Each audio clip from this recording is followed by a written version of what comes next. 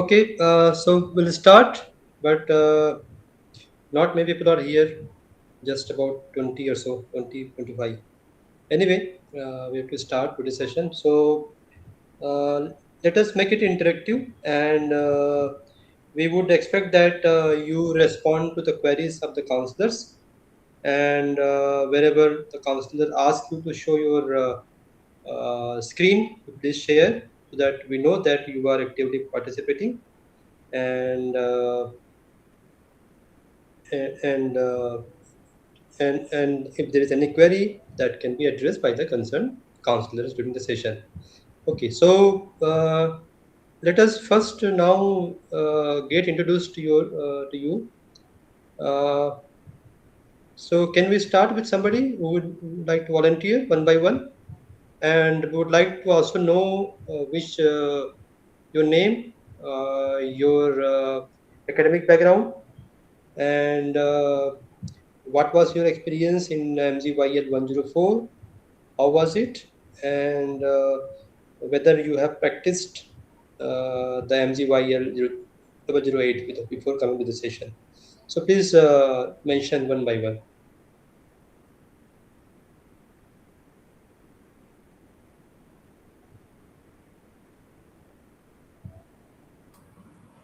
Hello, good morning, sir. Good morning, Dr. Firoz Khan. Please. Sir, I'm Dr. Firoz Khan, geoscientist, Hydrogeo Solutions, Faridabad.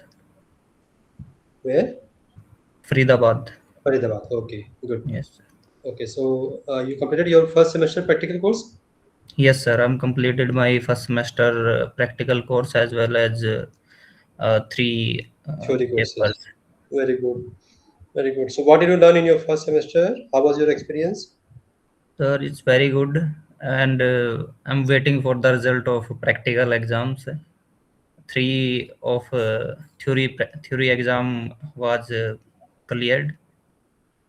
Okay, okay.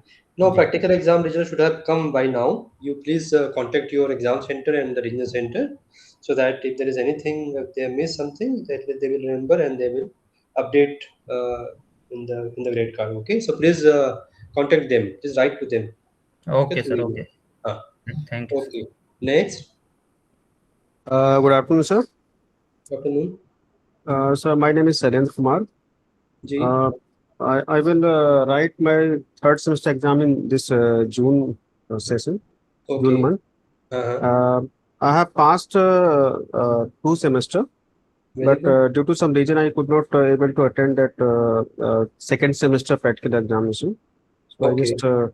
I just thought it would be a revision for me. Okay. Okay. Okay. Good. So, Hmm. Okay, so how much you have learned? What kind of skill you have developed in your first or second semester practicals? sir, actually, the design of this MSc Geoinformatics syllabus is very good and very vast, and we can get the detailed overview of this geoinformatics subject. And in third semester, there is a software like R and Python that is Mm-hmm. very good for the research purpose. Okay, okay. R, Python, then you have Google Engine, then you also Yes, sir. have Geo Server, Open Layers, Right, sir. Postgres, that all are there in that your third semester, MGY E010, that course you have. So how about the practicals? Practical was good, sir, but in first semester I got very best marks in practical. I don't know. Everything was good. Uh-huh. Maybe something I could not complete it properly. So Okay. practical में mark कम है, but बाकी सब subject में it's okay, sir. Okay. Yeah, I think maybe you need all of you, not just you. Please Sure. read the question carefully, and whatever has been asked, that needs to be completed. Right, So sir. maybe something you have missed somewhere. That is why probably Right, you sir. have. I also think that maybe I have missed something, Mhm. but overall actually is good, sir. Okay. Okay. Good. Uh, Okay, so all of you please look into it. All the question papers, all question papers are there for different batches, so you can get an idea about what kind of questions are expected. And it is not that it will be same as it is there in the previous, but it could also change with time. Okay, So so there could be change in the format will more or less remain same, I suppose, but there could be changes in the way they are asking to perform certain tasks. So whatever is the content of the practical course that you should be having developed the skills in all those software and all those tasks that is asked to perform. Okay, so so good. Okay, so next, anybody? Yes, sir. Sir Saurabh. हाँ, सौरभ. हाँ जी sir, मैं मतलब first PG diploma में मैंने admission लिया हुआ है। तो अच्छा. फर्स्ट सेमेस्टर का मतलब सारा वो कर दिया था, प्रैक्टिकल क्लासेस भी लगाई थी, उसके हाँ. बाद असाइनमेंट्स भी दी थी, but due to miss communication में एग्जाम दे नहीं पाया था फर्स्ट सेमेस्टर में। तो अब अच्छा. इस बार दोनों के एक साथ दूंगा। ठीक है, ठीक है, दे जी देना अच्छे से. हाँ, ठीक है. जी जी जी। okay. और हाँ लोग सर। बहुत हैं, आप अपने फ्रेंड्स को बोलिए कि वो जल्दी ज्वाइन करें सेशन, जो कि वो सेशन चाहे एक के लिए हो चाहे 100 के लिए हो, it doesn't make much of a difference for counsellor. So नहीं बेटर ठीक है दैट ठीक है यू सर, मैंने कर दिया अपना अपना तो मैसेज मैंने कर दिया है, ज्वाइन कर रहे हैं। हाँ, क्योंकि जी ये मैसेज तो फ्राइडे से आ गया है लोगों को ना ग्रुप में, पर I don't know why they are not joining. जी जी जी सर। ठीक है, चलिए तो सर नेक्स्ट. एक ये क्वेरी थी सर कि जैसे मैंने असाइनमेंट सबमिट की थी तो उस पर तो कुछ अपडेट नहीं हुआ था, बट टाइम पे तो मैंने असाइनमेंट सबमिट कर दी थी फर्स्ट सेमेस्टर में भी। हाँ, आपने असाइनमेंट अपने सबमिट की होगी या तो स्टडी सेंटर में या रीजनल सेंटर में. सो हाँ यू नीड टू मतलब। Please contact them if okay. They have missed to update the marks, or जी। somewhere something is pending, you please contact your study center and regional center to look into it, and then they will okay update it. Okay. Okay okay okay, thank you. Okay, you can also ask your queries if there is anything. Then we are just waiting for some couple of minutes so that we can get started, and then we will actually start with the with practical exercise. Okay. So who is the next? Good afternoon, sir. Neha ji, boliye. Myself Neha Singh, MSc second year student. Now Which study center? currently working in. जी sir. Which study center? Sir RC Degree 3. Okay, please continue. Currently working in Survey of India as a GIS expert, and in my first and second semester theory as well as practical subject, I learned LULC, Google Earth Engine, and some other important programming languages with lot of Very vast good. knowledge, which I used in my GIS work and achieved some awards in GIS. Now I waiting for next practical session for expand my knowledge in GIS. Thank you. Okay, okay, very good. So how long you were there in GSI, in Survey of India? जी sir, sorry. How long you were there? Sir, last 3 to 4 years. 3 to 4 years. Okay, okay, okay. One of our students has got an offer as an IES to join Survey of India. We will be joining sometime in October as a, I don't know what is the position, deputy director or director somewhere. So in Survey of India. So it's good that maybe I can connect you and him together. Okay, so that maybe it could be of mutual interest. Okay, if Okay, you so sir. desire. Sure, sure, sir. Okay. Okay, so who is the next? Flam F Lamia.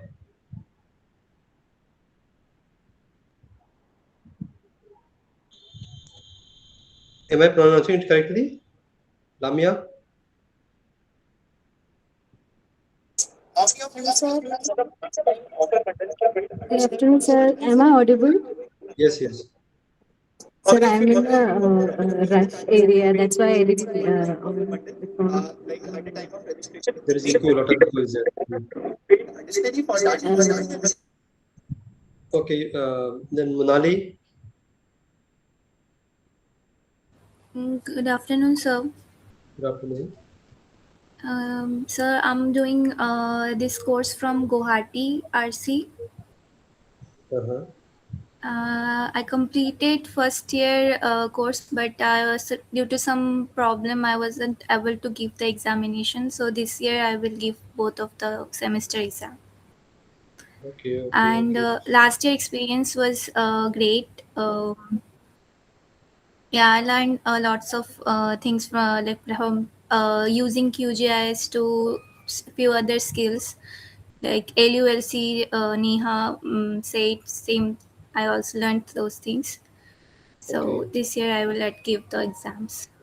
Okay. So where did you learn it? This is during the session that was conducted by the Delhi Center or at During your the study center? session, yeah, session.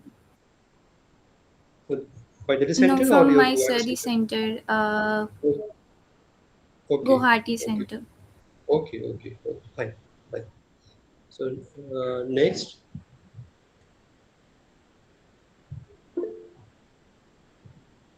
Vinita Tiwari is traveling. Okay. Shubham, good afternoon sir. good afternoon. Sir मेरा study centre Bhubaneswar राशि से है sir. आवाज clear नहीं है जी, बोलिए। हाँ, मेरा स्टडी सेंटर भुवनेश्वर राशि सर। ओके ओके, ठीक चल रहा है वहाँ पे काउंसलिंग? हाँ सर। Okay okay. सो सीख लिया आपने सब फर्स्ट सेमेस्टर के कोर्सेज हाँ सीख लिया था एक्सरसाइज? सर।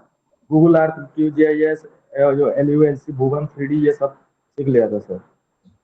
तो आप कौन से स्टूडेंट हैं, एमएससी के या फिर पीजीडीजीआई के? PGDGI के सर। पीजीडीजीआई में तो है नहीं गूगल इंजन। सर पीजीडीजीआई में तो है नहीं वो गूगल इंजन, वो तो थर्ड सेमेस्टर में आता है, एमएससी का पार्ट है वो तो। है तो गूगल अर्थ, ये भुवन सब है। हाँ तो हाँ सर सर, पीजीडीआई में गूगल अर्थ का। गूगल अर्थ तो है, गूगल अर्थ इंजन नहीं है, गूगल अर्थ और भुवन है। अच्छा, मैंने सुना गूगल अर्थ इंजन। ओके। ना और ना, आर गूगल प्रोग्रामिंग अर्थ सीख लिया आपने? आर प्रोग्रामिंग सीखा? नहीं सर, ओके, वो चलिए नहीं था। सीखेंगे, सीखेंगे अभी, ठीक है ठीक है। ठीक है। Next,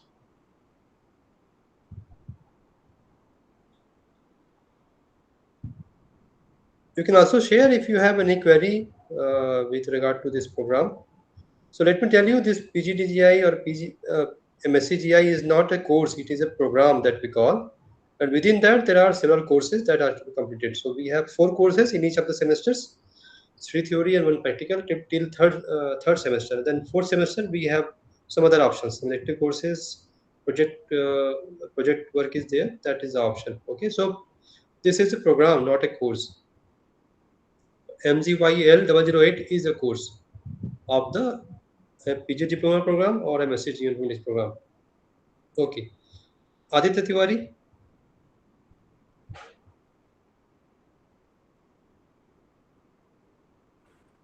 Yes, sir. Good afternoon, sir. Good afternoon. बताएं. Yes, sir. I am from RC Jabalpur. Okay.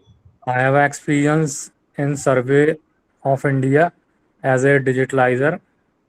Okay. I am a civil engineer. Okay. And how about your study center? Sir, Jabalpur. It's Jabalpur में कौन सा college है, study centre? How is it going there? वो ठीक चल रहा है counselling वहाँ पे? yes, sir. बढ़िया चल रहा है. रानी दुर्गावती है. अच्छा. कितने स्टूडेंट हैं आप लोग वहाँ पर? सर PGDGI के 4 स्टूडेंट्स हैं. और एमएससी के? MSc के भी आइडिया नहीं सर, बट हैं, 1-2 हैं. आपका फर्स्ट सेमेस्टर का एग्जाम कहाँ हुआ?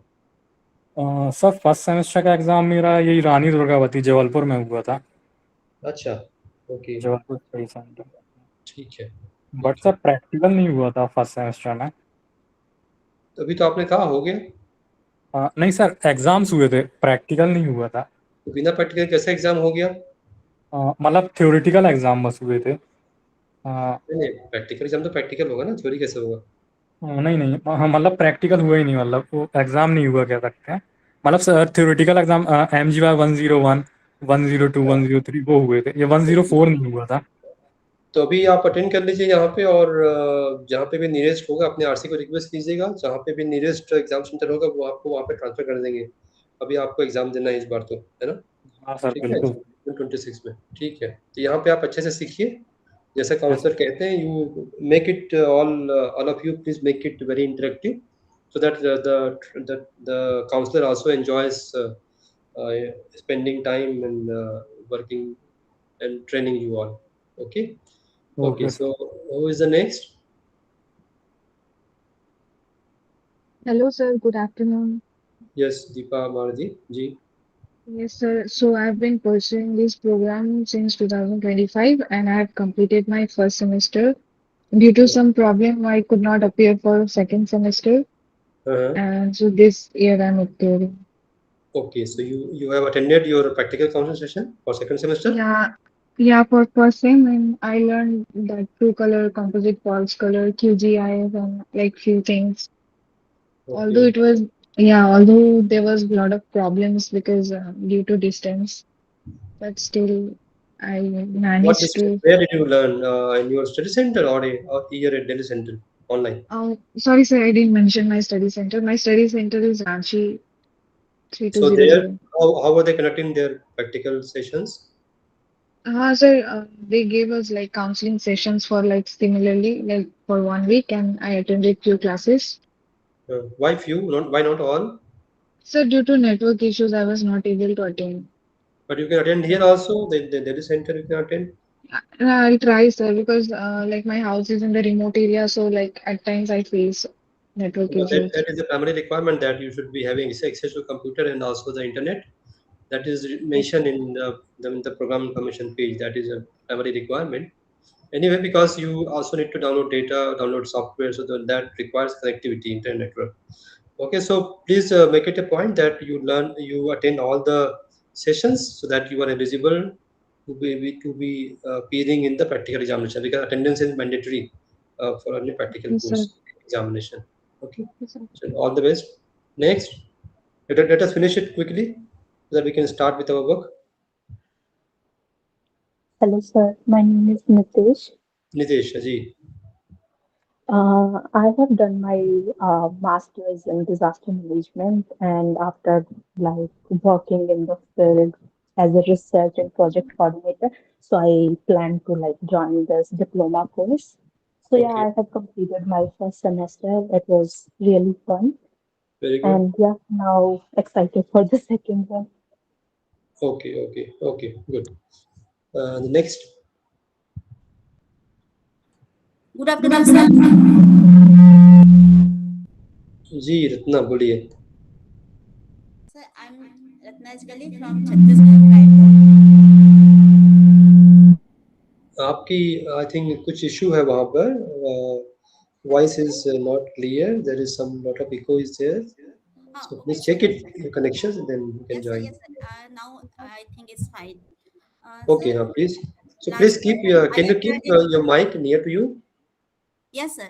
I Please. attended my first semester practical examination last year, Uh, and I learned a lot of about it because I am not a, I am BSc students, and after that doing government jobs, and that's why this subject is very new for me, and I am very excited learning a lot of things.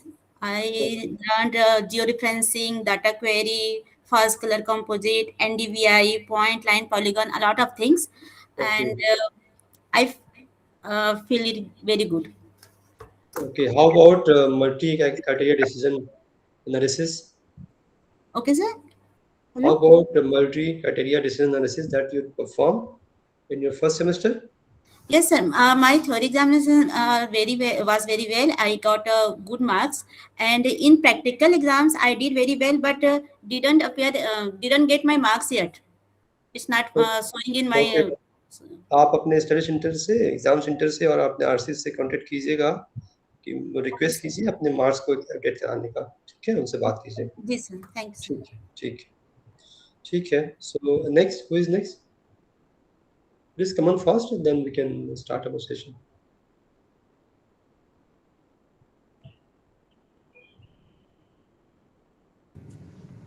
Hello, sir. Yeah, please, Sneha. Yeah, my name is Sneha. I have done my master's in digital architecture. I'm an architect by profession, and I am a professor as well. Good. So, I joined this out of my own interest. I joined in June 2025, and due Okay. to some delay in the admission process, I could not take up my first semester. So I will Okay. be taking up my first and second semester together in this current cycle. So are you attending sessions which is ongoing right now? Delhi Center, we have sent in all the groups, we have sent the schedule. Yes, sir, yes, I am attending. Okay, okay, very good. So at this Yes, time they have made it a point that it does not clash with the first semester schedule. So yes, sir. as it ended today, first half, first semester, second semester today is starting. Okay, so good. So continue. Yes. Know that. Thank you, sir. Thank you. Okay, and next,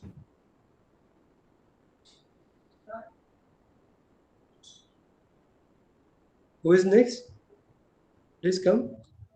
good afternoon sir. Good afternoon, Ritvik ji. जी sir, मैं आज ही दिल्ली से enrolment किया है and Arshi, I will be Delhi, appeared. Delhi हाँ में कौन सी? 1, 2, 3. मोहियाल मेरिट Delhi one, ठीक है. दिल्ली वन। हम्म, तो मैं इस बार दोनों सेमेस्टर अपीयर कर रहा हूँ। पहले सेमेस्टर मैंने अपीयर नहीं किया था। Okay, okay. So you have appeared, you have completed your practical records for first semester? वो भी कर ही रहा हूँ। वो दूसरा वाला MG चल रहा है ना, उसके वहाँ पे। अच्छा अभी कर रहे हैं. Okay, okay, ठीक है. दोनों एक चलिए, साथ you कर can रहा see there will be lot of things, and then but MGYL is built upon the MGYL 104. So there will be some communities will be there, but still uh, this is a little higher level course than MGYL because MGYL is your first semester and MGYL008 is your second semester course. So okay, you will be learning a lot of things in that, including the programming. Programming, we understand that there are a lot of people who have some hesitance in with regard to computer programming, but the expert committee thought that it believed that including a programming language, even if it is introductory, and some experience of that will be helpful for learners in because today's time there is a lot of push towards computer programming. So if you have some skills on computer programming for R, using R, that will be good for all of you from the employment point of view, and also for self-regulation. So that is why the R has been introduced in the second semester, and in the third semester it has been introduced in much more detail, including some other programming language like Python, as they mentioned, Google Earth Engine, and also GeoServer and Open Layers, and also Postgres. Those all things will be getting familiar in the third semester practical. Those of you who have taken admission in MSCGI program. Otherwise, the PGDGI students will complete their course by second semester.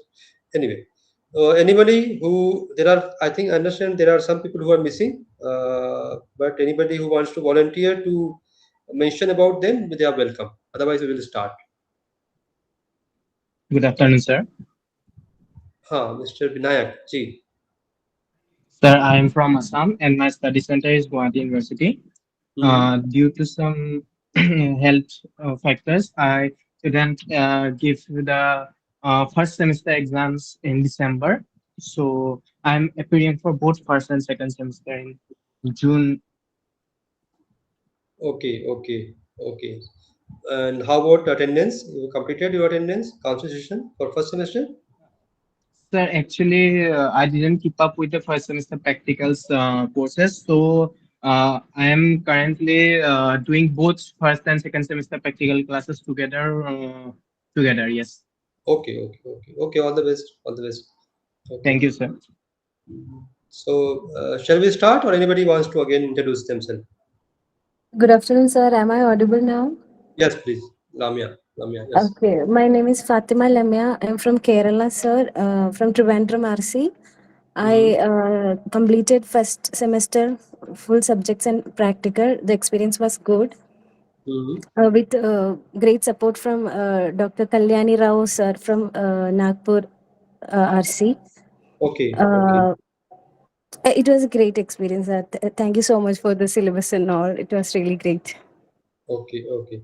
So the purpose is that you all of you learn, develop skills, and also make use of it. So in your research, in your academics, and also in your career. So that is the sole purpose of having these programs. And as you all understand that this, whether it is a PGCGI or PG diploma or MSc Geomatics, they all programs are basically very cost effective.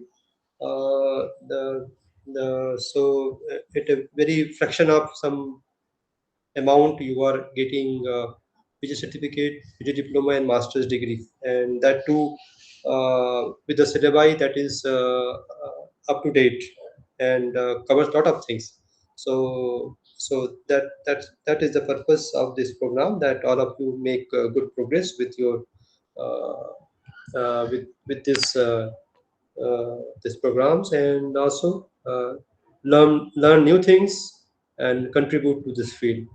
Okay, so shall we start now? In today's session, this is devoted to the exercise number 1 and 2.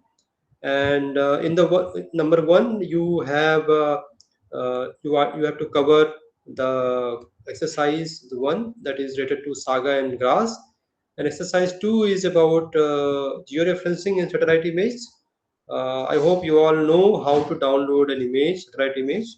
There are there is exercise on that you can do, or you must have done that.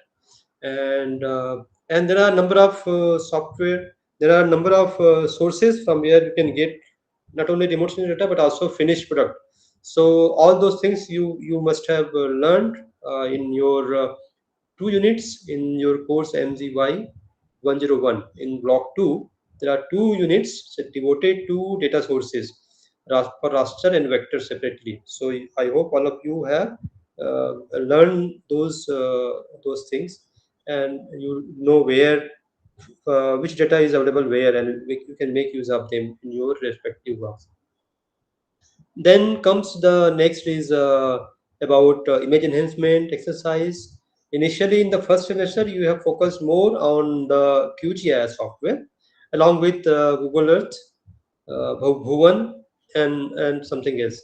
But here, the focus is more on the image processing. You can still work with QGIS, but here the idea is that the more number of tools that you work with, it will be good for you to know what is the advantage and limitations of different software, and you can make use of the functionality that is available in different software depending upon your requirements. So that is the idea. So what is being will be done in QGIS, you can do in Saga. What is being done in Saga and Grass, you can also complete in QGIS software. And there are also 2 units, separate units given in again in the same block 2 of the first semester course MGY 101. I think after the data sources, there are 2 units devoted to software. One is on open source software, and other is on the commercial software. So you must have read the number of software and their functions. So you can explore. There are a number of software which are available now in open source domain, and we can make great use of that. And there are a lot of things, even in say Python program, there are a number of tools also there in Python, openly available, and that you can make use of that. So MintPy and etc. there are available. Anyway, so then comes the image enhancement, image transformation, and also in the first semester you have learned about, if you're having a DM, how to create say extract contours from there. But herein, if you want to create a DM, there are different ways to create DM. But suppose you have a field data that contains say XY coordinates and also the spot height or depth values. So from there, how you can generate a DEM, or how you can generate DEM even from contours. So that you'll be learning in this course. Then classification, both unsupervised classification, then also supervised classification. So there are while you perform those exercises, you will learn what is the basic difference between these two, and how you can perform this classification using various kinds of algorithms in your software. So then once you perform classification, you can get an output, but whether that output is usable or not, that for that you need to do some post processing, some smoothing is required, recoding is required, and also important is that you need to assess the accuracy of that output that you have generated. So the ground truthing is important. That is again part of the exercise number 9, and exercise number 10 that is devoted to the accuracy assessment. So this is how it begins, and then whatever query and other thing that you learn, you will also learn in this in some more detail, and you will learn to perform some kind of special analysis like proximity, connectivity analysis, overlay analysis that you will learn in this semester again. And then later on you will also be learning about R. There are three exercises given in this course for R. One is to get familiar with R package, then how to explore data using the R coding, and then performing some kind of say image processing tasks like enhancement, transformation, and classification in R. Those all those things you will learn in this. And lastly, there are some other exercises on LiDAR data. So in the course MGY 005, you will be getting introduced to the techniques in remote sensing and DIP. So therein there is a unit on LiDAR data. So herein you will get familiarized with first is LiDAR data processing tools. Again, QGIS is used for that, and the plugin. There are a number of plugins out there, but just by taking one or two plugins, that exercise is completed, and the data which is again available freely, that is used for getting hands-on on how a point cloud data looks like, and how you can visualize that, how you can import in your QGIS, and how you can process that, and also how you can create DEM from a LiDAR, a cloud data. So those all things are covered in this course. Okay, so you will learn this one by one, but you see, you know that this Saga and Saga and Grass software, this two can be called, the functions of this two software can be called in QGIS, but these are also independent standalone software. So you can download as per the instructions and the steps given in the practical exercises, and you can perform that. But today we have found out that there is some issue, as currently the server is down at some for the Grass software. So it doesn't matter if it is not once the server is up, then we can download. Till that time you can call the functions of Grass software in your QGIS, okay, through a plugin. So we can work with that. So now I will invite Dr. Rohitash Kumar. He has been taking these sessions for quite a while, and he has recently been awarded a PhD in geology with his work focusing on the coastal geological studies. So for that, he has worked on the Gulf of Kutch, particularly in the southern part of Gulf of Kutch, extensively. He has done a lot of field work in that, and he has probably his thesis will be available soon in the Shodh Ganga website. That is the government website for all the PhD thesis. So all those theses are available generally. So you can. So Dr. Rohitash, you are welcome, and you can start the session with Saga and then Grass. Welcome. Thank you so much, sir. One more thing I would like to mention, as aware now that not all the counselors are from IGNOU, so please do not bother them much about the industry questions. But whatever questions you may have with regard to the exercise that you are working on in the session, and any academic question that you have about that, you can address them. You can ask them; they will address to that. Okay. So yeah, please continue. Sorry. Okay, thank you, sir. So before starting the session, I request all of you to do not write your attendance now in the chat box. So keep it empty for the query if it's related to the exercise. Uh, in the end of the session, you can write your attendance with the name, enrollment number, RC, and your session. So for during the session, please do not write your attendance. Okay. There is one query from Bhagyasri. She is from RC Nagpur. Yes, you can attend the session, but you have to request or write a mail to your RC that you are attending the session conducted by the Delhi Study Center. If they allow, then you can attend the session and the attendance will be shared to RC Nagpur.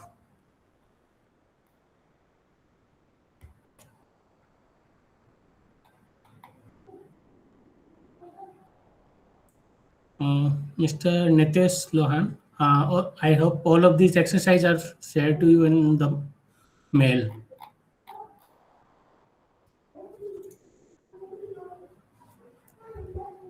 Yeah, please let me know who is not having access to the folder MGYL008. Everybody has got the link. It was shared multiple times in all the groups. So please let us know if anybody is not having MGYL008 folder, access to that folder. So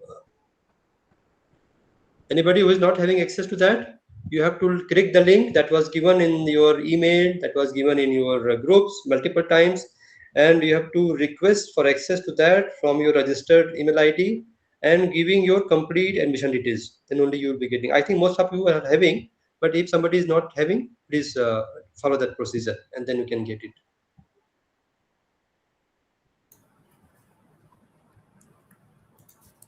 Okay, so if there is no other query, then we can start the session.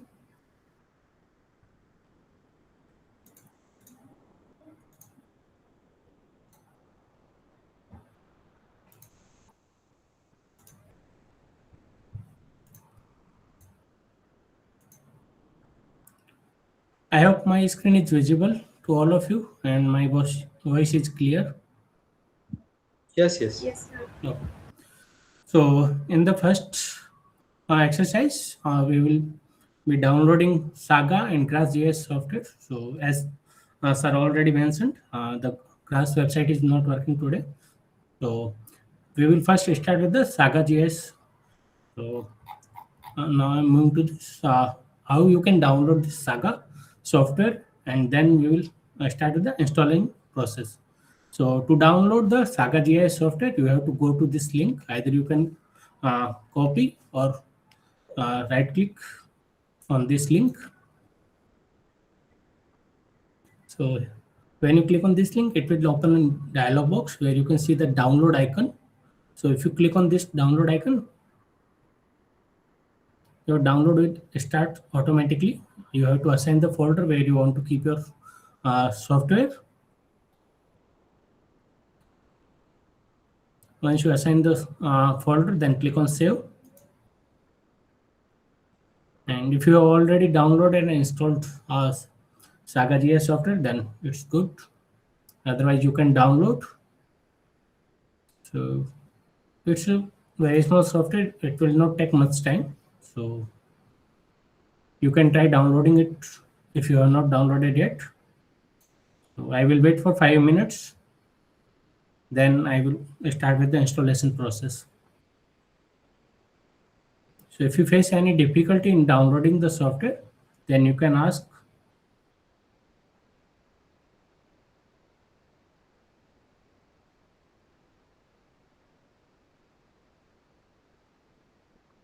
Sir, is it Saga 9.7.3? Okay, if you have older version, then it's fine. And if you want to download the newer version, then you can download. Almost functionality are same.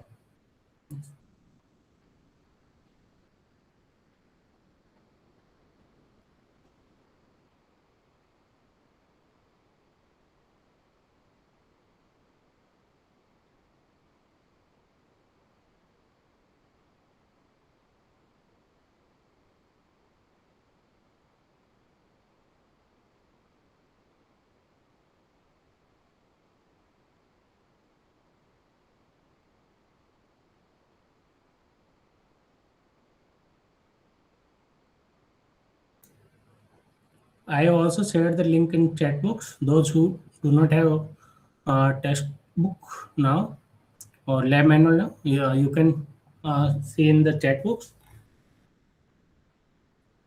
But and download from that. but access is provided only when they request, giving their full complete admission details.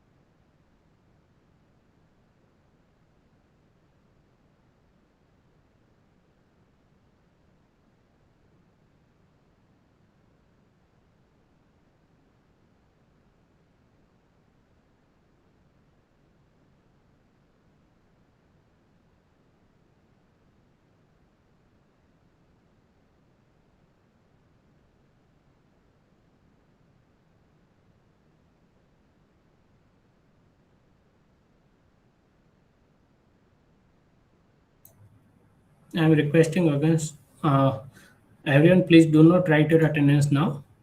You will be given time in the end of session, so you can write your attendance at that time. Please अभी कोई attendance मत लिखो, अभी जो भी query है उसके लिए चैट बॉक्स को खाली रहने दो, नहीं तो मैसेजेस अटेंडेंस के साथ में अगर किसी का क्वेरी है तो वो भी मिस हो जाता है.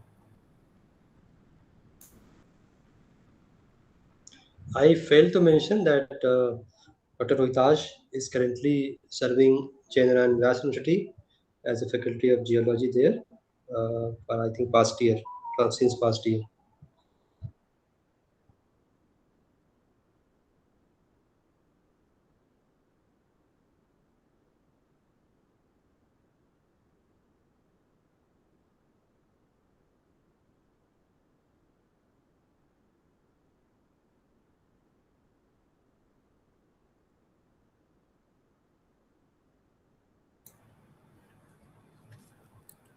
The link to all the exercises are given or shared with you in the mail, so you can check the mail.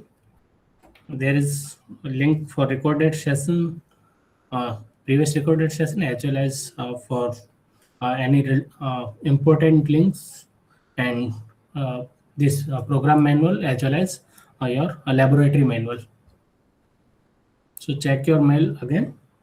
So it's available there.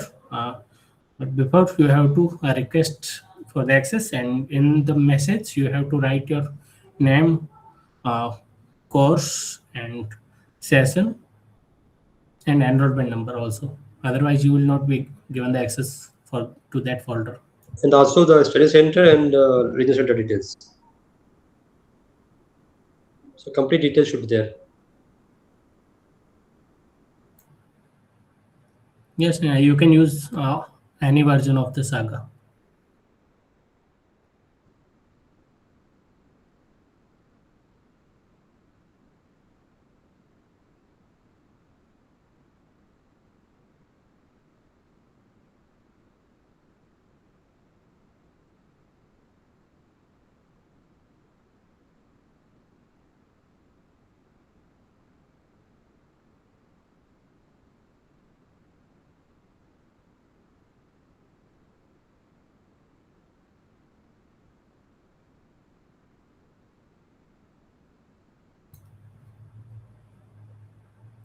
How many of you have downloaded the software?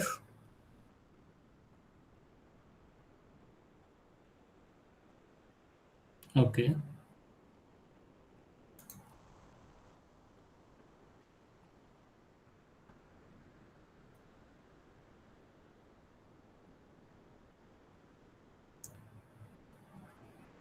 Okay, is there anyone who have not downloaded yet?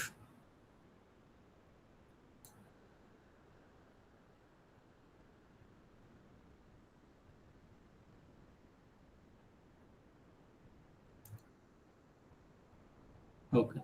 So I hope all of you have downloaded the Saga GIS software.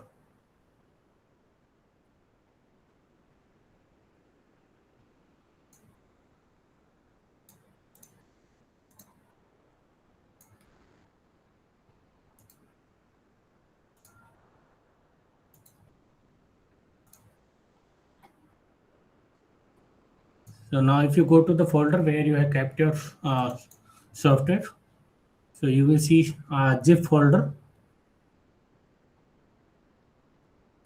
So click on that zip folder and unzip it. Once you unzip it, you can see a lot of files. In there is one file named saga underscore GUI. So you have to open this by double clicking on it. It will directly open the saga software.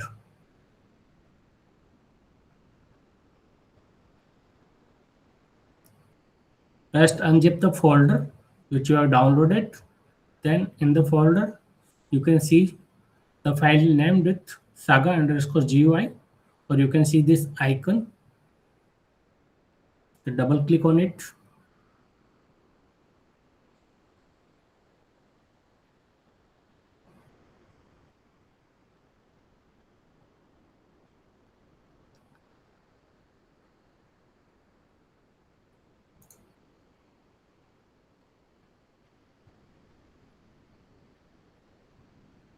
So it will directly open your software. There is no need to install the software, unlike QGIS or GraphGIS. So in that software, there is an installation process which will take some time. But in the Saga, if you have downloaded, you can directly open it anytime. एक और चीज मैं कहना चाहूँगा, see the link has been shared. The link to the MGYL008 I mentioned, it has been shared multiple times to all the groups. But I wonder why people are not all, everybody has gotten access to the folder. And I repeat here that if you are just like that clicking the link, it will not be getting access unless you provide your complete admission details. You will not be getting access to the folder. So please follow the. You should be familiar because you have got the access to the MGYL104 folder in similar way. Similarly, you have to request access for MGYL008. Okay, giving all your complete details, admission details. Without that, admission is not access is not being granted. So please note this.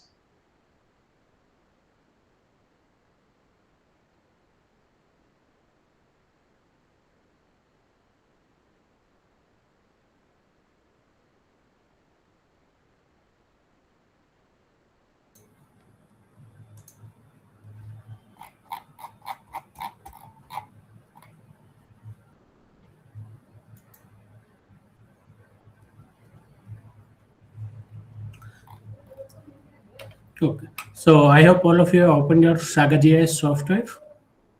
So if you see, your user interface will look like this.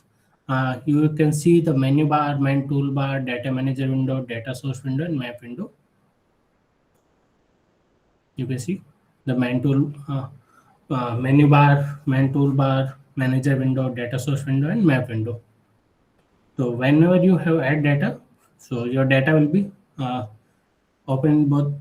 Either you can go to the data using this data source manager window, and your added data will be shown in this manager window. And when you open your map or any satellite data, it will be open in your map window. So now you can see if there are only few options available in the main menu. So whenever you open or add the data, then you can see the lot of options. So now I am moving to the next step, which is to import your satellite data.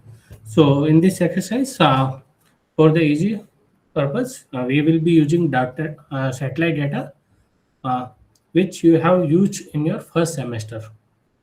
So the satellite data of Udaipur region, the satellite data of Landsat 8, which you have downloaded in your first semester, which we will be using the same data.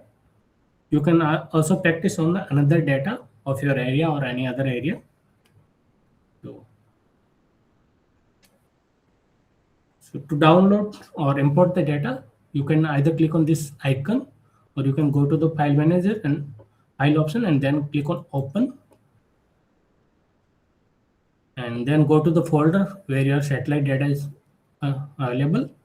So you can select one by one, or you can select all the bands in one go. So I am selecting all the bands in one go. I am selecting band 2, 3, 4, and 5, which is your band. Band 2 is blue band, band 3 is green band, band 4 is red band, and band 5 is your NIR band, near infrared band, in the Landsat 8.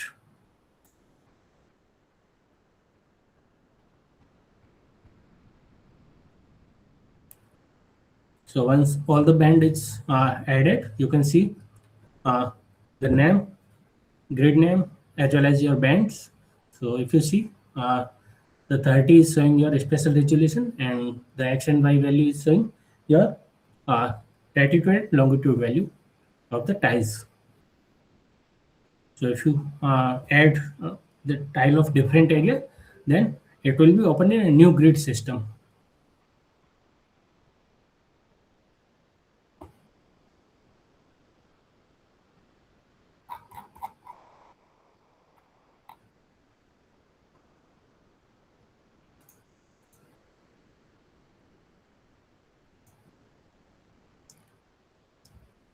I hope all of you added your satellite data. Sir, can you explain again that the grid functionality that is touching with your specification, table X and Y? What is that in the last episode? It's already mentioned in your lab manual that it's showing your spatial resolution, which is 30. As you can see in your satellite data, this is 30 at the starting. So the Landsat 8 satellite data having a spatial resolution of 30 meter. So it is showing 30. If you add the satellite data of Landsat, Sentinel, then the spatial resolution of Sentinel is 10 meters. So it will show, or the grid system name start with the 10. So 10, 30, 80, 90, something like that. So the first digit, first is showing your spatial resolution of that satellite data. So in the Landsat 8, the spatial resolution is 30 meter. So it is showing 30. So that is good, but what is the X and Y denoting? Relative times, there is a smaller number and a bigger number.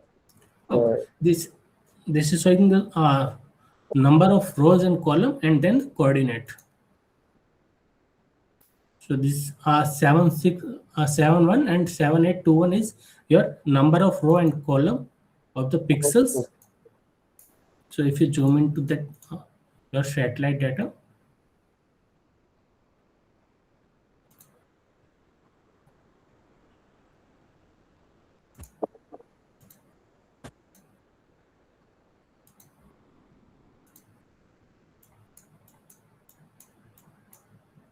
you can see the different number of pixels. So it is showing the number of pixel in a row as well as in column. So how many number of pixels you have in a satellite data in this one image. So number of pixel as well as number of pixel in a row as well as number of pixel in a column. And the last one is showing your coordinate value. So the latitude and longitude value. With reference of that XY. No, this is showing the first value of the first pixel only. The coordinate value of first pixel.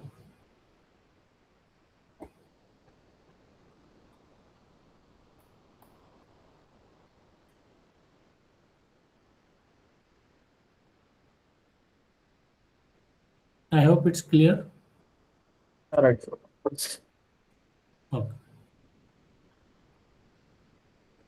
So if you click this satellite data, or if you import the satellite data of any other satellite, then this grid system name will be changed.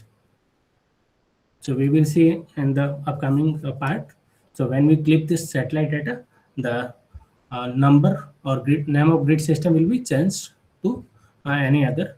The spatial resolution will be same, that is 30, but number of pixel as well as the coordinate value will be changed.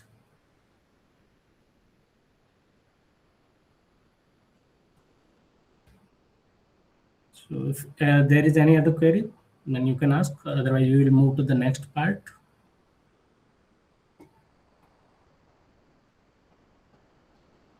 Dr. Rohitas, can we also keep looking at the exercise at the different steps, and then we can demonstrate. Okay, so so that student also know what they should read it first. They should make it a practice that to read the step carefully in the exercise and then perform the exercise next step.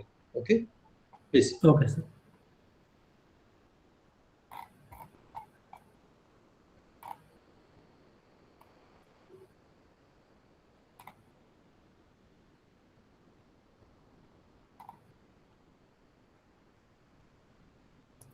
So first we will start with the opening band in your map window. So to open the band in your map window, you can click double click on any of the band. So I'm first opening the band 5, which is your NIR band. So when you double click on it, it will ask for the map selection. You can either select the earlier one which you open, or you can open it new. So I'm selecting new, and if you open this new, then if you check, you can see there is option for object properties. So here is an icon. This icon is saying so object properties window. If you click on this, it will show different options such as history, legend, attribute, setting, and description. So if you see this, the history, legend, attribute, setting, and description. So in the history, you can see the operations which are carried out on the layer. In the legend, you can see the data, the color. You can see the value of the color.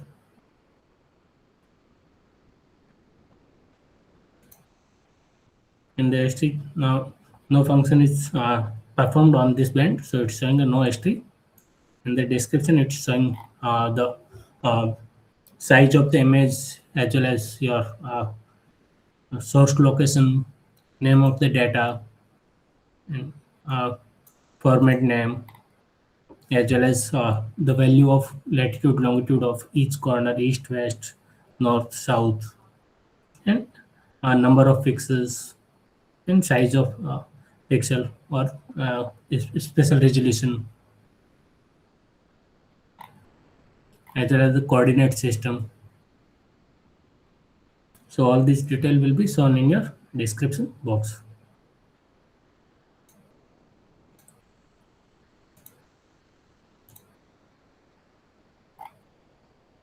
So in the setting, you can see the name, cell value, or the display as well as color. So if you want to change the color, then you can click on the setting tab, and then you can change the color. So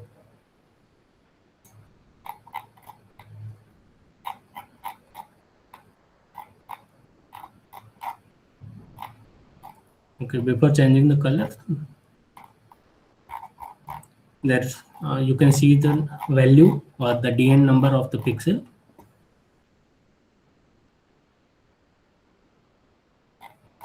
So as mentioned in your step, you can go to this setting tab and then click on this show cell value, and then click on apply. So now if you in the object properties window, if you click on this show cell value and then click on apply, and then you zoom into the particular pixel, then it will show the value of that pixel. So each pixel will show a different value depending on the color or the contrast of the color. So this pixel on this value is showing the digital number.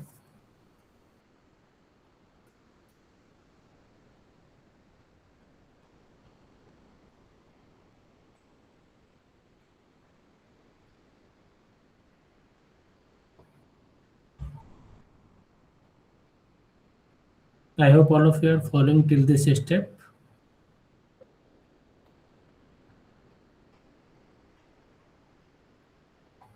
Should I repeat the steps? Yes, sir. Yes, sir. Please repeat. Okay. So I hope all of you have opened the satellite image. So once you open the satellite image, you can click on this object properties window. Then in the object properties window, go to the setting tab. Then there is option for show cell value. You have to check this box. Once you check this box, then click on apply. Then zoom into the image to pixel level. So when you zoom into the pixel level, you can see the value of particular pixel.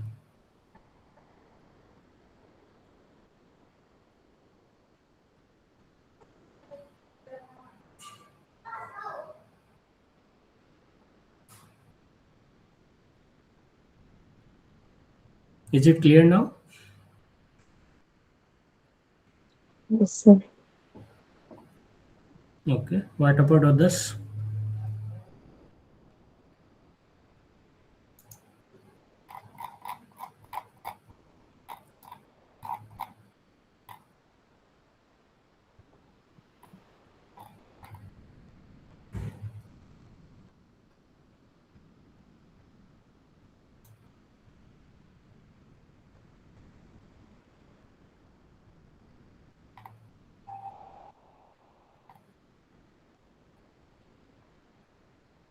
I hope all of you are familiar with the pseudo color and gray color.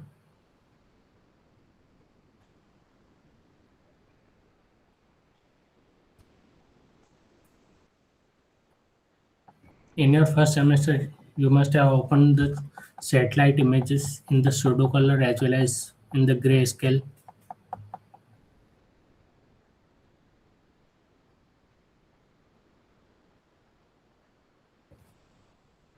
You Yes, can sir. perform yes, you can perform the same task in the Saga also.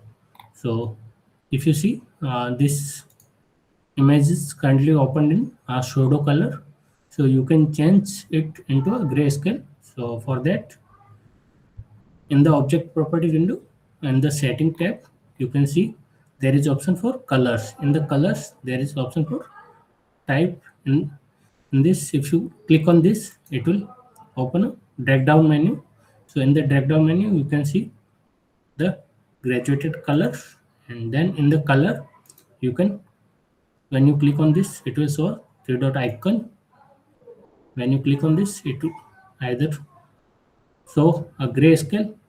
You can directly click on this gray scale and then click on OK, or you can also select from the drop down menu and then select the gray scale, and you can change the number from as much as number you want.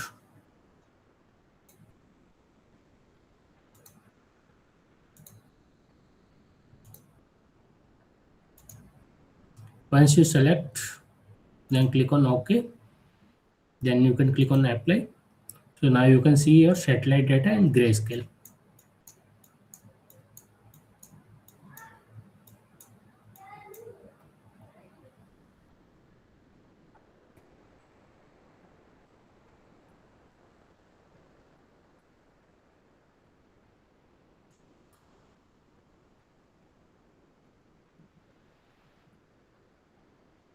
In your first semester, you must have read about the radiometric resolution. Can anybody tell what is the radiometric resolution?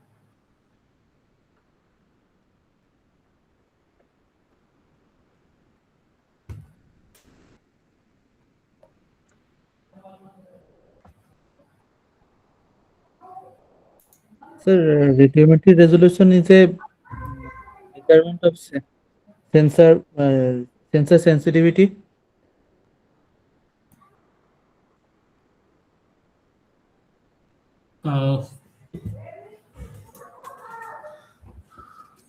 If you see your data, either it's in 8-bit, 2-bit, 16-bit, 13-bit, So your satellite data is represented in a different tone or the number of shades.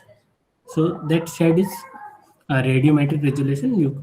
So if your satellite data is 2-bit image, so you can see two different type of colors. So in the 8-bit images, you can see the 256 different shades of color. So similar way, this image is 16-bit images, so you can see the different number of colors. So uh, radiometric resolution show the difference between nearby pixels based on the set of color.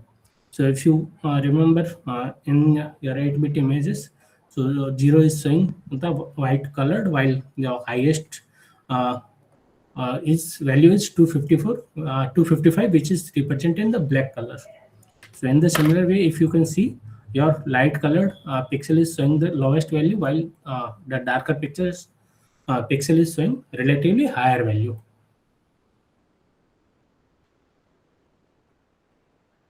So you can see the difference between the light pixel as well as dark pixels.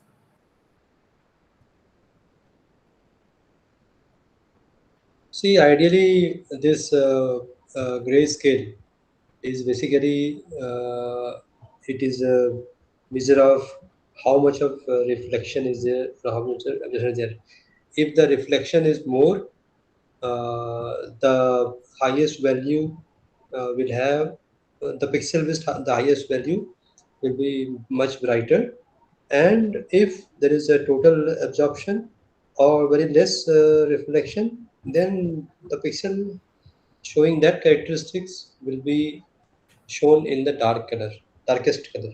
Okay, so if you have an 8-bit image, so the range of value that is possible for an 8-bit image uh, radiometry is 0 to 255. Total 256 values will be there, ranging from 0 to 255. So 0 is the one, the pixels having the 0 values are basically the one which are showing the least reflection or the maximum absorption, and the pixels which with the 255 value will be much brighter, representing the feature present in that particular pixel, uh, almost totally reflecting whatever is there in there. So there are different kinds of data which are used. IRS data, particularly lists, etc., they are displayed, or they are having 8-bit data, but the Landsat data will are different. They are generally 16-bit. So likewise, different kinds of data will have different kinds of radiometric scale in which the data is generated. So this is in brief about the radiometric resolution. So suppose one, now this is a question for all of you. If same area is uh, is taken for the same area, if the images are taken in two different radiometric resolution, one in 8-bit and second in 16-bit, so which of these two data uh, uh, in which you can expect better say discrimination among different kinds of features? Question is posed to all of you. Anybody who would like to answer? Sir, I think 16-bit. Why? Sir, because 8-bit has less number of levels than 16-bit. That's why the Okay. data will be more detailed. So the resolving power for this 16-bit data will be more as compared to 8-bit data. So the discrimination of different features is much theoretically much better in your 16-bit data, right? So this is explanation, Akriti? Yes, sir. Yes, sir. Okay, okay, good, good. Anything else? You have any query on the theoretical aspect of this part? Till now, whatever you have covered? We hope that when you come to the practical course, why this is at the last, we have 3 theory courses in both the semesters, first and second, then comes the practical course at the last. So the idea is that when you come to the practical course, you have read the theoretical concepts, relevant theoretical concepts, okay, that is covered in the practical course. So uh, you need to study that, and even briefly it has been covered in the most of the exercises. So so so uh, uh, so I hope all of you have read that. If not, when you come to the next exercise, before that you please go through your self-learning materials and understand the basic concepts. Okay.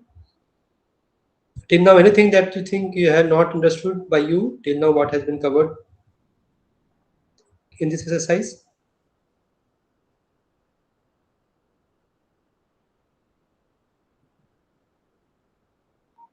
Anyone? Okay, it means that everybody has understood what has been covered till now. Okay. Yeah. So, Dr. Rohitas, please proceed. Okay, thank you, sir.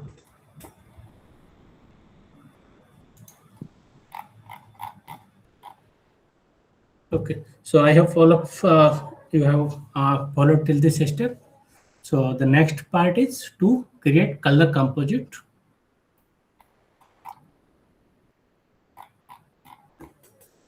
So to create the color composite, you have to go to the same graduated colors, and then you have to select the RGB composite, and then you have to select the bands. So all of you have performed the RGB color composite in your first semester also. So this step is not given in the detail. So as you have already know that to create a color composite, you required 3 bands, and you have to assign the different colors to the different band. So the same process will be followed here. So in the color type, you have to select RGB composite instead of graduated color, and then you have to select the band. So the band 5 which is open, so I am assigning red color to this band, and for the green color I am assigning band 4 and blue color to the band 3. So once all the band is selected, then click on apply. So you can see your map is, or the satellite data is opened in standard forest color composite.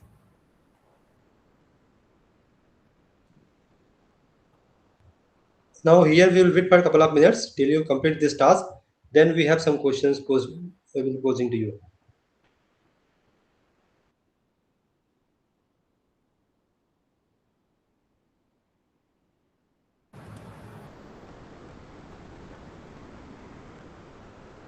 तो फिर से आज भी दिख ही नहीं रहा है मुझे।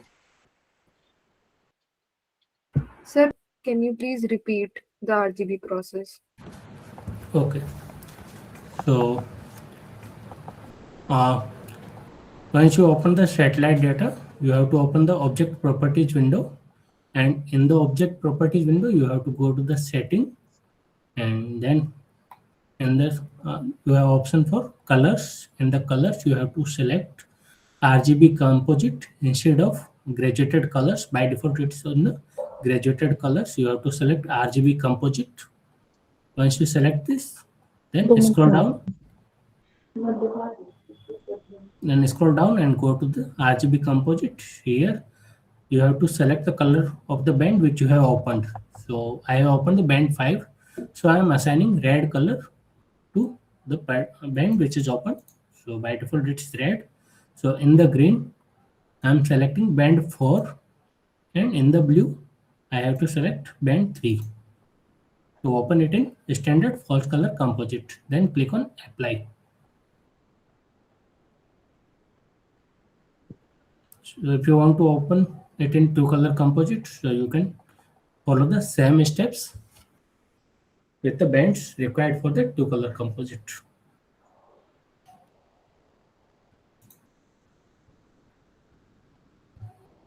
I hope it's clear now. Or should I repeat again?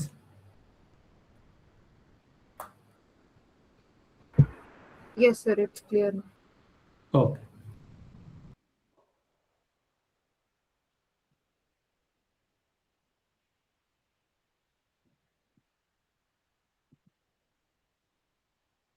So now we have a query for you. What is a digital image? You are now into the second semester, but this question is pertaining to the first semester course. What is a digital image?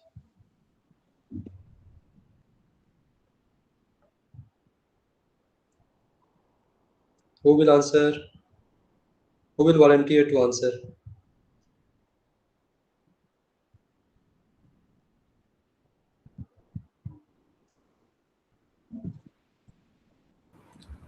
Digital image sir pixel form में होती है sir. If you have this question in your exam, how will you write it?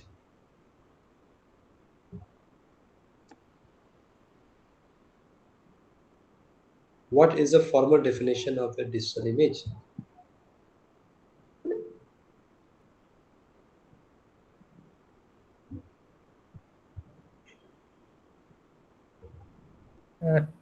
Two-dimensional representation in pixel form.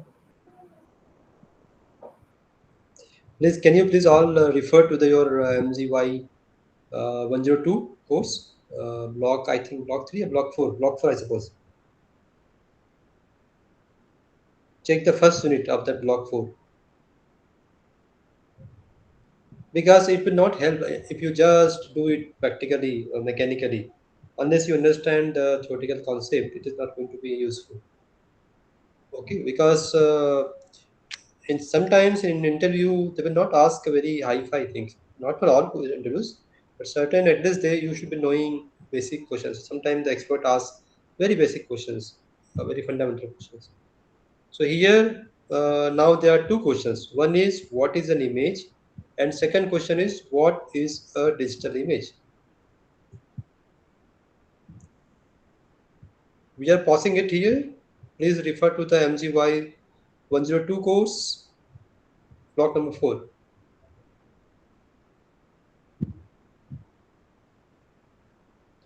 This is open book test. All of you have cleared your first semester. Most of you have cleared your first semester courses. So you should be in a position to answer this.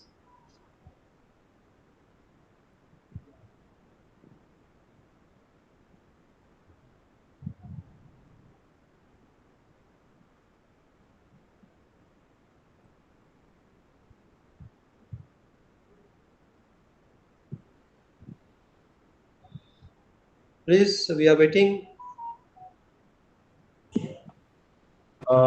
Sir, digital image representation of the reflectance in the form of EN value in digital format.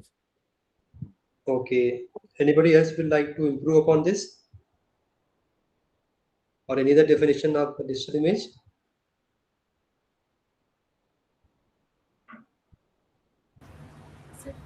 So digital image is an image which is stored in computer in the form of rows and column of pixel. Okay. Quite close. Then how about image?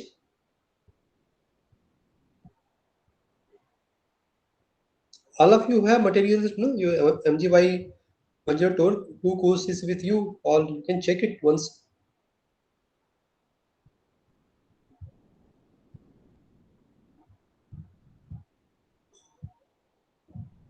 So this question is for you. If you're not answering now, in the next session, you will be asked. Okay. Now the next question is you have just generated a color composite. Okay. So that is one kind of digital image. So what are the different kinds of digital images you have?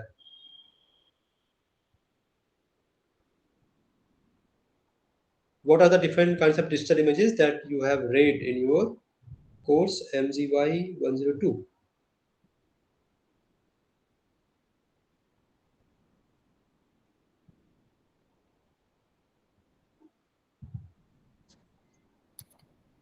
I'm It surprised is all of you have cleared. Yeah, please. binary images, Very good. RGB images.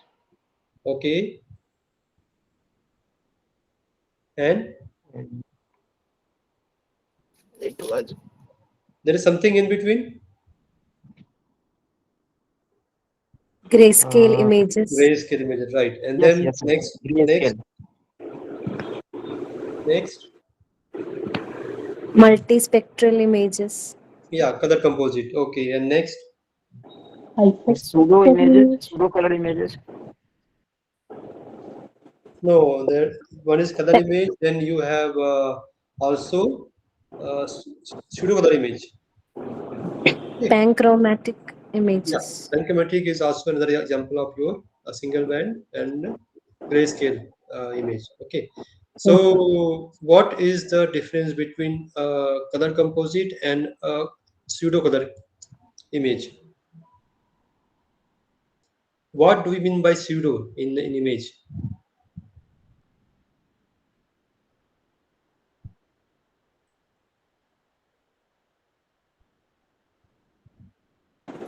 Color composite images are formed by combining three colors: red, green, blue.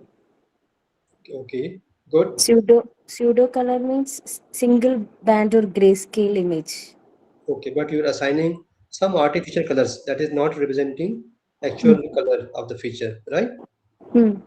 So the color composite is the kind of image which is created by either two bands or more than two bands, not necessarily three bands. Okay, two or more number of bands. By using those number of bands, you can create a color composite.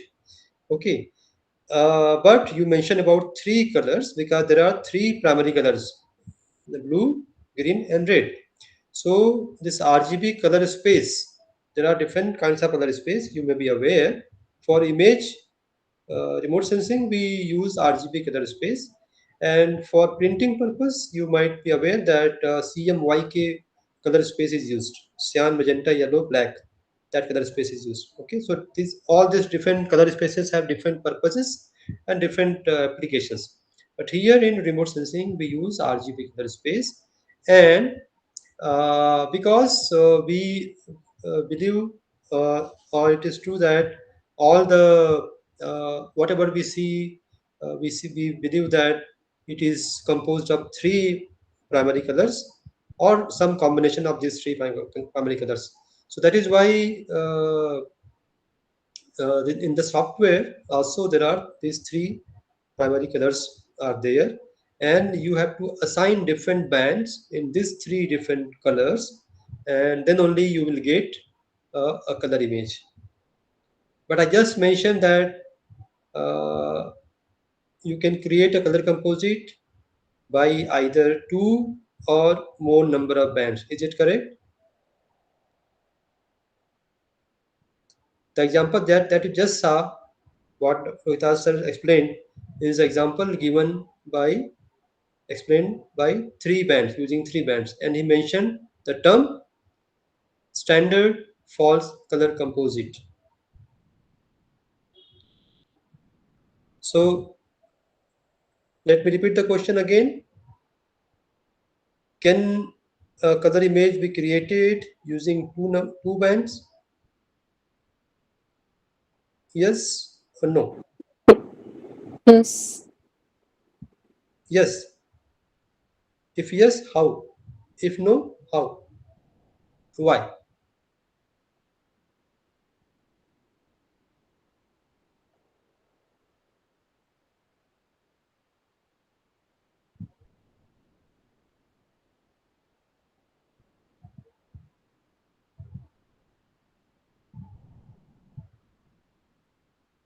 Vinita, you mentioning three bands. That is fine, but I am asking question whether we can create a color composite using only two bands.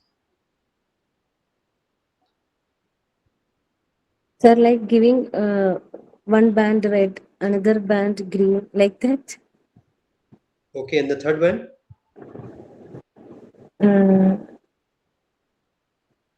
Uh, Third one, we can give blue or just leave empty like that. Like No, with if you leave, it will not create. okay. Sneha, no, it requires minimum two number of bands to create a color composite. Why? Because see, there are three color guns are there in the monitor. You have to choose, you have to assign three bands to three different color guns, okay, of the monitor. But suppose you have only two bands. In that case, what happens is, one band you assign a blue color, second band you assign a green color, and since you don't have a third band, you can assign one of these two bands into the third color, that is red, blue, green, and red. By using this way, you can also create a color composite. But you should know which band you have used twice and what is the expected resultant color that it might display. The features falling on those fixes, what color it might display if you use this way. So the answer is you can create a color composite by just two bands, not two bands, okay. But here you have used three bands to create a false color composite, and here he used the term standard false color composite. What do we mean by false color composite, and what do we mean by standard false color composite? Anybody?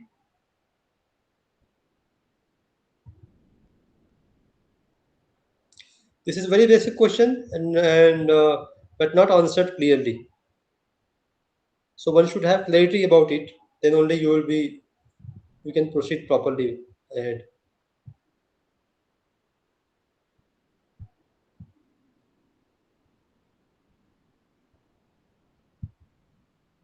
No, this is also mentioned in your the same course, block 4 of 102.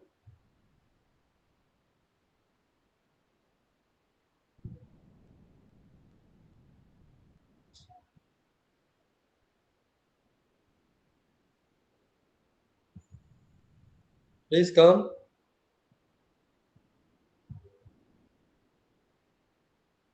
No, that is fine. Understand it is a multispectral.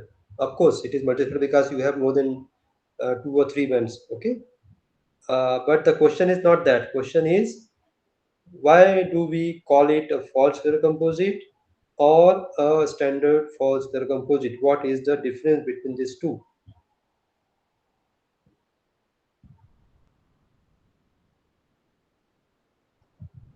Let me also use the term. What is the true color composite? Or what is a true color image? Vinita, can you explain what is a true color image?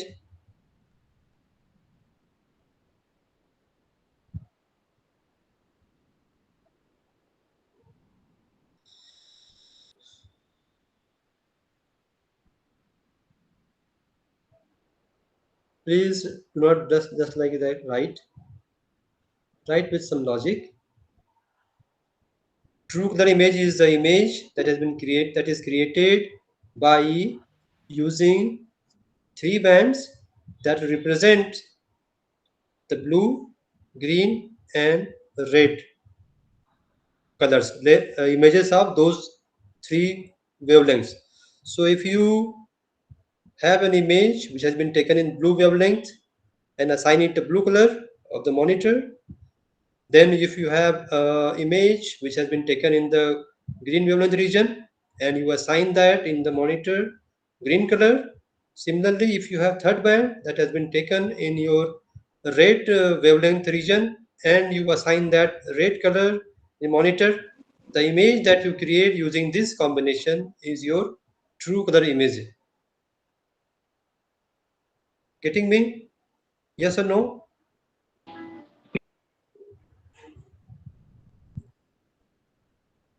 Yes or no? Okay, then why? I hope all of you are now clear with the true color image. So the image that is taken in a specific wavelength region and that is assigned the same color in your while displaying it on the monitor or computer, then it is your true color image. Any deviation from this combination is your false color composite. Then it is not a true color composite. Gaurav, you want to say something?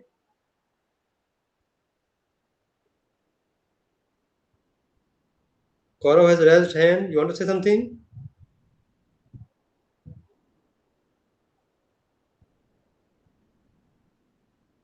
Anybody?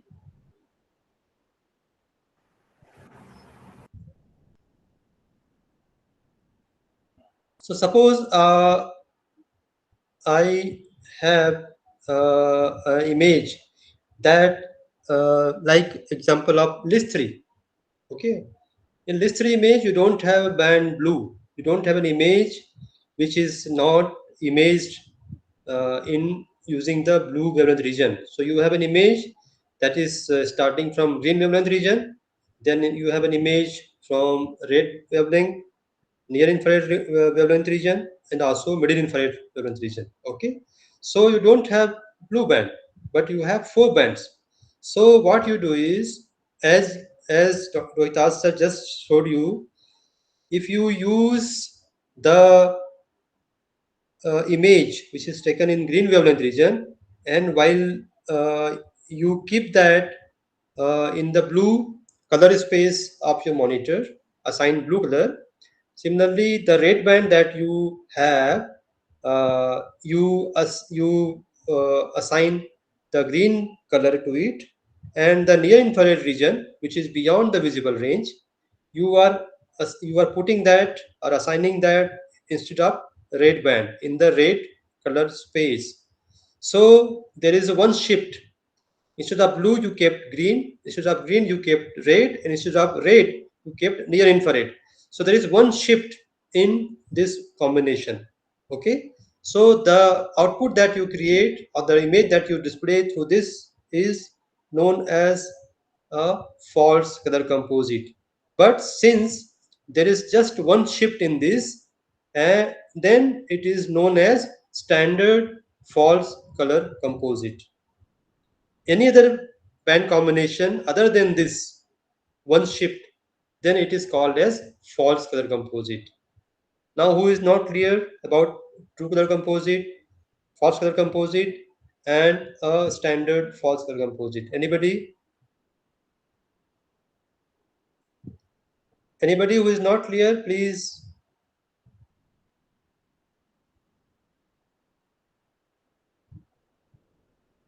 Because this is very basic. Unless you understand which band is kept in which color gun of your monitor, you will not be able to interpret the features in this. So, because, and the next question now is, why do we see in this image that has been displayed vegetation in red color? This is very common. Let me repeat the question. Why in the standard false color image we are seeing the vegetation areas in red or in pinkish color? Vegetation reflect more near infrared, I think. Okay, but why it is showing red color?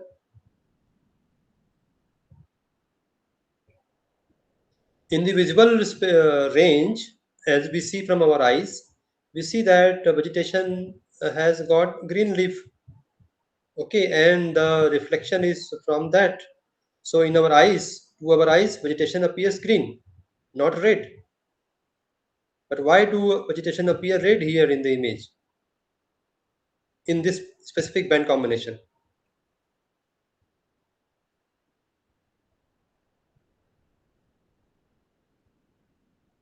I just mentioned that unless we understand which band we have assigned which color while displaying, we will not be able to interpret different features. Who will answer? Piyush Kant, you have answered, but it is not complete.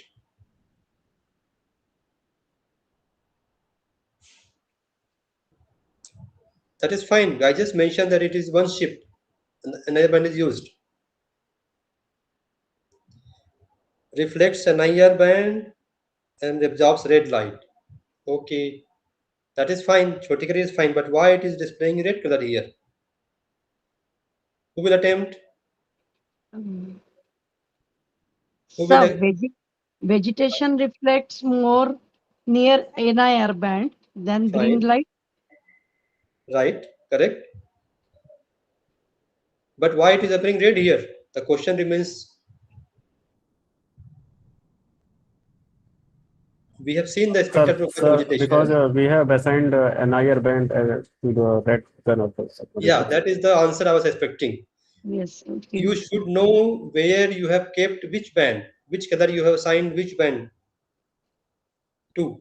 Okay, then only you understand. Since you have assigned the NIR band the red color, and since vegetation has the highest reflection in NIR wavelength, which you have assigned red color, that is why all the vegetation you are seeing as red, because as compared to blue and green color, this is having the highest reflection in the red wavelength region, means red color. Okay, clear? Any query? Any confusion? Any confusion here?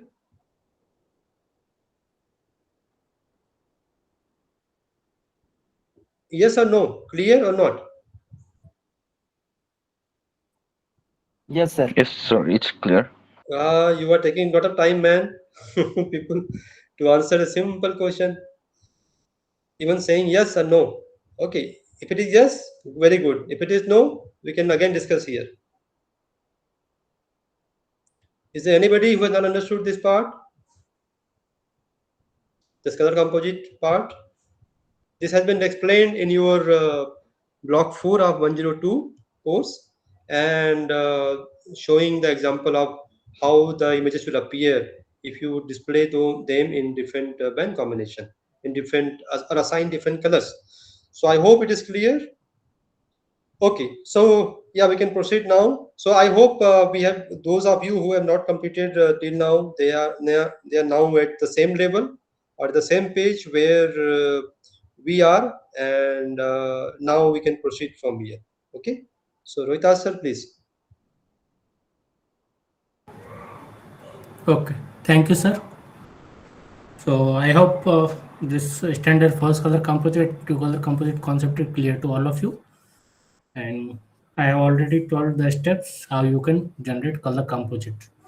So can anyone demonstrate the true color composite generation in the Saga GIS software?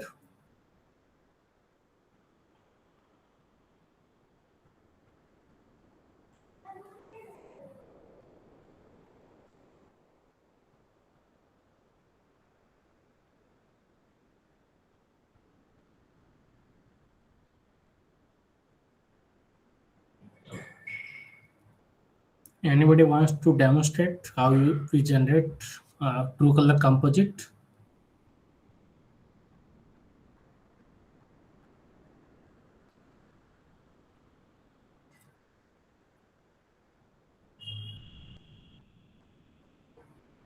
Okay, no one wants to demonstrate.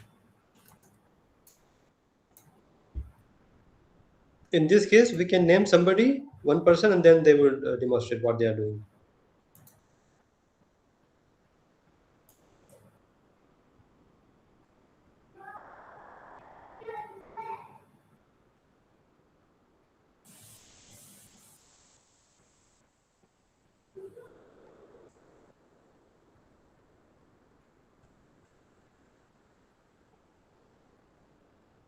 Okay, if somebody is not volunteering, then we can ask somebody. We can name somebody, and then they will display their uh, their screen, and we'll know. Okay, Sharendra, would you like to volunteer? Right, right. So please share your screen, and also show how you can change the different band combination. Okay, you share your screen and show that.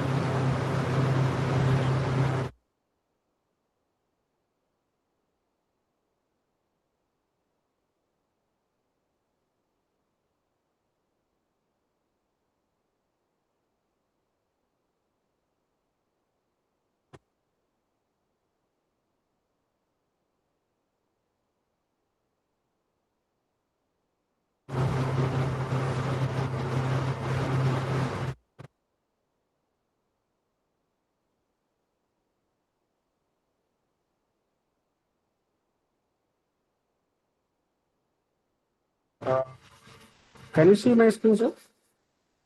Yes, yes. Go ahead. Yes, it's visible.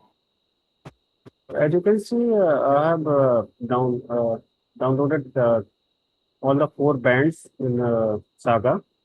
That is band 2, 3, and 4, 5.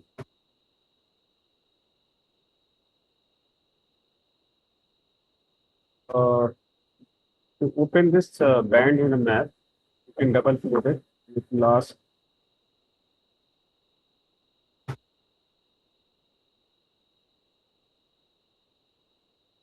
Setting. That you can change the color in RGB composite. That goes down. As we have selected B2, band 2.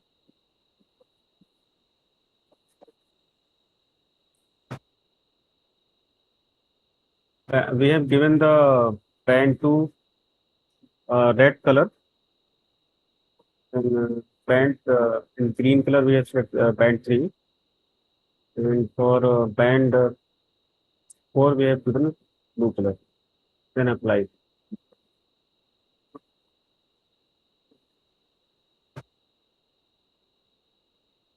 See, this is the 2 color component.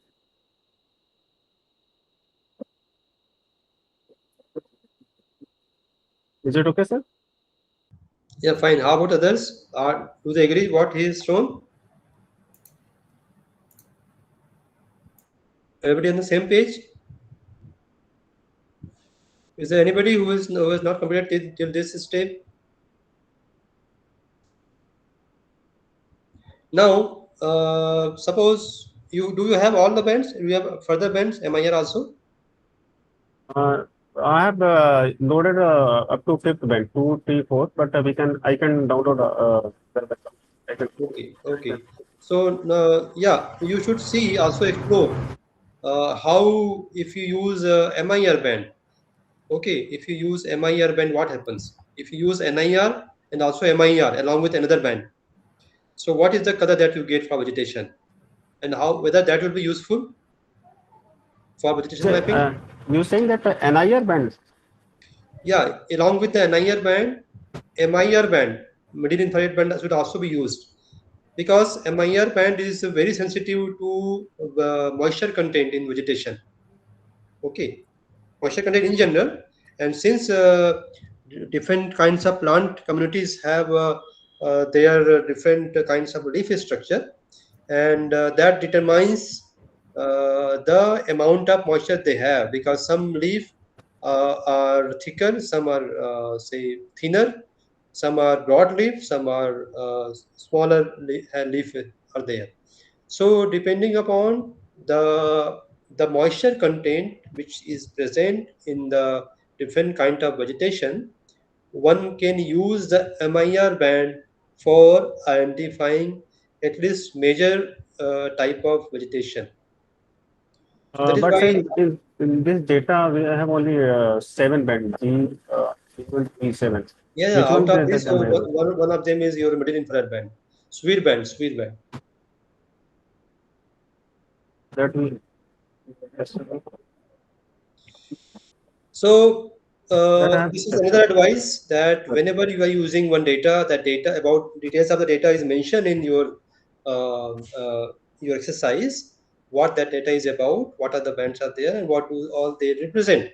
So all of you should be curious to know what all these different bands represent, and whether they are useful for some specific purpose. If you are using an IR band, it is, you have just saw that it is good for at least mapping vegetation, because you can see vegetation in green color, in red color. But it is also useful, uh, particularly an IR band useful for delineating the land and water boundary, and that Rohitas sir has also used for in his thesis, how we can use an IR band, MIR band for mapping land and water. So you should explore you should not be just content with what is shown in that. You should also be exploring. So we have a section in each of the exercises. Explore yourself. There are some questions given in that. So if you explore all those things on your own, it will be good for all of you. You can learn more than what is given in that.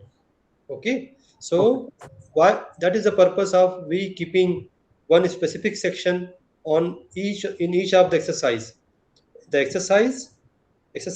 Explore yourself. That is for you to explore. Some questions are given to prompt you to learn more, explore more, and then you can do that. And then before that, you all know, because most of you have completed MGYL004. Then before that, there is another section, that is exercises submit to be submitted.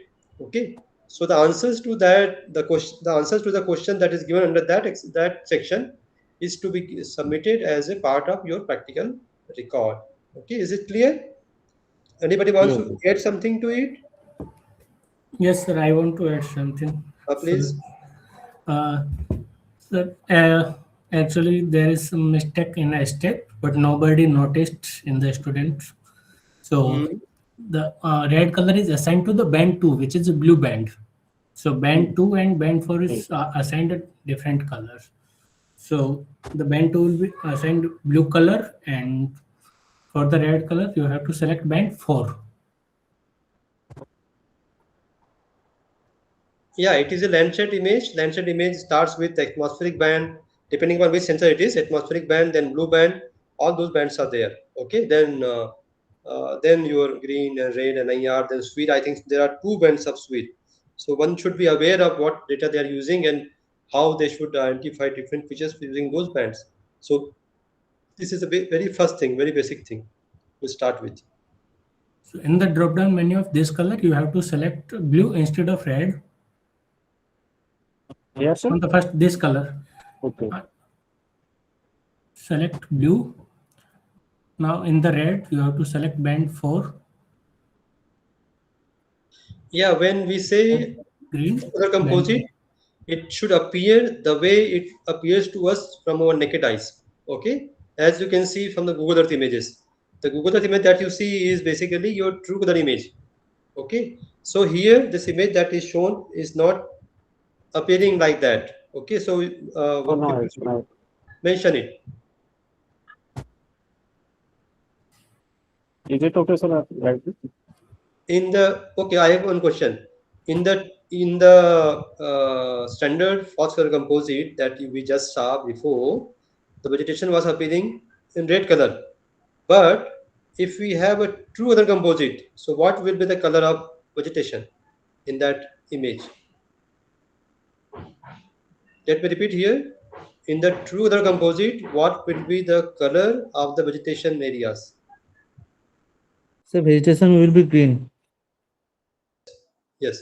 Why? Because within the visible spectrum, the green vegetation reflects higher or highest in the green wavelength region, and the green band, that is the image taken in the green wavelength region, has been assigned green color. So vegetation should appear green in the true color composite. I hope it is clear to everybody. Yes, sir. Okay, please go ahead. So next, I will display false color composite. So I will in a new map. Then for a band P,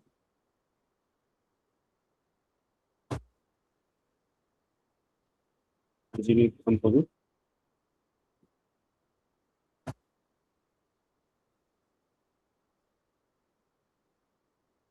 And it's blue. Then for the band color, red color, I will select band 5. For the green band 4. We will apply.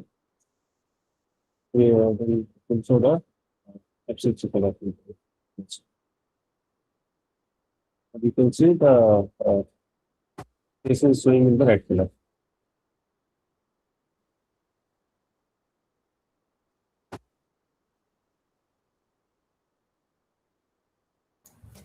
Okay. Thank you, Surendra. It's a first color composite. So I hope it's clear how you can generate a standard first color composite as well as two color composite. You can also try with assigning uh, RGB color to the two different bands instead of using three bands, as servers are telling that you can use two bands to create a color composite. So you can try by assigning a different color to the same band.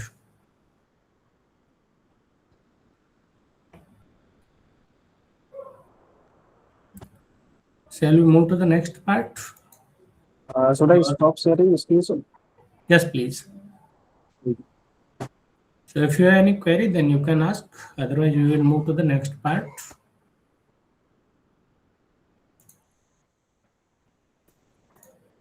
So before creating this RGB composite, I have to create the first subset of a area only, or otherwise I can do the whole area. You can create color composite on the master image also. So till now we have created color composite on master image. Now next step is to creating a subset image. So you can also, after creating a subset image, you can assign different colors to create color composite on the subset image also.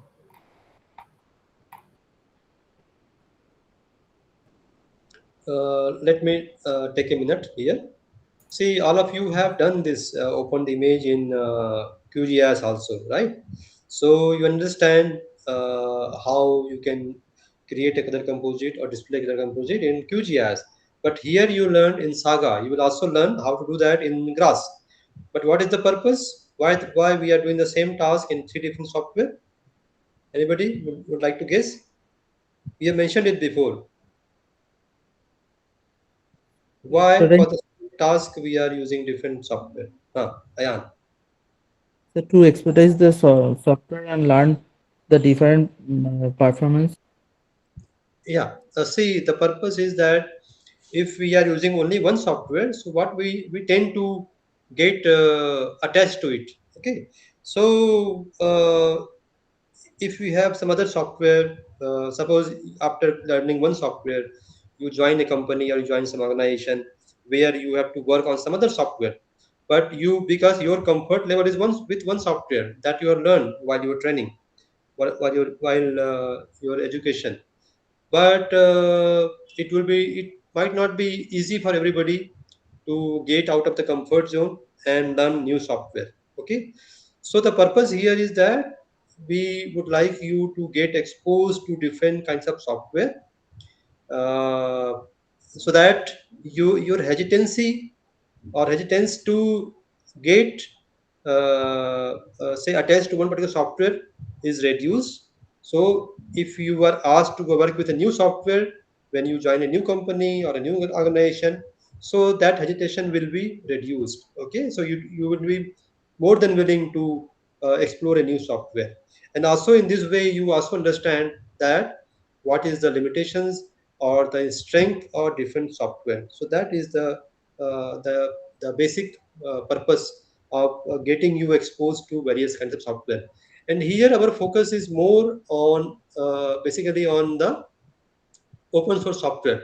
And the purpose is that if we have a commercial software, that your time, the learning time with the commercial software will be limited to the counseling session. But if you are having open source software, you can work at your convenience, at your leisure time. Okay, so and how much you want to spend time with the software, you can do that using the open source software. And now, as we say, the world is moving towards the open source software. So and there are a number of software which are at par with any of the commercial software. So QGIS is one. Saga has also a number of facilities. Grass is also having many functions, and also this TEDset is a software. By the time of writing the self-learning material for 101, it is mentioned as a commercial software. But now that software, which was developed by Clark University in the USA, has now become open source, so anybody can download, and that has got a number of functions which are used by researchers in various fields, particularly for vegetation, ecological analysis, and many other functions are there in that. Even for prediction of land use land cover modeling, no, that is also given in that. So you can all explore that. It is now also free. TEDset software is now free. You can use that. Yeah, thank you. Please continue. Okay, thank you, sir. So now we will be creating a subset of the master image. So till now we are working on the master image or the entire image. So for various purpose, for the area of interest to you, and to reduce the time of performing any task, and only clip the required data from entire image. So we create the subset.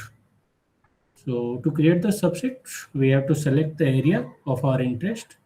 So for this material or in this exercise, I have selected this area in which you can see the city part, forest area, as well as mining area and agriculture area. So you can see all the different features. So to clip the data, there are steps. So first you have to go to the geoprocessing menu, and in the menu you have to select the grid and then grid system, and then you have to click on clip grid interactive. So there are two options for clipping the data. One is clip grid and second is clip grid interactive.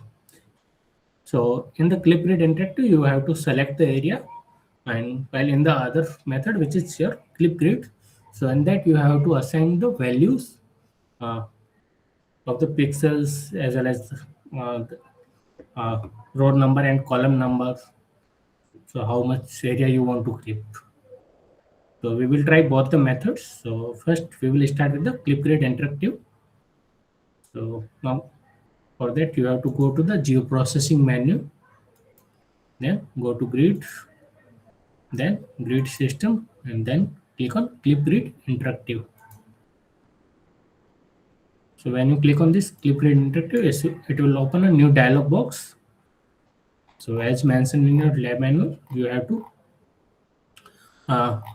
select the grid, and then you have to select the bands. So if you want to clip all the band, you can select, and if you want to select a particular band, then you can also select that particular band which you want to clip. So in the grid system, you have to select the grid system, which is this 30-meter spatial resolution, and in the grids you have to select the bands. When you click on this icon, so it will open new dialog box where you can select all the band in one go by click on the first icon. And if you want to uh, click one or select band one by one, then you have to select the band, then click on this single forward arrow, and in the similar way you can select all. And if you have mistakenly select a band and you want to remove that, then you can select the particular band and then click on the back arrow to remove that band. So for this step, I am selecting all the four bands, which is blue, green, red, and near infrared band. So after selecting all the band, click on OK. Then you have to check this box, that is run once. Then click on OK. Once you click on OK, then you have to click this arrow icon, which is interact. So once you click on this arrow icon, then you have to select the area which you want to crop on the satellite image. So to select the area, you have to click on the image, and then by clicking and dragging your mouse to the another corner, you can select the area. Once you select the area, then leave your right button. So it will automatically take the value of number of rows as well as column, and the value of left corner, right corner, as well as bottom and top. So after that, you have to click on OK. So once the process is completed, it will be added in a new grid system. As I was talking about in the previous steps, that it is showing the number of pixels as well as the coordinate value. So you can see the number of pixels is reduced in your subset image.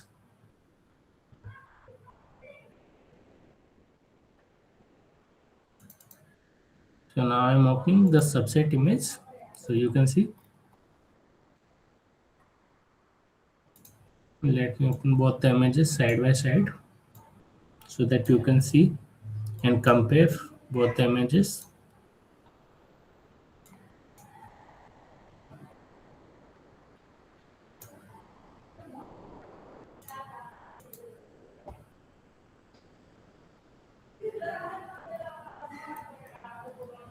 So now you can see I have clipped this particular part only from the entire image.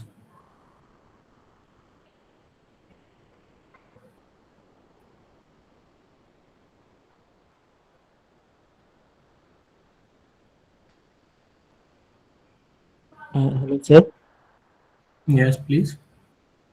Sir, you do this. They are the after geoprocessing and then the clip raster. You uh, mouse drag करके जो area select करके करने के बाद जो दिखा है sir, वहाँ पे तो सर नहीं आ रहा है सर। हम लोगों का इतना दिखा रहा है कि interactive tool started and waiting for user input, उसके बाद कुछ नहीं हो रहा है सर ये।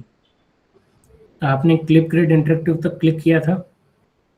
हाँ सर, उसका जो सर ग्रिड के जाके उसके बाद यहाँ से grid system and then clip grid interactive and the four band select किया था सर, 2 3 4 5 जो मैनुअल में दिया है वो। ओके, आप इस स्टेप तक आ गए थे?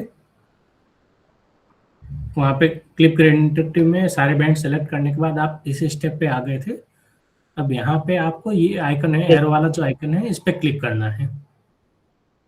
हाँ सर, वो उसका करने के बाद जो डायलॉग बॉक्स ओपन हुआ वहाँ से नहीं, उसके तीनों बाद last. Direct dialog box open नहीं होगा।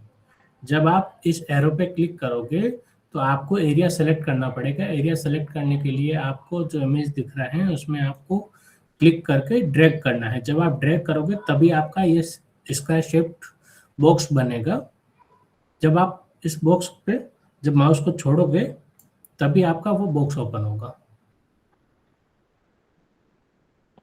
Okay sir, I will.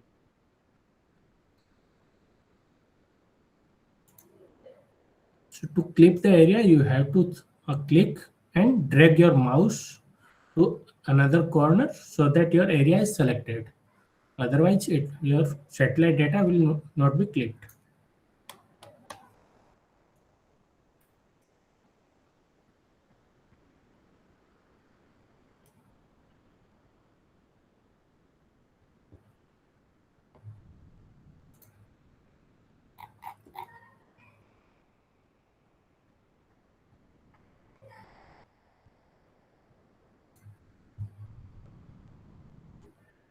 As I was mentioning about the another method, which is your clip grid instead of interactive, there is one more option. So in that option, you have to select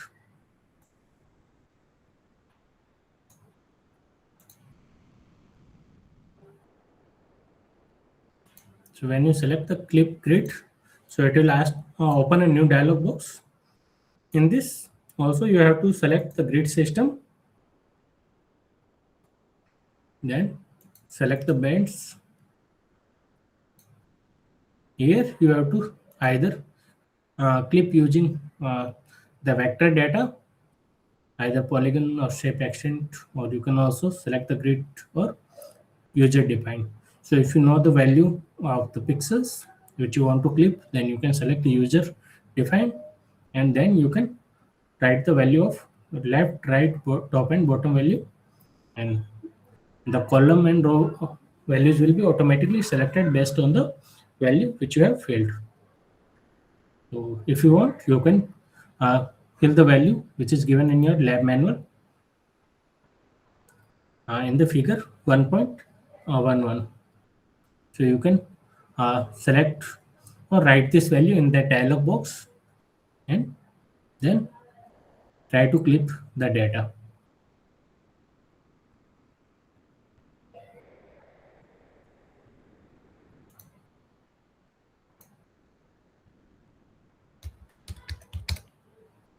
So I am selecting the same value which is given in your lab manual.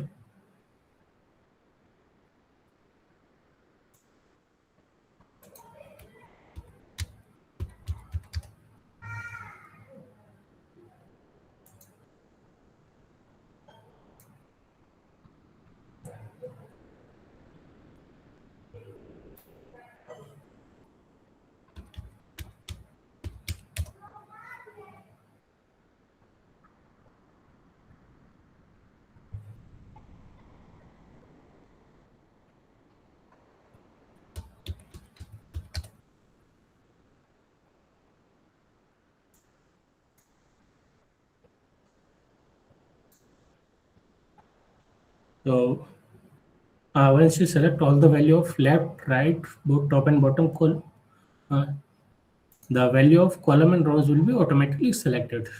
Then you have to click on OK. So it will clip the area which is clipped and given in your lab manual.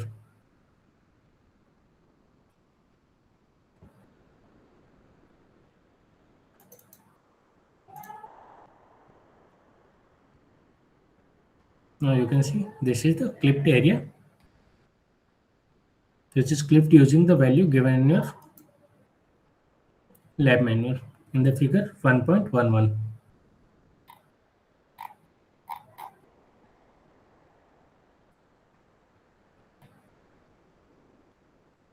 So try to clip your satellite data using both the methods, clip grid interactive as well as clip grid, and let me know if you face any difficulties or if you perform successfully in this task, then also inform me so that we will move to the next part.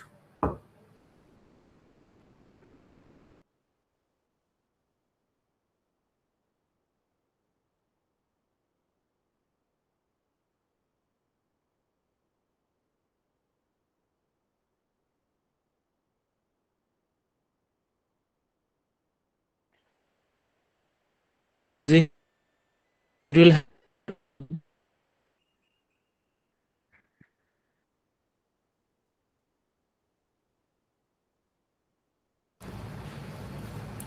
Sorry, your voice is breaking. Can you please repeat? this time I use the grid and then clip grid. It is performed and well and output is good. But there is the clip interactive. Then no output is given. And the last time I told you the what is happening. Something, sir, I am wrong, or sir, please repeat itself. It this Okay. process.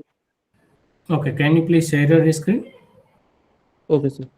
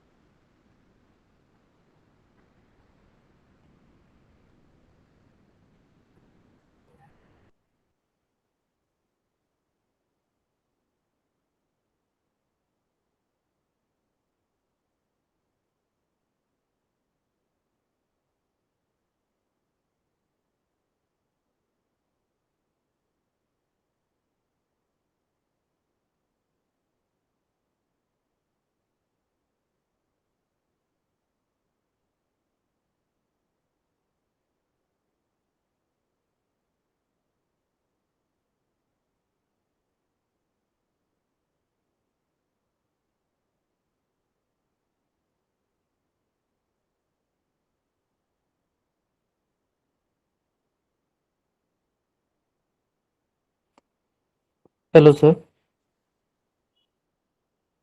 Yes, please. So this is the output I get from the clip grid, and then after I'm performing now the interactive system. Please, where I get wrong, sir. Okay.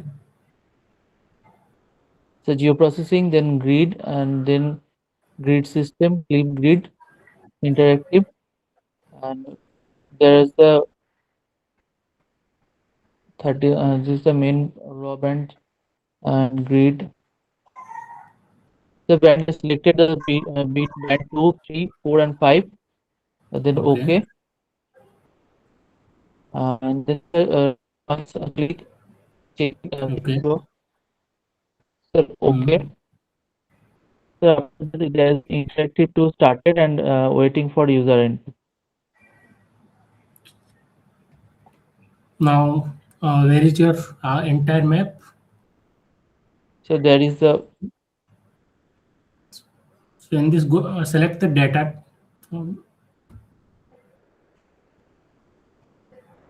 In the manager window, you have to. Okay. Now, click on the arrow icon. there is. Yes. Yes. Now go to the satellite data. Just click and drag your arrow.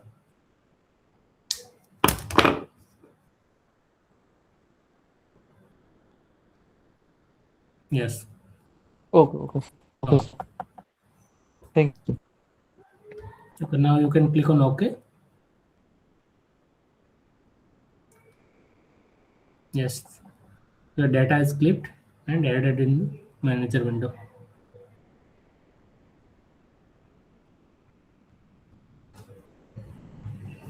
Okay. Anyone else is facing any issue in performing this clip grid interactive or clip grid?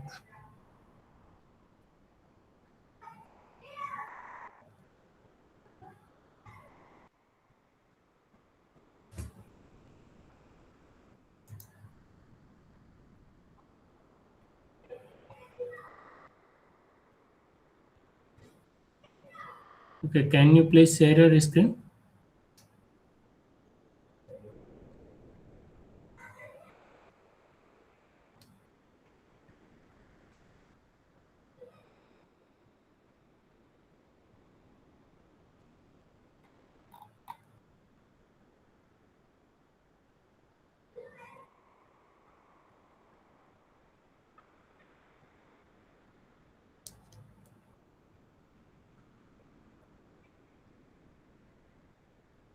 Fatima Lamia, can you please share your screen?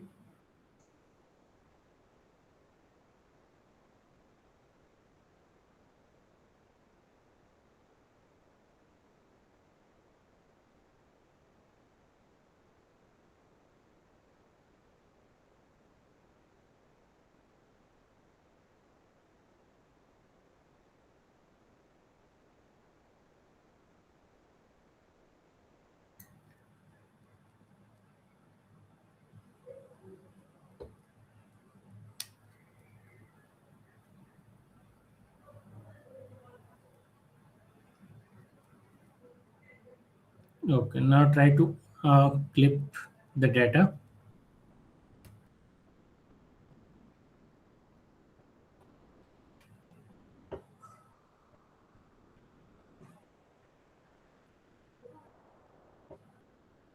We are using the data of some other date. Area is same, but the data is of another date.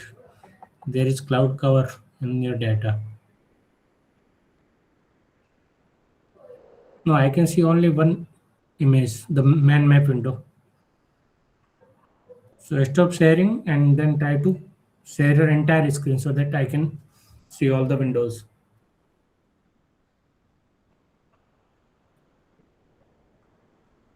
No, it will not affect the process. You can clip any of the data.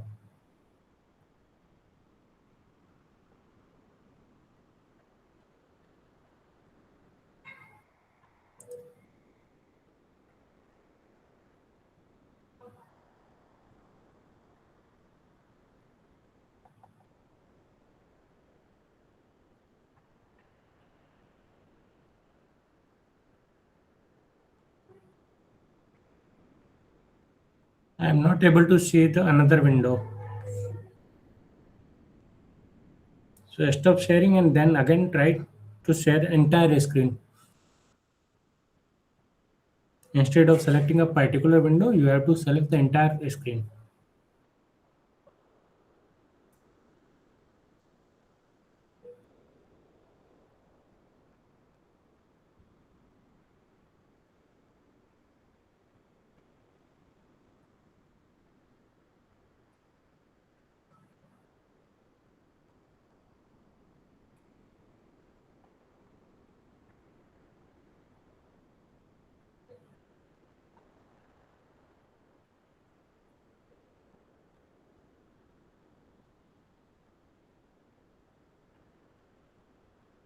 That's okay, you can try again if it's visible.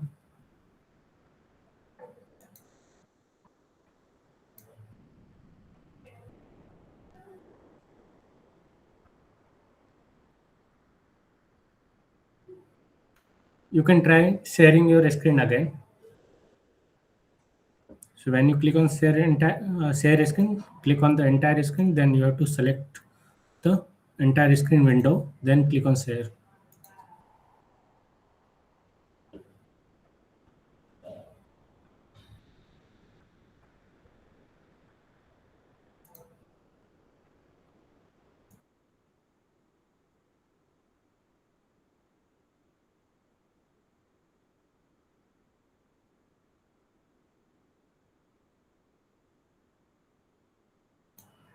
Yes, now it's visible now.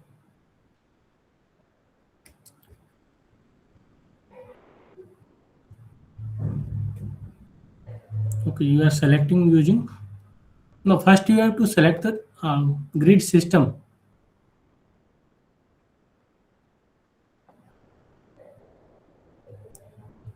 In the grid system, there is a drop down menu in the right corner. Not set. Yeah. From the drop down menu. Okay. Close this dialog box.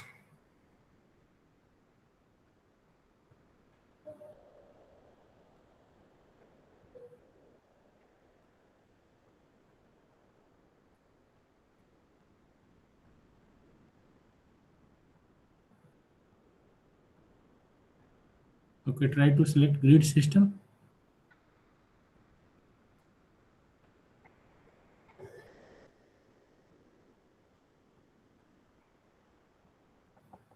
Okay, close and open any band.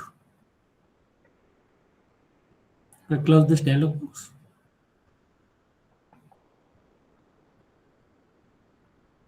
Remove all the bands and again import all the band once again.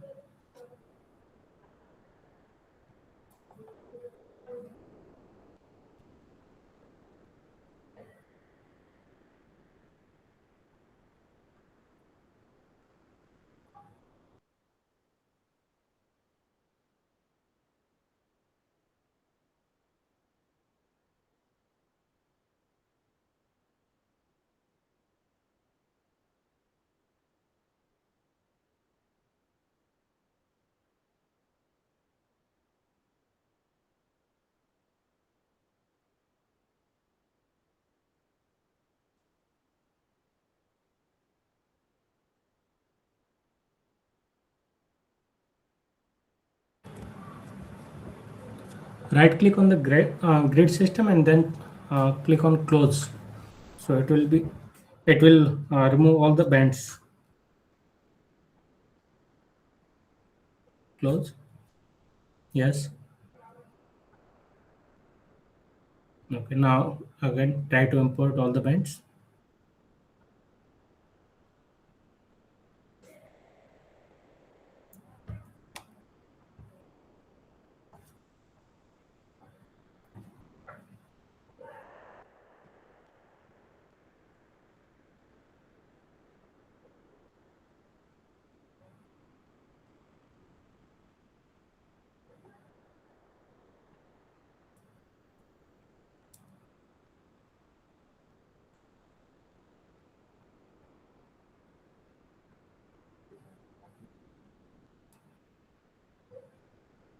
Now open any band.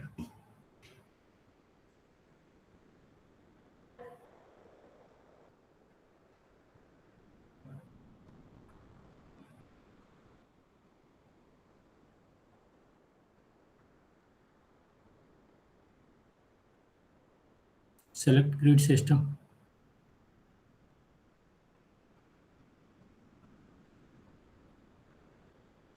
It's an object.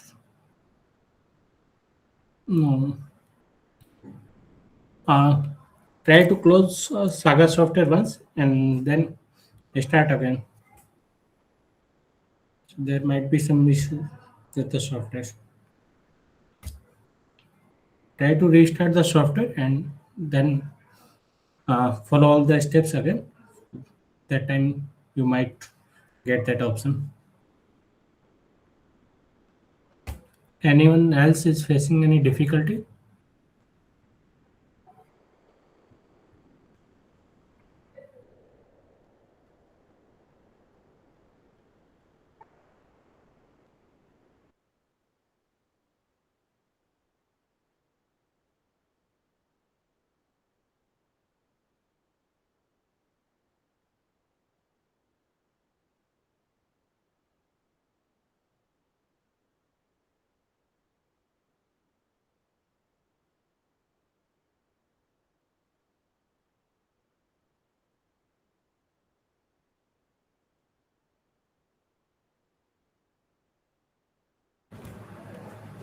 Okay, what about others?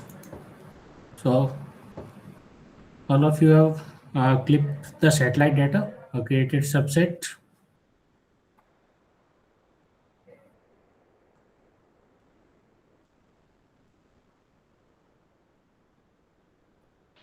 Yes, sir. Successfully done. Okay.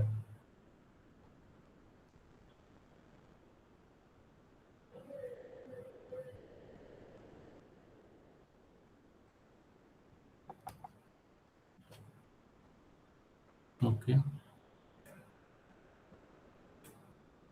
कोई ऐसा है जिसका अभी तक नहीं हुआ है?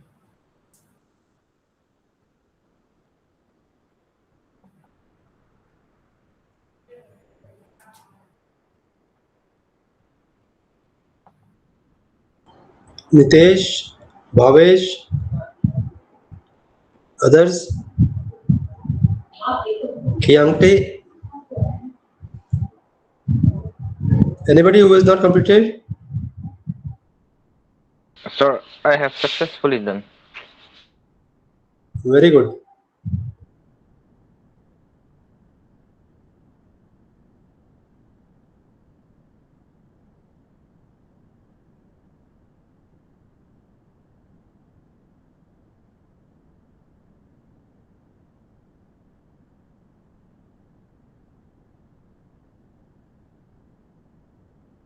Akshay,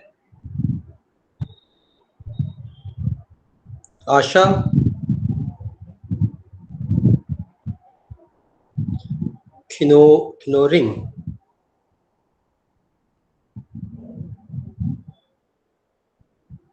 Okay, Bharti Yadav, Vidisha,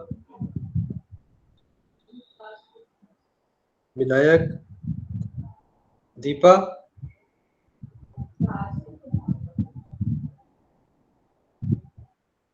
Jyoti, Kamal, Kavita, Mala,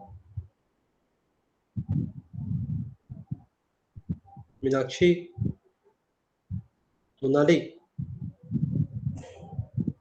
Namrata, Nikita. Sir, Sharinder. sir, I have selected all the band, but I'm not getting how to flip that particular area. Like, can you share my screen, sir? Yes, please.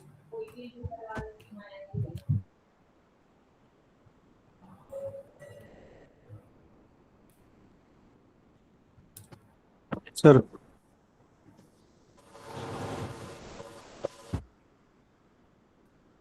Sir, I have reached up to this step, but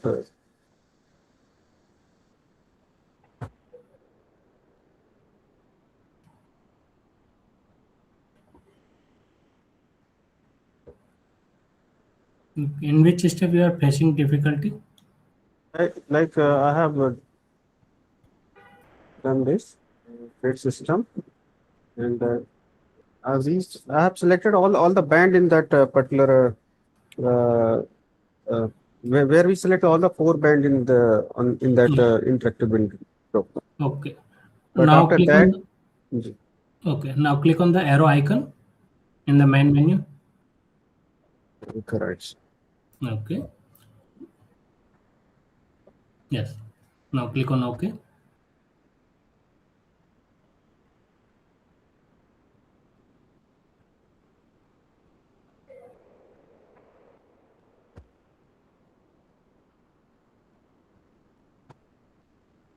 Click on data.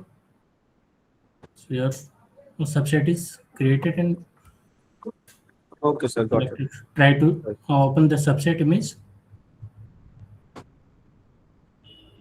And the subset image is the one with the last number of pixels. The upper one, 3749. Upper one, right. Yes. Okay, sir. Got it. Yes. Okay. Anyone else? Thank you, sir. Okay.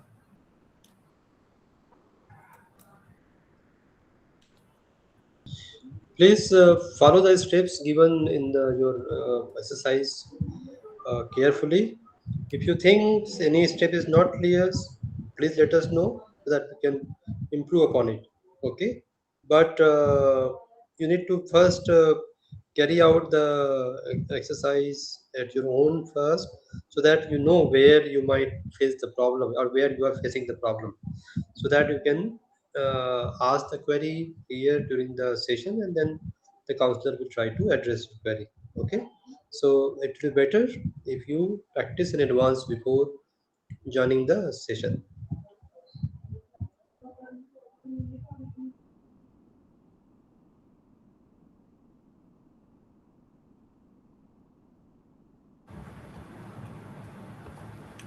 Fatima Lamya, is your saga working now? Or still facing the same issue?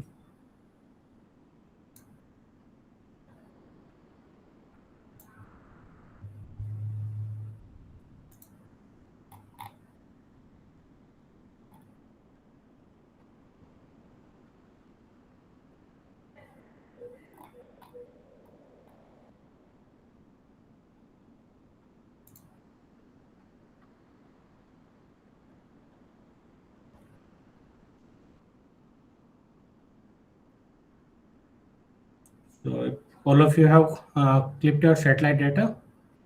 So now we are moving to the next part. Yes, sir. Okay. So in the next part, you can this is exporting your satellite data, the data which you have clipped.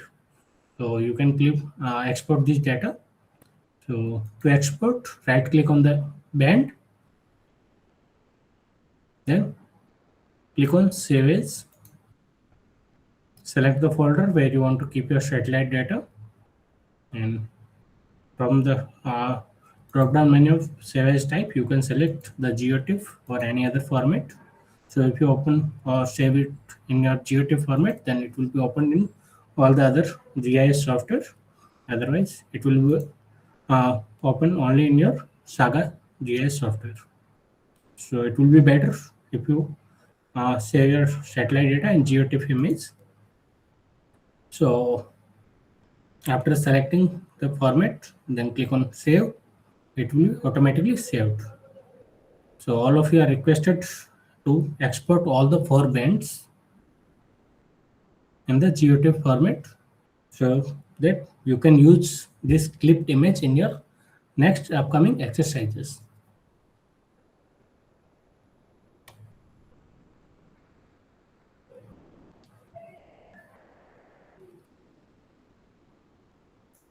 So I am repeating the steps to export the satellite data, which is clipped. So right click on the clipped image, then click on Save As. Select the folder where you want to keep your satellite image. Change the type to GeoTIFF. Then select the image, and then save.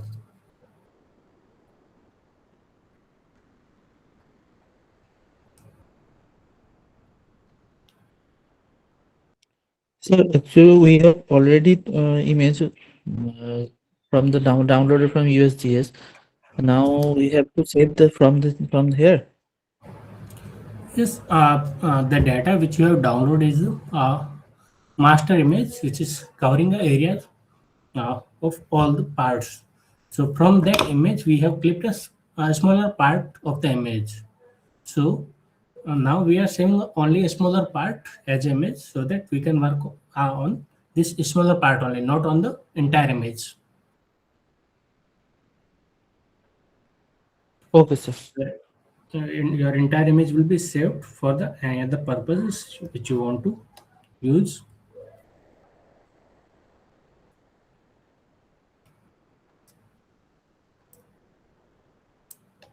If you see in your lab manual, in the upcoming exercise, it's mentioned that you have to import your subset image, not the master image.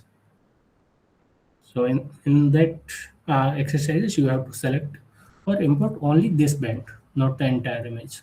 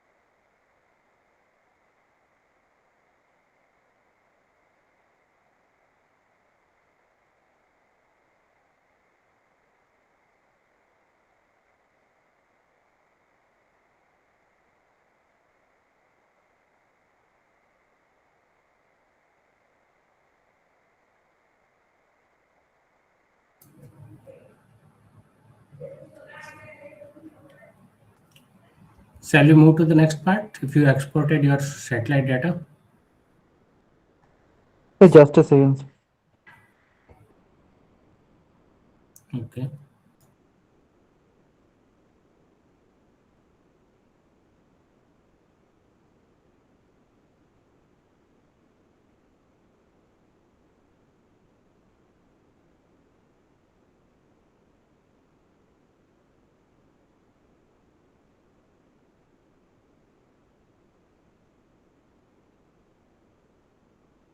Sir, here from the save as image, we have to save from the save as image. No, you have to select save as instead of save as image. If you save as image, click on the save as image, it will be save in the JPG or TIFF format. PNG another format, and your coordinate information will not be saved. So it will be better if you save it as GeoTIFF image, so that all the coordinate information also saved in the data. So you have to click on save as, not save as image. So here is some option: the save as image when change, and copy to clipboard, and copy legend to clipboard, sir. Click on save as.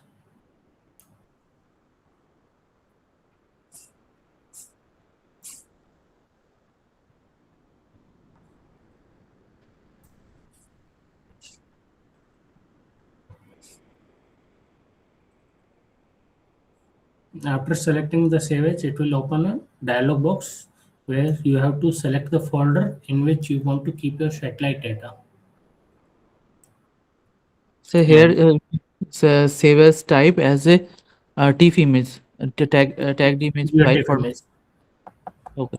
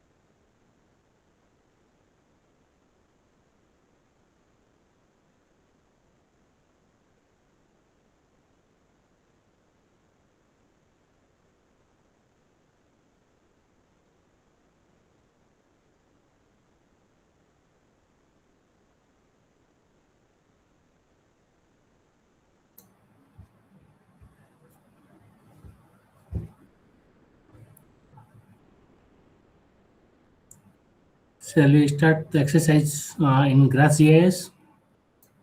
Yes, sir. Okay.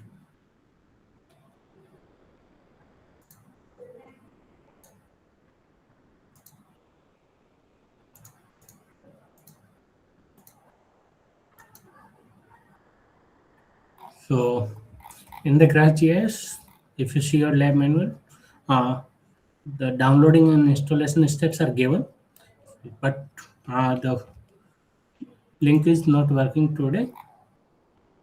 For the Windows, if you have any other system, Linux or Mac, you can try, but link for Windows is not working.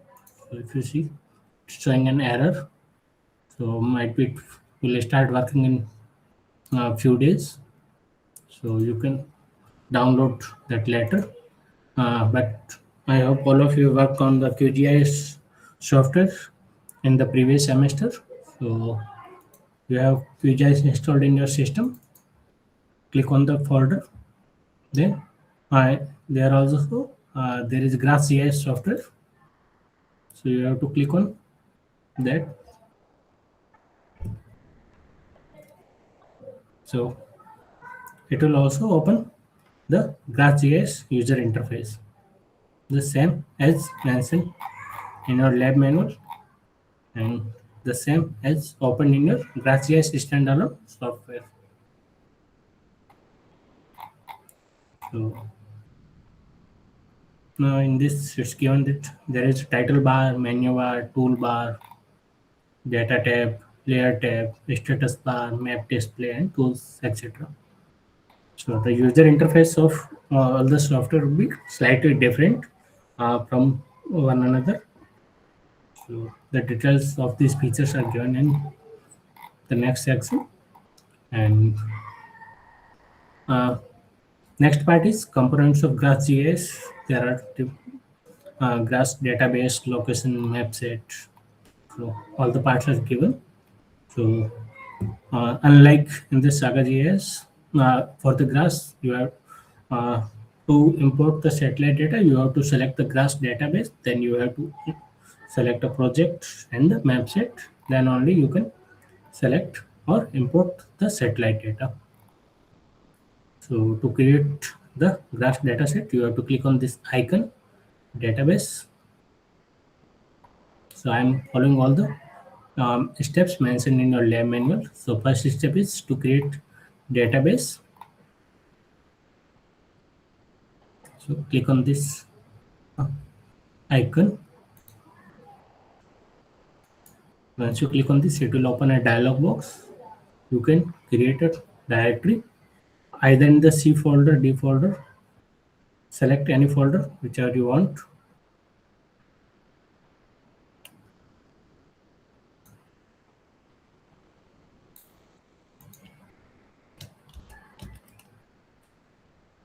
I am assigning name of the folder as exercise 1. Once you select the folder and click on OK, it will open a new dialog box where you have to assign the name of project. So I am assigning the name of project as same exercise 1. Then next, in the next step, you have to select this second option, which is read CRS from a georeferenced data file. So if you see in your lab manual, it's already written that you have to select this option, select CRS, read CRS from a georeferenced data file as been given in your image 1.18 also.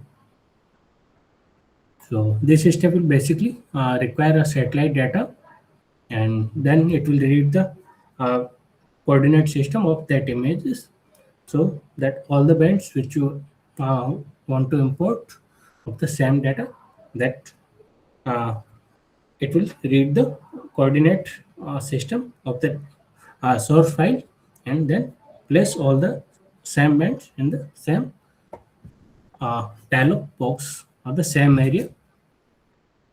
So I'm selecting the read CRS from a georeferenced data file. Then click on next. Now in the next step, you have to select the band which you want to use as source band to read the CRS or coordinate system. So I am selecting band 2 of the same satellite data. Then click on next. Here you can see the projection. It already read from that images. So then click on finish. Click on yes.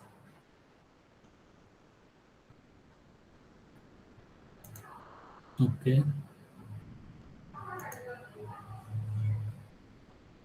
Now if you see in your data tab, you can see the project as exercise 1 and the map set is permanent and your band 2 is added in that project. So if you double click on that, it will be open in your map window as well as added in your layer window also. So the next step is to import all the other bands. So to import the bands,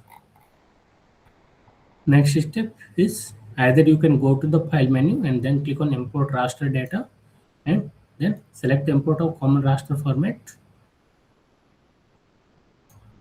and then click the band and assign the name of output map and then click on run. Or you can also select the band by click on this raster icon, or if you want to import your vector data, then you have to click on this vector icon.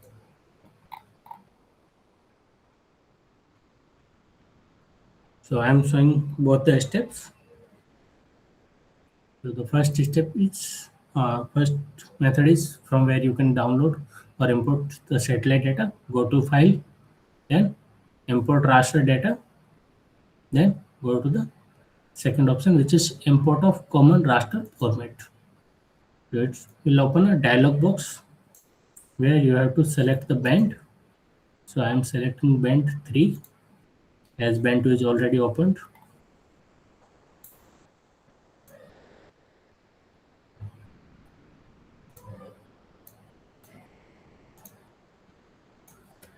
So I am changing the name of the band. If you want to keep or select the name of band as B3 only, then you can also select the B3. Or if you want to keep the entire name, then you can select the entire name. After selecting the band, then click on run. So can we select all the band at a time? No, in the GraphJS you have to import the band one by one. Okay. This was the one method where you can import the satellite data by go to the file menu and then import raster data and then import of common raster format. The another method is you can either if you are importing a raster data, then you can click on this icon, import raster data. It will also open a dialog box. In the similar way, you can select the band. Now I have already opened band 2 and band 3. Now I have to select band 4 and band 5. So first I am selecting band 4. Then click on import.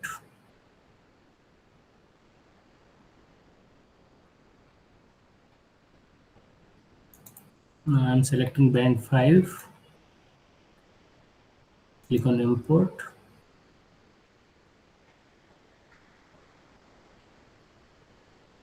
Okay, after importing all the bands, you can close this dialog box. So now you can see here all the bands is open in the box which is shown in the red color. So this red color is showing the bounding box which is drawn from the source image or the band which you used as the source data to read the CRS for this particular project. So if you uncheck any box, you can see the another or the other bands which you imported earlier. You can see the name of band. This is band 2, band 3, band 4 and and 5.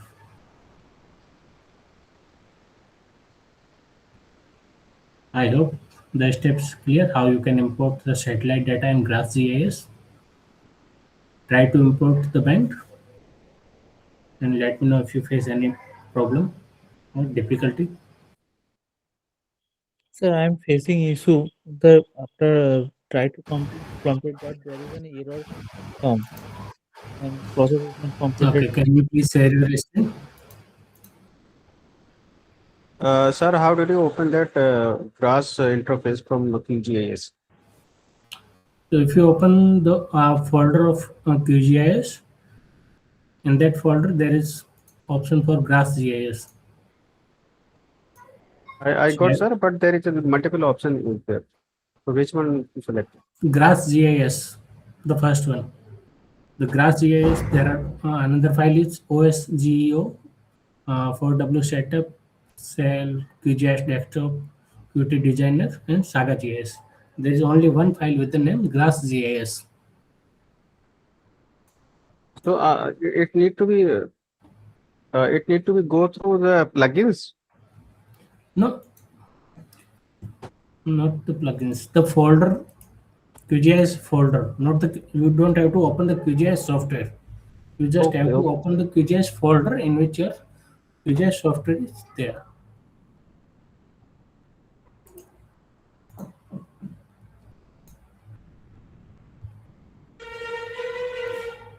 May I share, sir? Yes, please.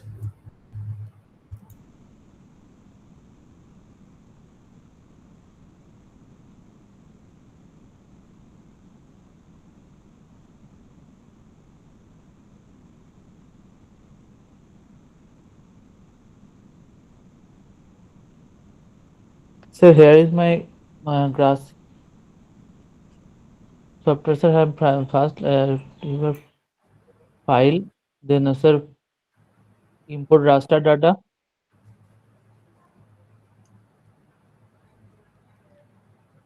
Okay.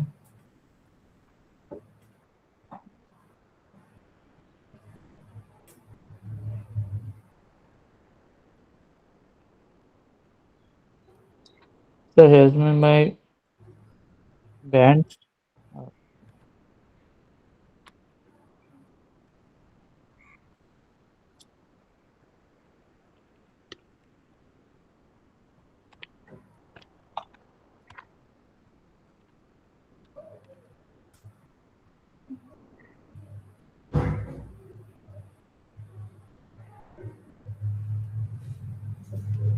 So this is the error comes here. Okay, can you please maximize the error window?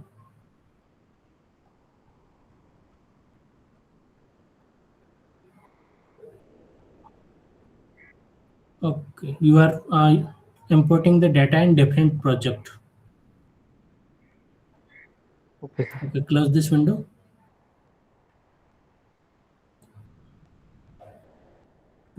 Oh yes, there are two different projects. Select the project, one permanent current. The word yes. So previously we are doing. I'm practicing from this only. Their data set is another. So Okay. Okay, you have created a catalog with the name MSCGI book in that folder. yes, sir. This is my new project. Okay, right click on then create new project. Okay, assign the name of project.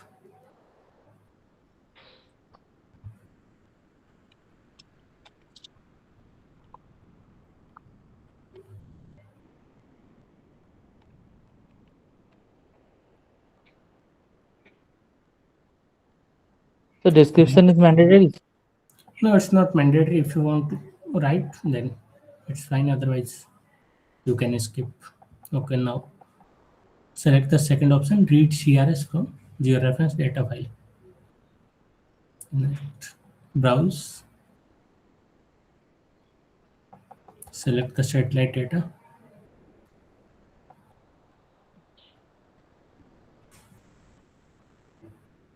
Next. Finish. Yes.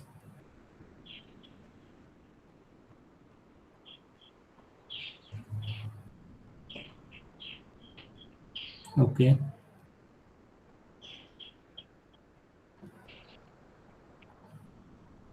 Okay.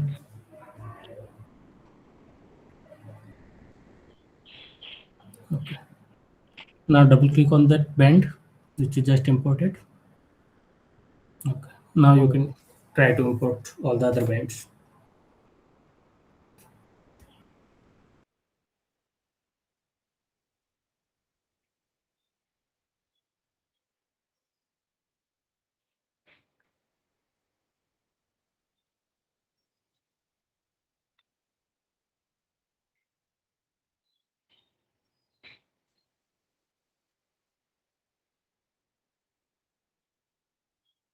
So I have to give the new name. It's up to you. If you want to give the new name, then you can. Otherwise, you can keep the name same as mentioned. It From can the be. drop-down menu, select the name B2. Select the file name with B2. Yeah. Change the just number. Which band you are inputting? 3, 4. Okay. Run.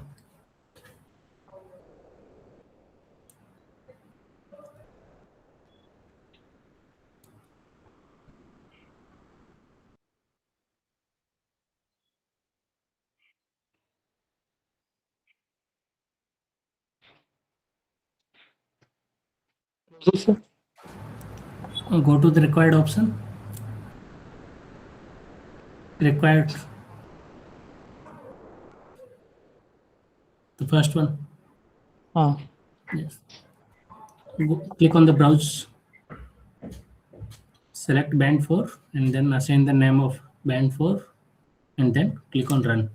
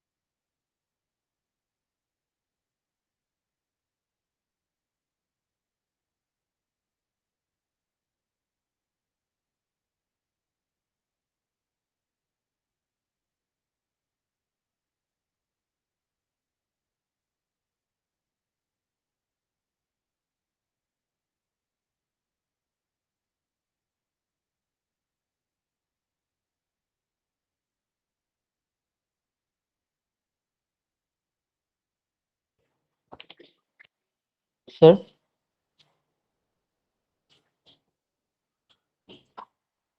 Hello, sir. Hello. So there is an error occurred here.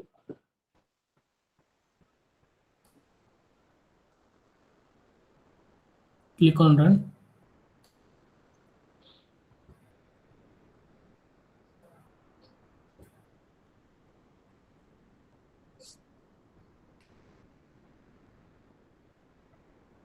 Maximize this window. What is the error? Okay, it's already.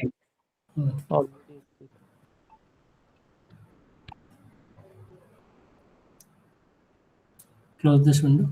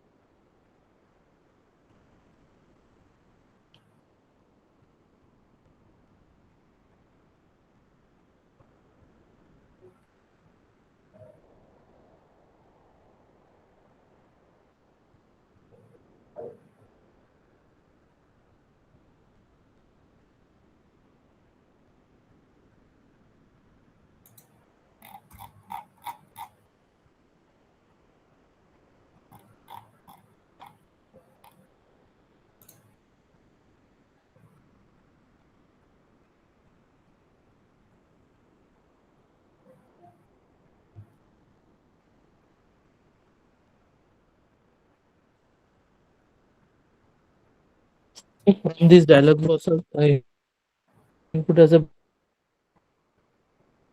So you are trying to open a vector data. browse. Raster data. You have selected important vector data and then you are selecting the raster data.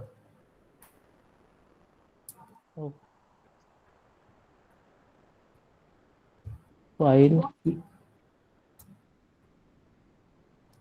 You have already imported all the 4 bands, band 2, 3, 4 and 5. Yes, sir. Okay.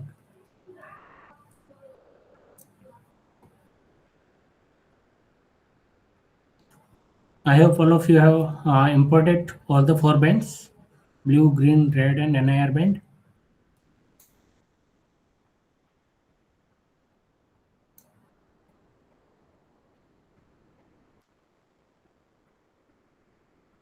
Okay. So the next part is to creating a color composite in GraphGIS.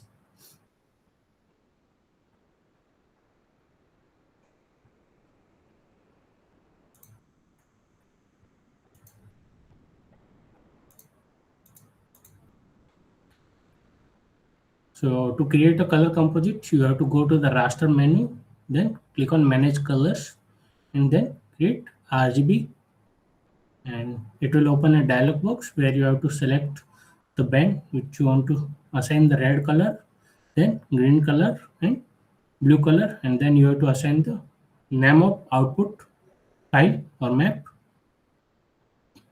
Then click on run. Once the process is completed, it will automatically add it in your layer window as well as in your data window.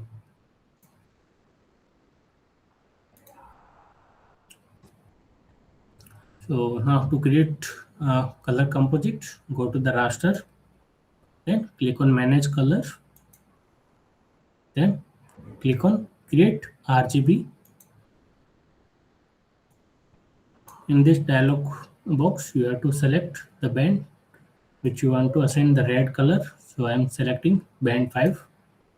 So first I am opening standard false color composite.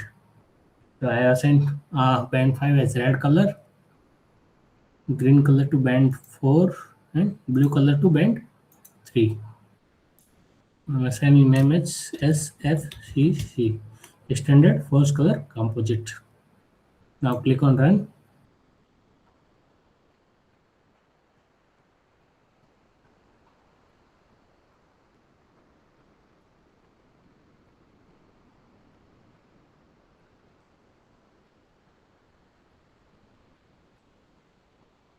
So once the task is completed, the standard false color composite band is open or added in the data box as well as layer window.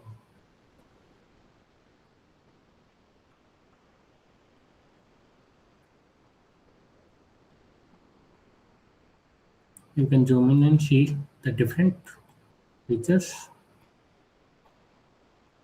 of the data in color.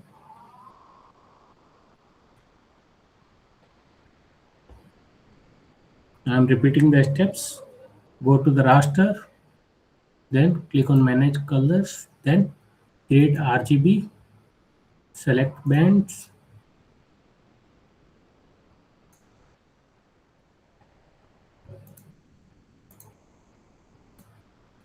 assign the name of output raster map, and then click on run.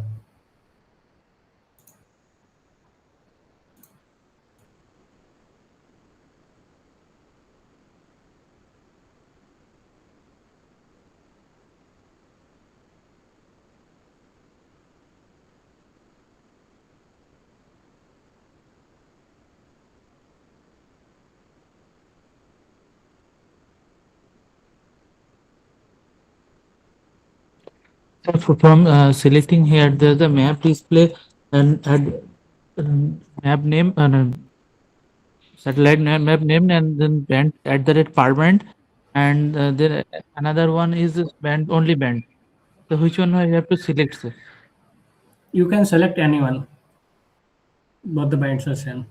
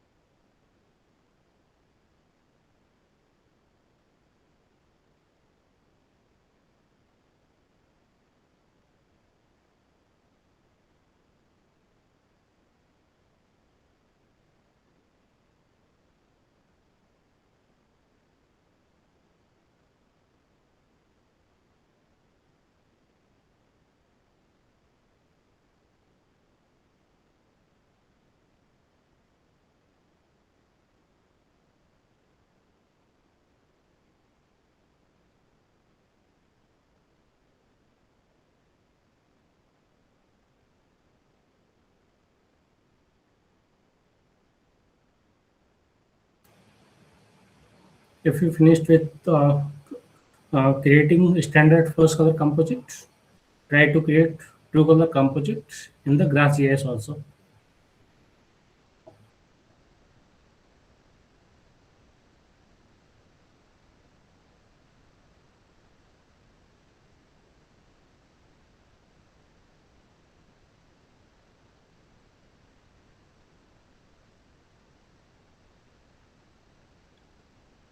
Sir, I got output in FCC at the rate permanent.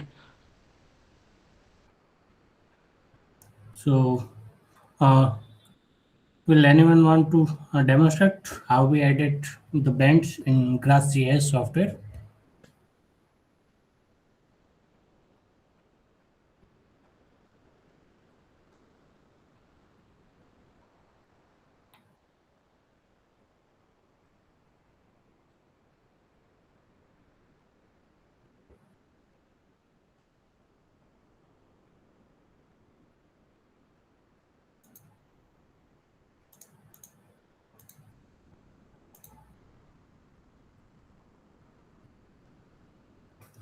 Okay, so I'm repeating the steps. To import the satellite data in GraphJS, first you have to create a database. So to create database, you have to click on this icon. Then you have to select the folder in which you want to keep your database. After selecting the folder,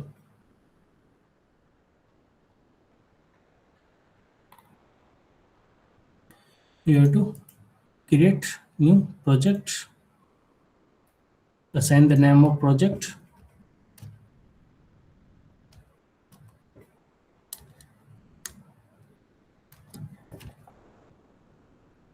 then click on next. Here you have to select read CRS from georeference data file, then click on next. Select the satellite data, click on next, then finish.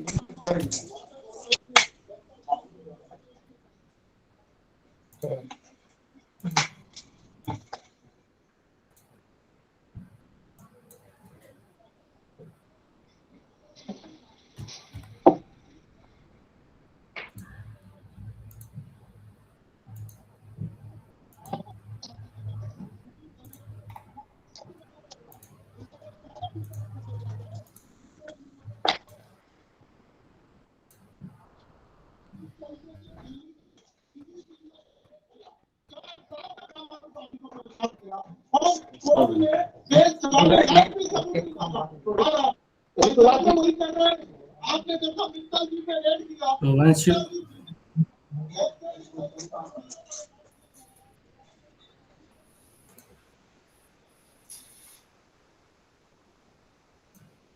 okay, once you select the source data, then either go to the file and then import raster data, and then select import of common raster formats. Then select the satellite data, then click on open, select the name,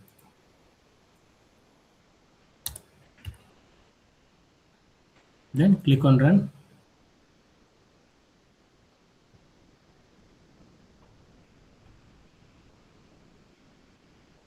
And another method is you can directly click on this icon, which is import raster data. It will open a dialog box where you can select the satellite data.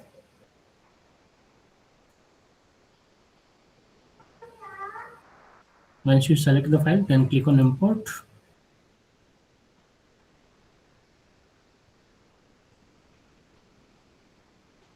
Your satellite data is imported. Now I'm selecting the band 4.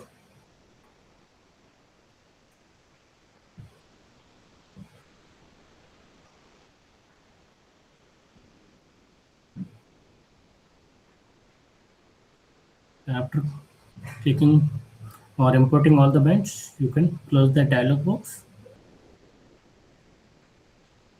So now I have imported all the 4 bands, band 2, 3, 4 and 5.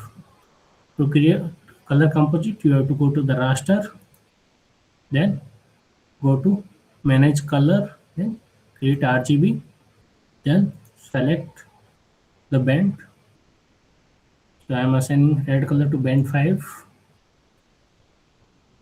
green color to band 4, blue color to band 3, then assigning output name as SFCC.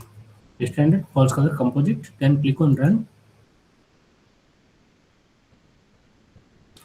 Once the process is completed, your satellite data or color composite will be added in both the windows.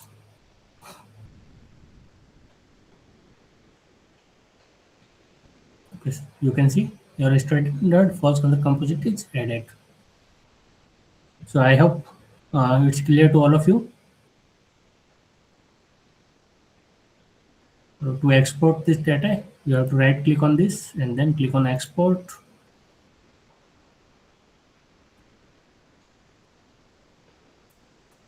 In the browse menu, you can go to the folder where you want to keep this data or standard false color composite.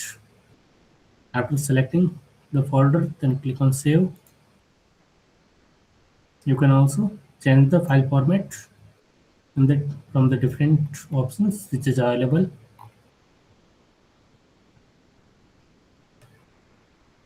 So I hope it's clear to all of you how you can import, create color composite and export the satellite data from GraphGIS software. If you have any doubt, you can ask.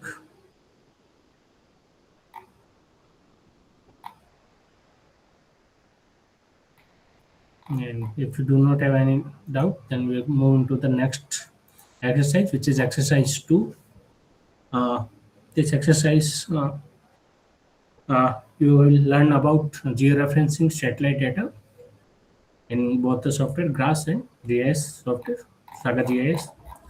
So the steps to georeference satellite data in Saga GIS is in more detail. So I'm not showing or demonstrating this. You can try it at your home, and if you face any difficulty, then let me know in the next session.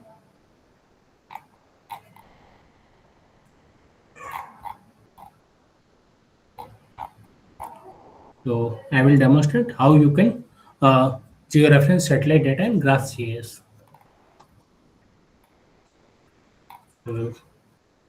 This software might be difficult or bit tricky for new users, so I'm demonstrating in only GraphGIS. You can try exploring in Saga GIS.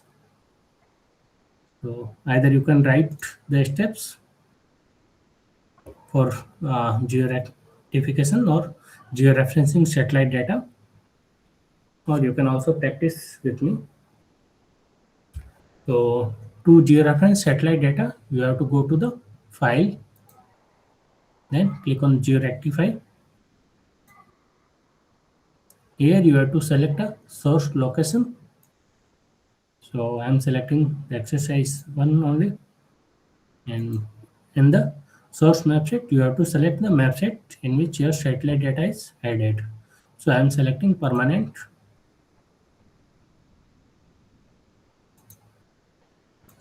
Now click on next.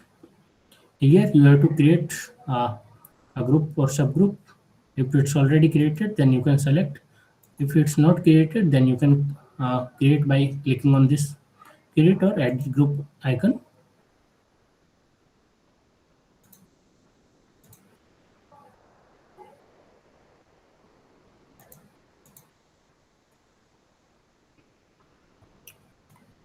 So when you click on add, it will open the new dialog box where all your satellite data or band is visible.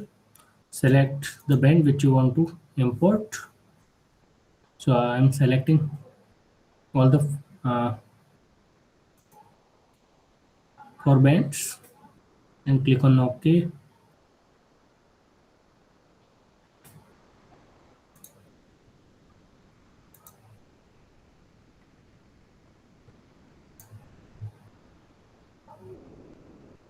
Okay, after selecting all the bands, click on OK.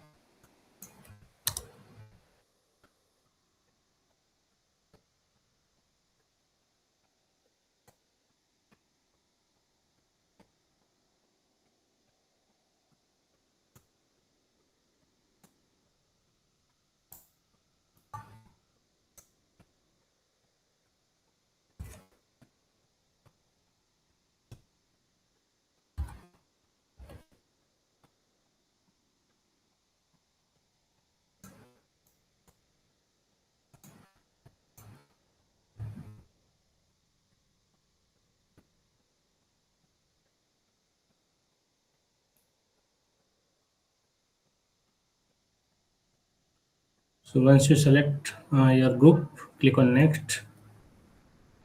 Here you have to select the source map from where you want to assign the value, and in the target map you have to select the band which you want to uh, assign the coordinate value. So in the source map I am selecting band 5, and in the target I am selecting band 4. So I am performing on the same data, but if you want you can perform on the another data if there is any error in your satellite data, or which is of two different dates or two different time. So you can select and then geo rectify that satellite data. So I'm just showing a process how you can uh, perform geo rectification. So after selecting the source and target map, click on finish. So it will open a new dialog box. You can maximize it and then drag and see. Here you can see both the map, your source display as well as your target display.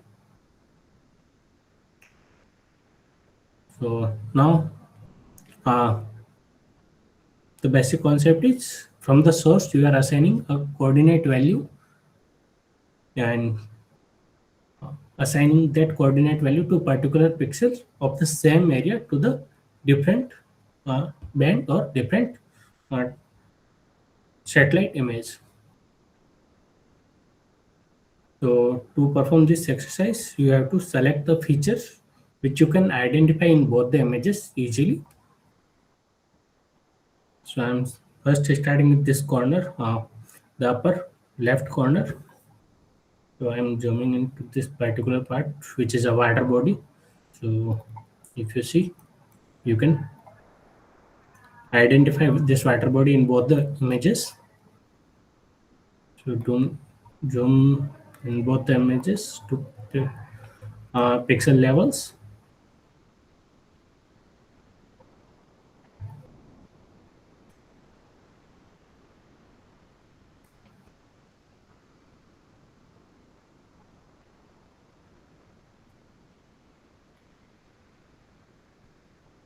So now if you can see, these are the same pixel. So I'm assigning the value of the corner of all these 4 pixels. So when you click on this, it will ask for the set coordinate, source coordinate for GCP ground control point number 1. So I'm clicking on yes. Again, you have to click the same area in the target display.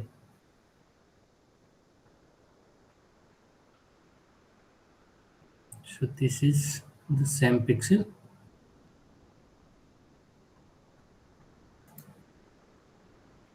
So when you click on this, it will also ask for target coordinate. Click on yes. Once you click on yes, it will set the coordinate value from this source display. So here you can see the value of source east and north value and target east and north value. So if you click on this setting icon, you can see there are different options in the rectification. If you click on the first order, you have to select a minimum 3 points. For the second order, you have to minimum select 6 GCP points. And for the third order, you have to select minimum 9 GCP points to rectify the image. So we are selecting only first order. So for this minimum 3 points are required. So first point we have already selected. So now we are moving to the next point, which is second point. So select the second point, then zoom out the data by clicking on this icon. Select the target map, then click on zoom out. Now zoom to the lower left corner in both the images.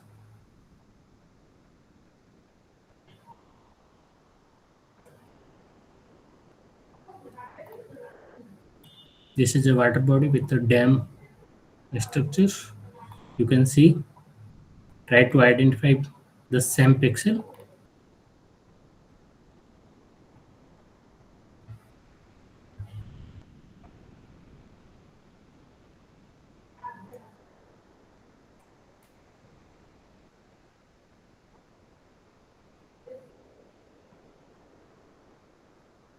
So if you see, all these 3 pixels are same.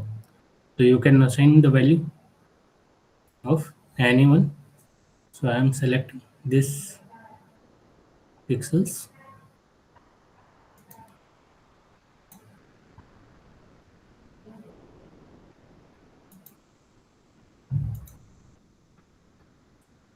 So I have selected second point also. Now I'm moving to the next point, which is the third point.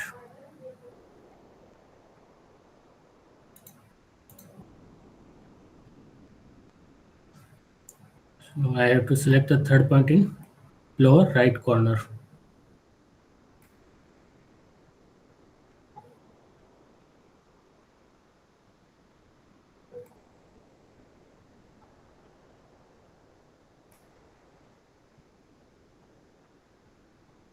If you zoom into the lower right corner, you can see this river body. So try to identify the similar pixel in the river.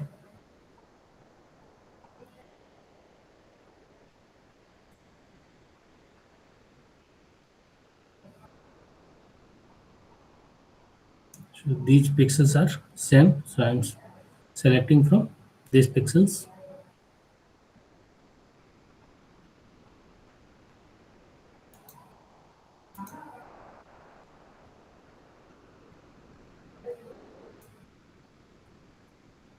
So I have selected all the 3 points.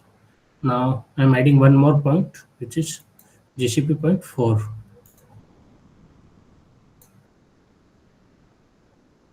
So for this fourth point, I will select the point from upper right corner.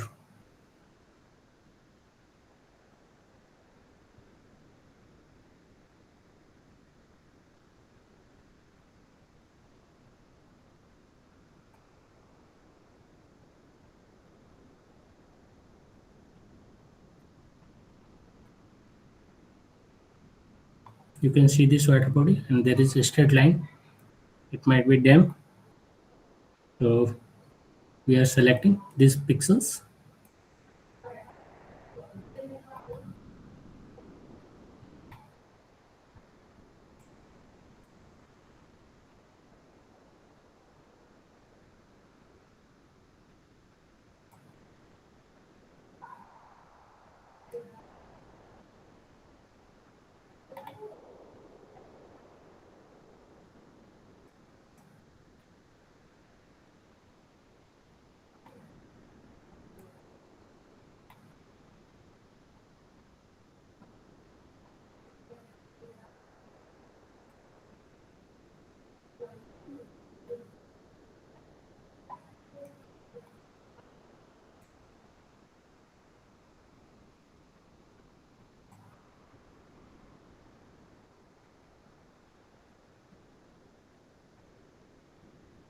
So these are the same pixels, so I am selecting the value of these pixels.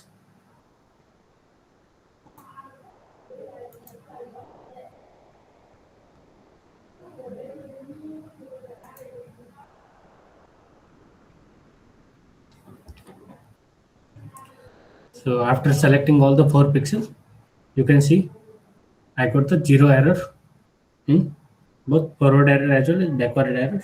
If you select the wrong pixel, then that error will be shown here. Now I'm zooming out both the images, source as well as target image. So now you can see I have selected all the 4 points in 4 corners. So after selecting all the 4 points, you have to click on this icon, which is Geo Rectify.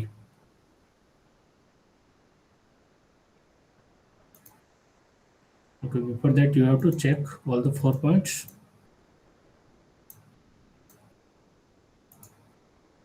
So now click on Rectify. The rectification process is started. It will take some time.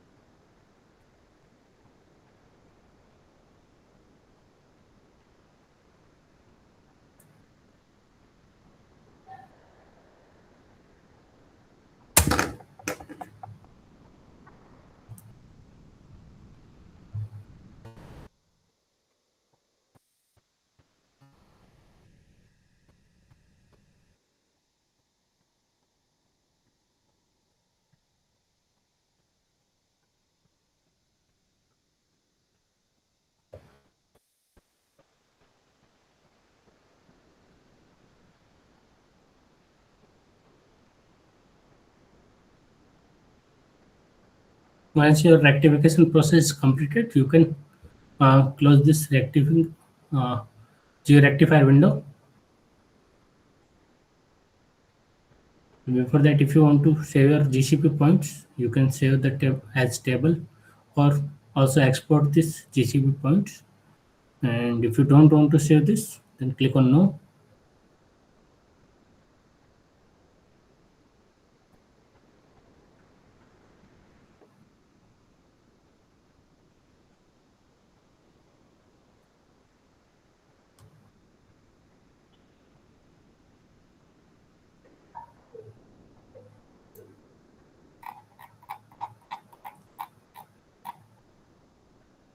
So in the similar way, you can also georeference another satellite data or a topo sheet or any other images.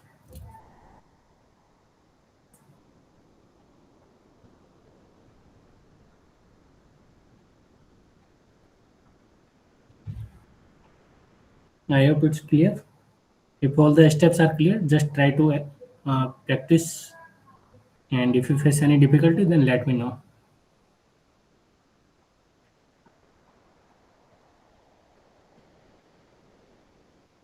Okay.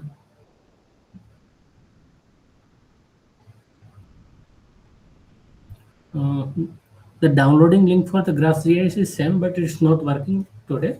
So it might start working in few days. So till then, you can practice the GraphGIS software, which was downloaded along with the QGIS software when you have downloaded QGIS. So just check your QGIS folder. There will be a one file with the named GraphGIS.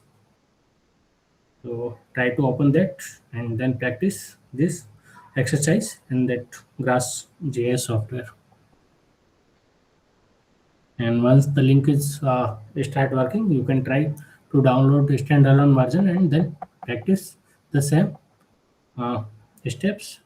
Sir, there is no complete folder for the QGIS. There is only QGIS launcher they are providing from the site. So, no, I'm not getting how to get that GraphGIS or QGIS folder. Okay, can you please share your screen? I think it must be there in your QGIS. Okay, sir.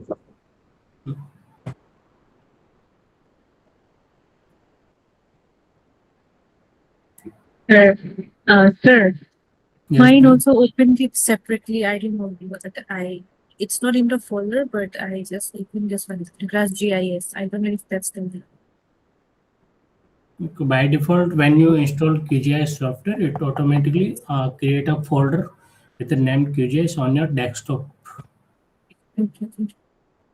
You can check on your desktop if there is any folder with the name QGIS. There is this is QGIS launcher. I have recently I have also downloaded that. Minimize this and go to your desktop.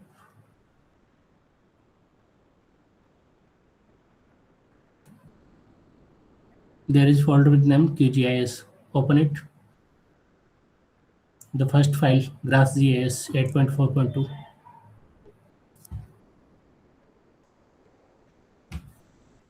Got it. No. Thank you, sir. Okay, welcome.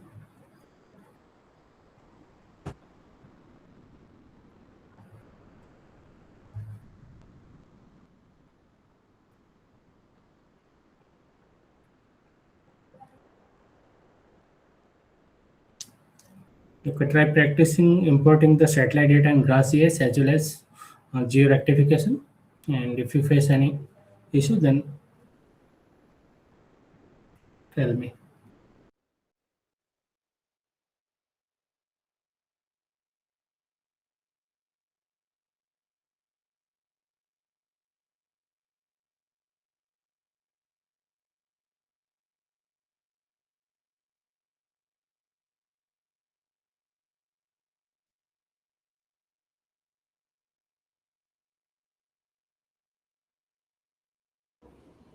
Sir, Yes, please. sir, I'm importing the satellite image, but it is not appearing and it's occurring error over there. Okay, can you please share your screen? Yes, sir.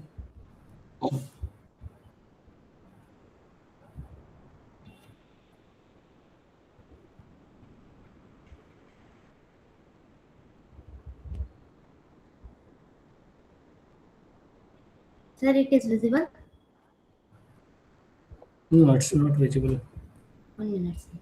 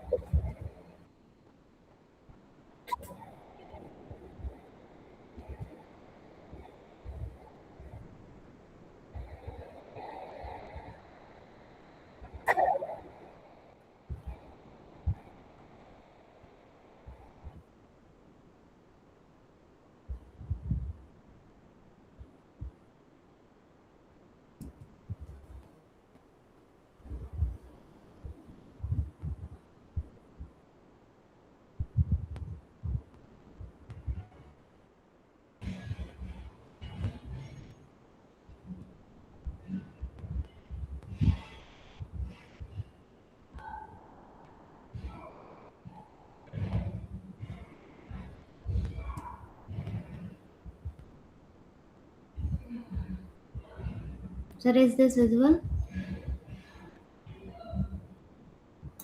Yes, it's visible now.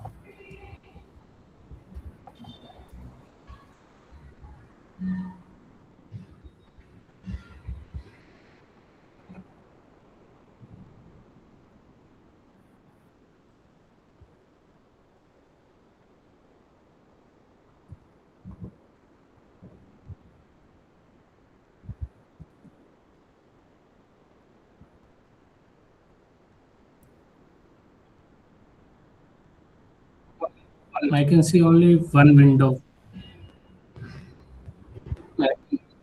I think you do not have shared your entire screen.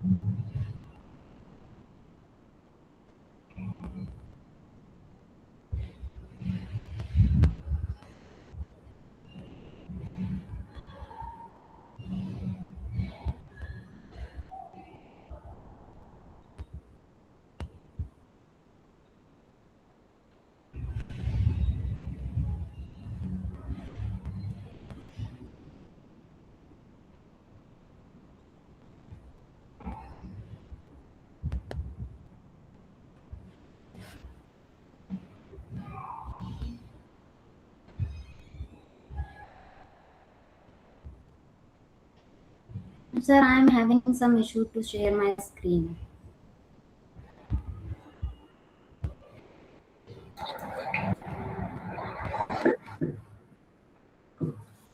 Okay, then how will I help you? Okay, can you please share in which step you are facing difficulty?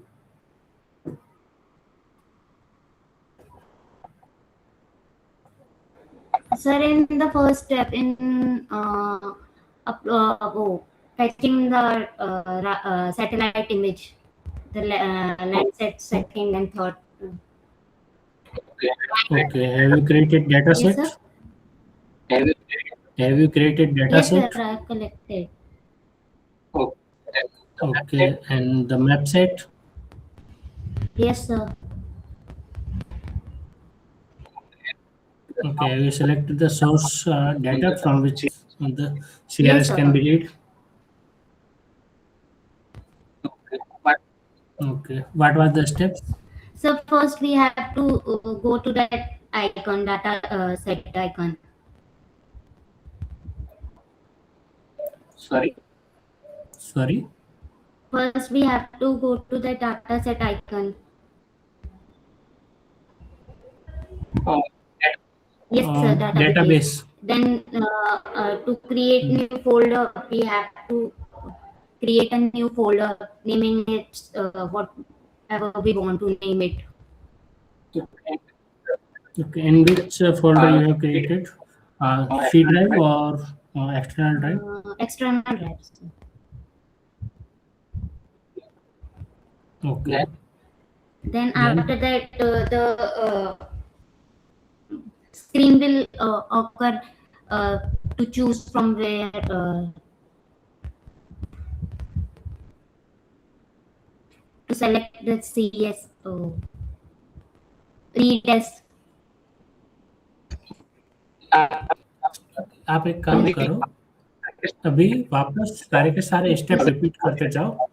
अगर screen share नहीं हो रही है तो जहाँ पे issue आ रहा है सारे स्टेप एक बार बोलते बोलते जाओ और जहाँ पे भी इशू आ रहा है वहाँ पे बताओ।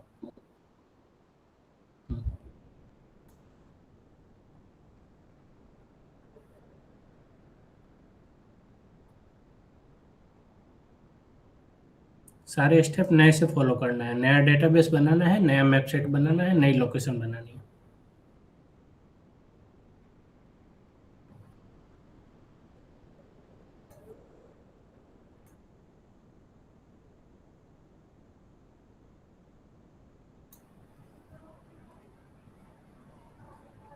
Anyone else is facing difficulty? I'm getting puzzled. Definitely, all the steps are doing, and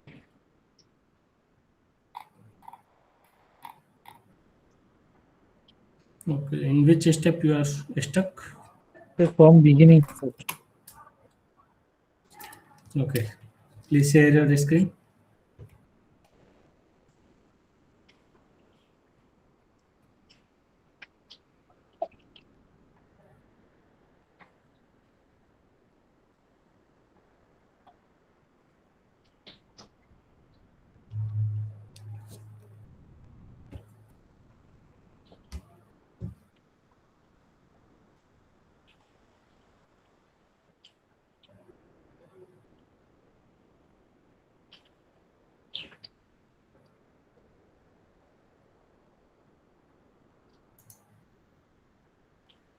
Last, last I have done the ATCC and AFCC. Then after that, you have shown so many things, but I am not getting understand actually. Very- Okay. Okay, to georeferencing satellite data, you have to go to the file menu. Then georectify. Yes, sir. Okay. Here you have to select the source location. Then source map set. Next, check the drop menu if there is any such group is available. Okay, No. so there is no group. You have to create a group. Select create group. Assign the name.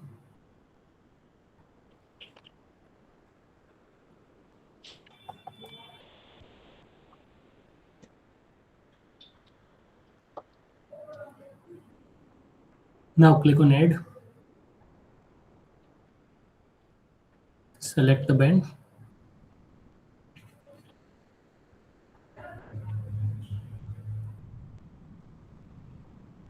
Okay. Yes.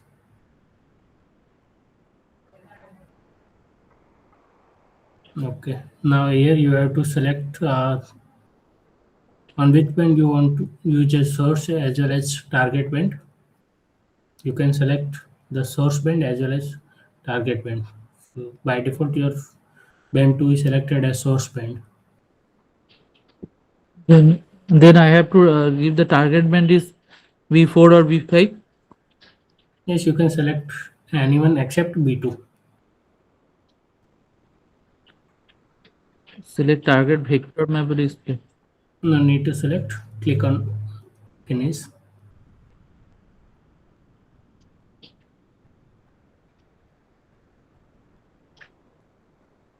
Now your geo-rectification window is open.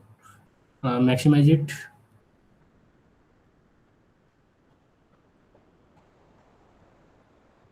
Okay, go to the left corner. You will see both headed arrow.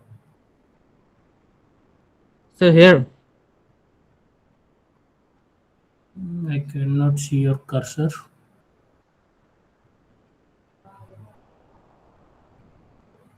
Yes, go to the line or the boundary of source display map on the source right this. side. Yes, sir.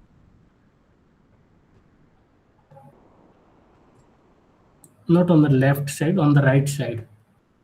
On the right side. Yes. Here you will see, yes, both edited. Yeah. Yes.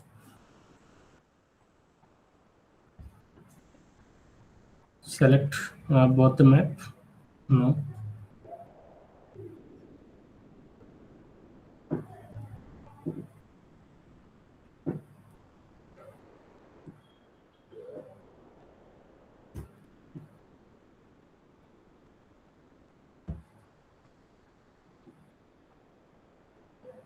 So from here, Yes. Now you have to select all the four GCP points. So select the pixel, zoom into the pixel level and identify same pixel on both the bands, and then select the pixel and import the value and assign it to target display.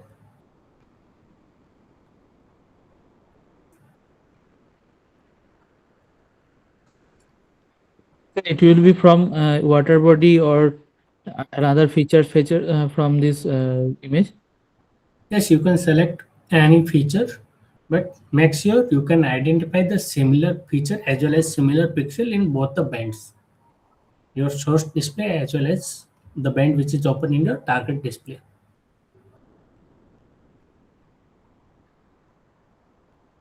If you select the wrong feature or the wrong pixel, then it will show the error in the final steps.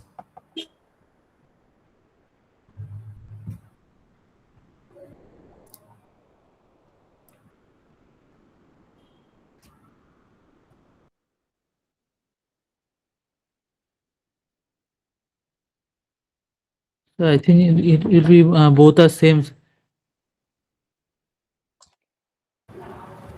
Yes, both the features are same. Now you have to zoom into the particular pixel level to identify the same pixel in both the images.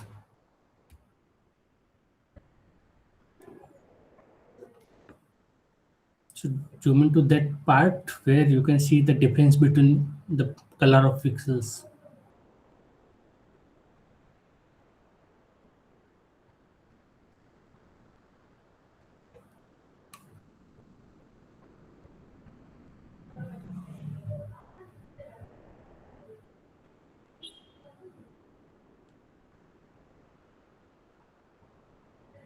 Can I take it from here? Both these pixels are same. Sir, I I think don't same. zoom out and check.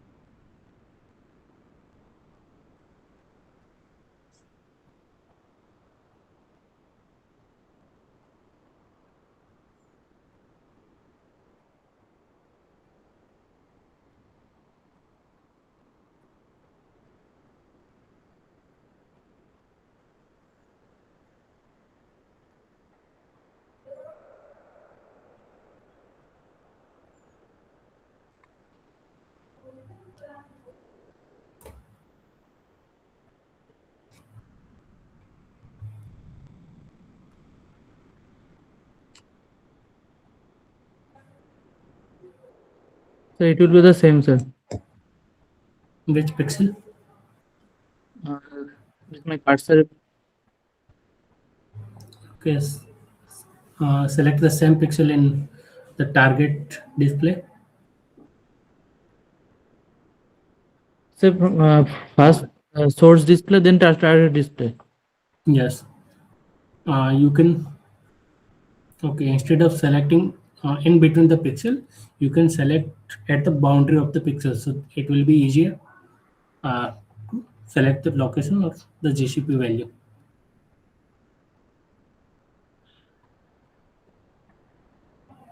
at the boundary of all the 4 pixels.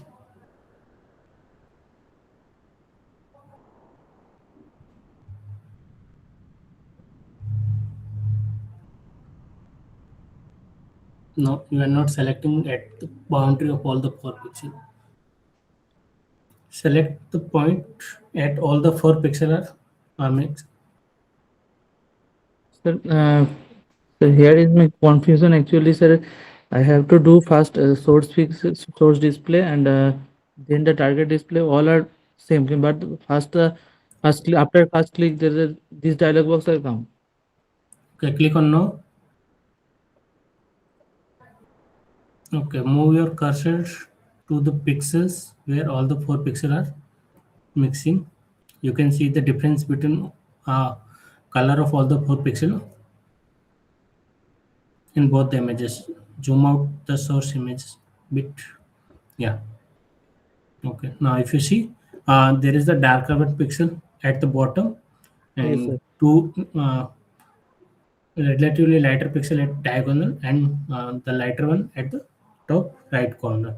So Yes, sir. move your cursor to in between all the 4 pixel where all the 4 Yes. pixel meets. Yes.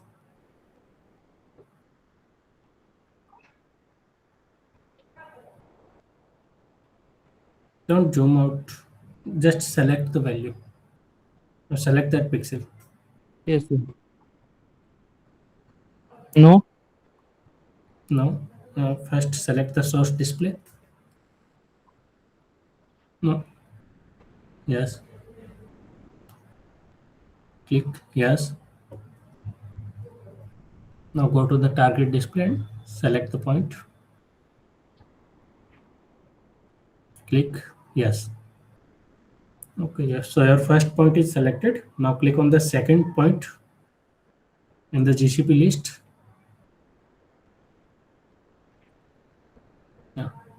In the similar way, you have to select the second point, third point, and fourth point.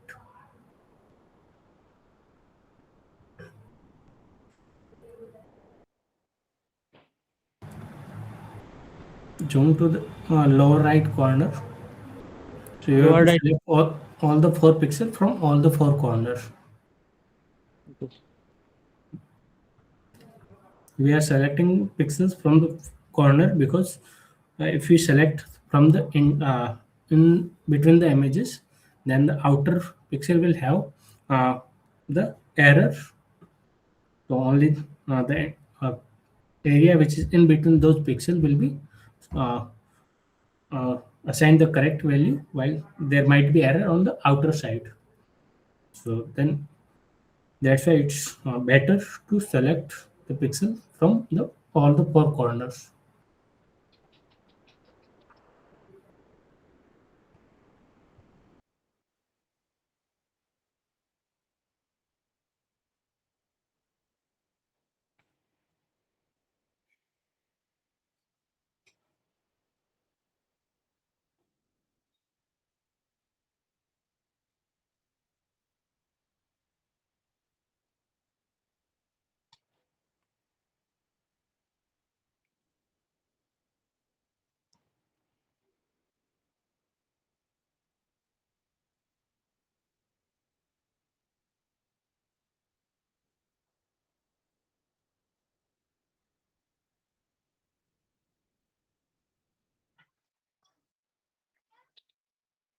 There is no is system that is synchronized as per as a saga.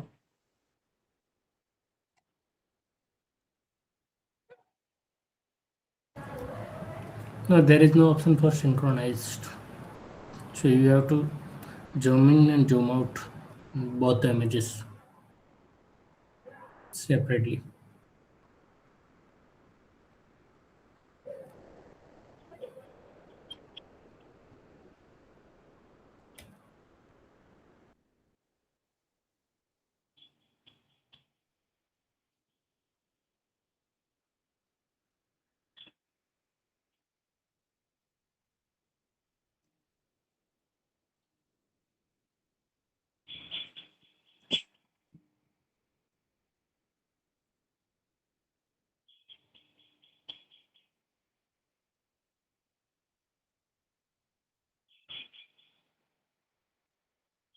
So can I take it from here?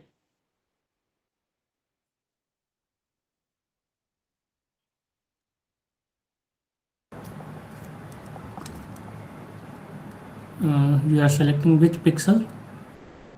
So these pixels. Okay, in the source window.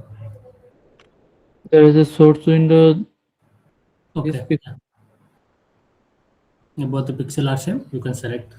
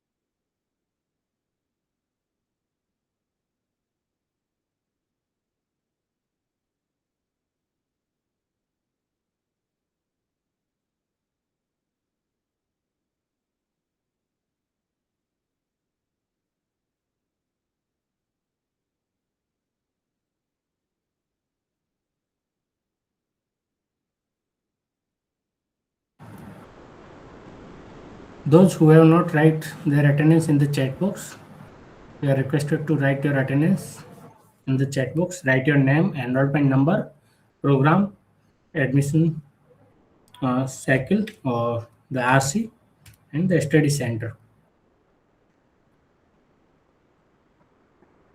In one message only, no need to write the different messages for particular study center or uh, program code. Write all the details in one message.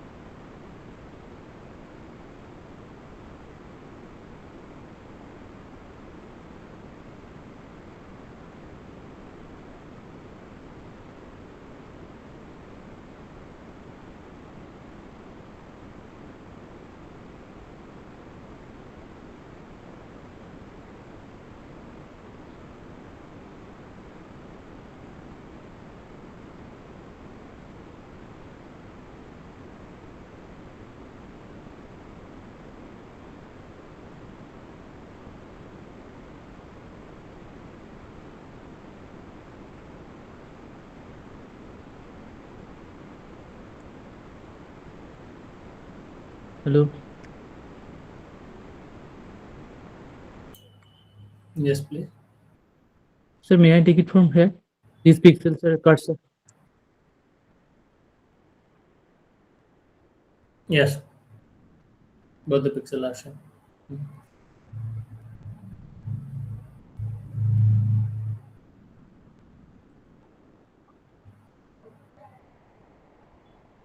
Yeah, selecting the fourth point. No? The third one, sir.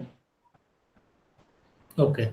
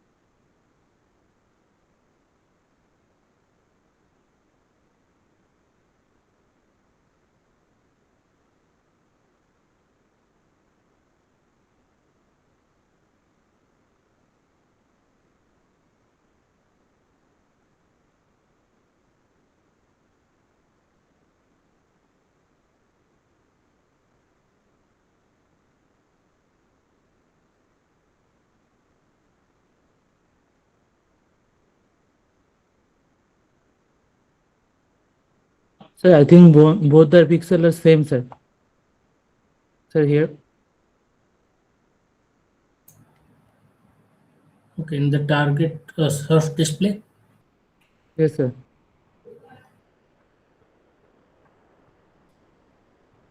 Okay, zoom out the map in target display. Not in the target display.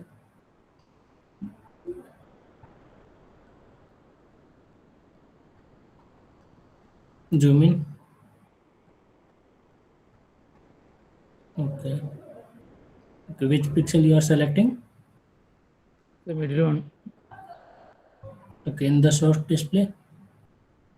This one, sir.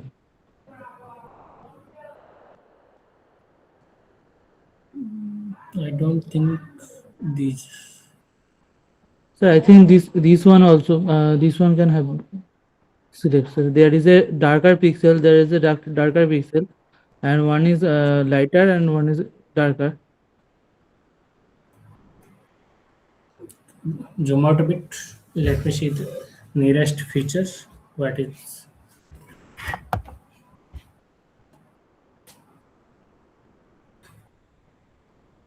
It's a bit confusing in both pixels.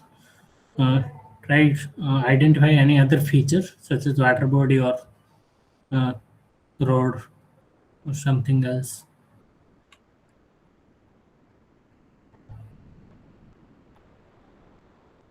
There is a road sign. Yes, you can select from that. Source display, source mappers are so darker. Actually, Yeah, because both the images are of a different band. One is blue band and one is NIR band. So the color will be different. That's why we are selecting any particular features such as water body, or road network or dam.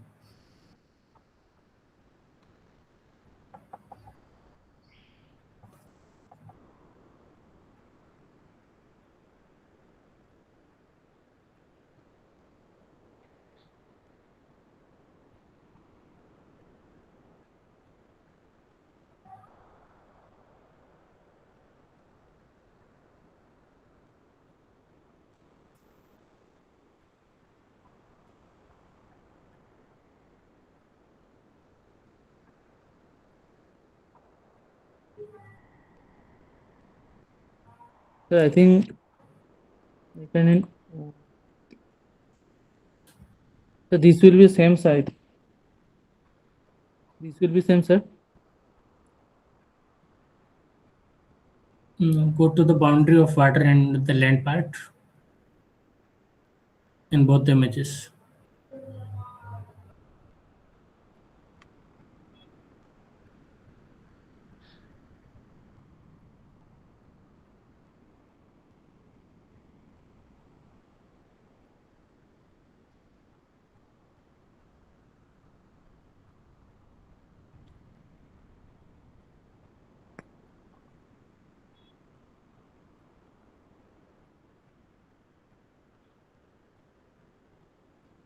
This will.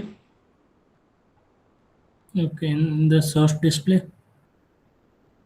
Source display. There's this one. Zoom a bit.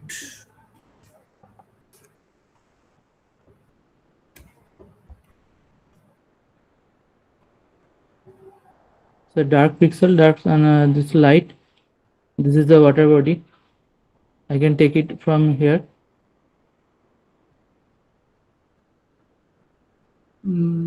Yes, this pixel and There is this. okay, This. that is. Sir, There is how a. should we add the fourth? Sorry, sir, how should we add the fourth one? You can see the first icon with the green line. Add new GCP to the list.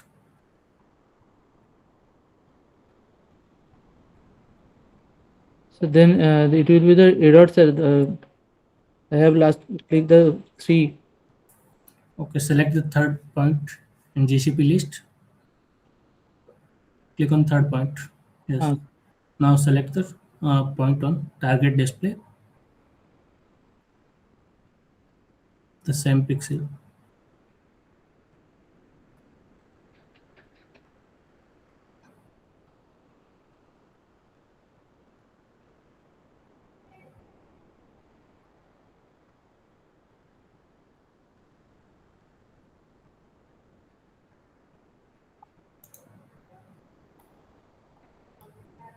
Then I have to say find fourth one from another point.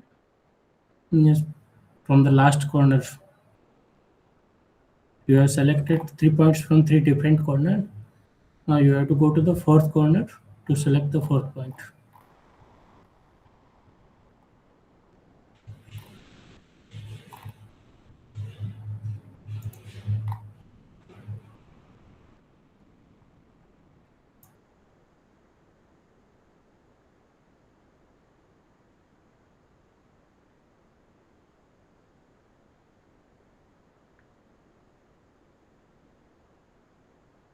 This one is time-taking processing.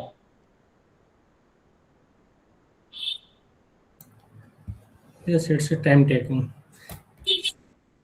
You have to take care of the same pixel also, otherwise it will show the error. And if you work on that errored image, so their output will be also so error in the lat long value. That's why the error should be less than 1. If it's 0, then better, otherwise it must be less than 1. Sir, I have a doubt. Yes, please. When these two images are not co-registered, then how it is taking error? Suppose we select a different pixel in two different images, then how it is calculating the error when these two images not registered with each other? So basically, we are working on the same pixel. It will in the Saga JS, I have told about uh, the row and pixels. So if you selected the pixel, Okay. so it will take the value of that line also and the column also. So Okay, sir. based on that, it will calculate when you select the fourth point only, not in the first, second, and third point. When you select the fourth point, if there is any error, so it will be calculated in the fourth point. Okay, So sir. you have to adjust accordingly if there is an error in the fourth point. Okay, sir. Okay. Sir, I think it will be the correct, sir. This one and this one, sir. Okay, can you zoom out a bit? Both the images, source as well as target.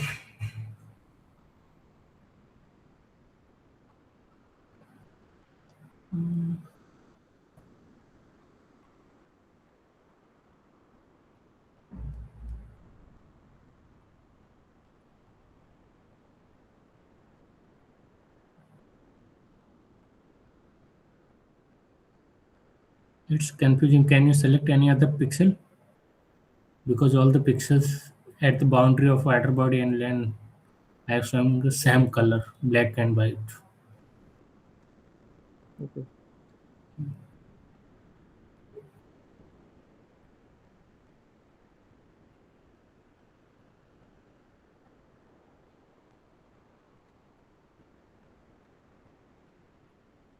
So may I select it from here, sir?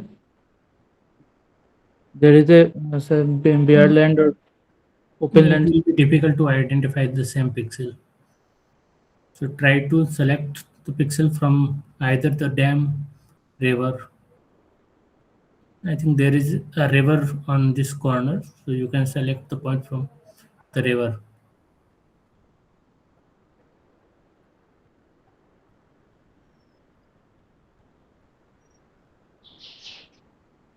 So this river. Yes, it's a river.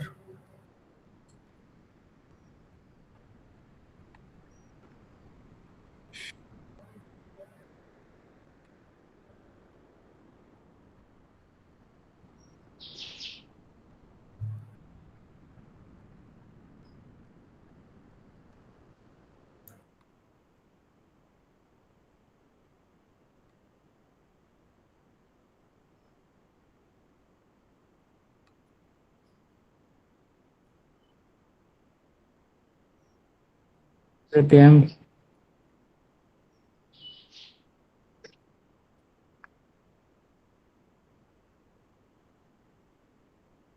So there is a dam. So, No, it's not a dam.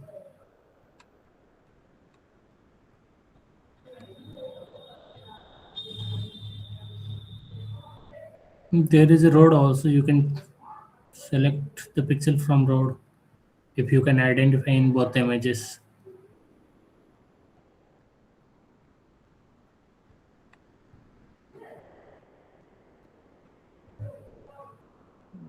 water body.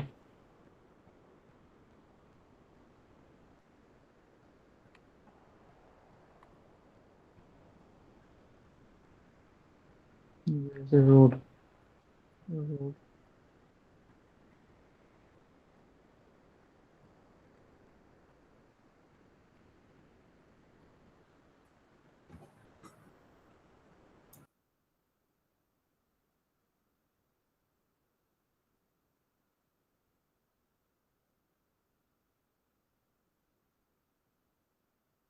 So there is the same pixel, sir.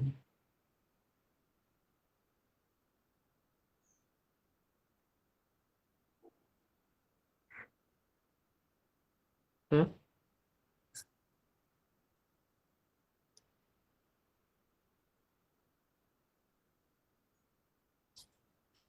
Sir?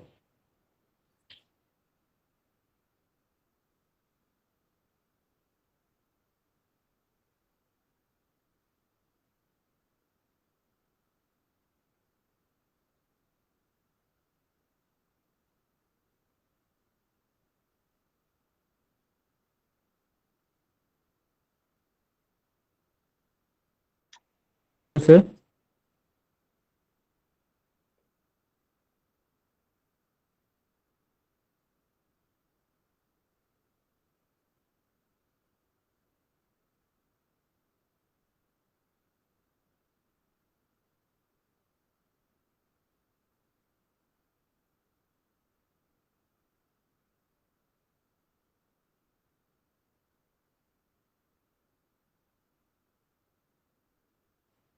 Hello, sir.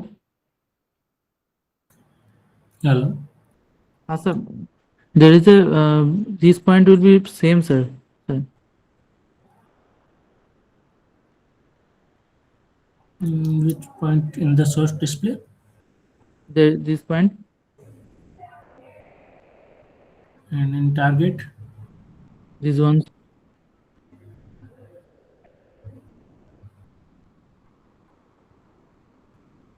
No, I don't think so. Zoom out a bit.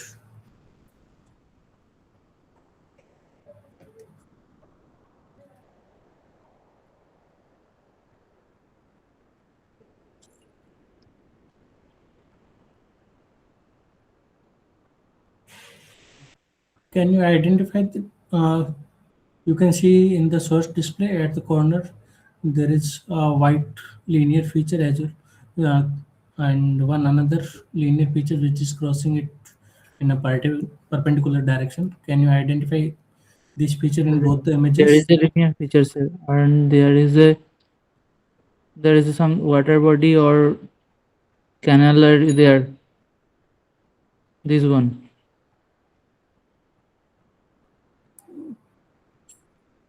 Okay, zoom out target display.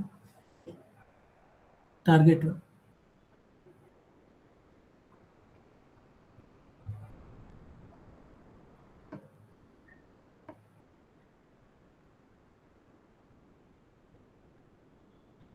This one, sir. There is a darker, uh, three darker and one lighter display pixel. No, no, in this part, the color will be different in both the images. Zoom out both the images. Okay, fine enough.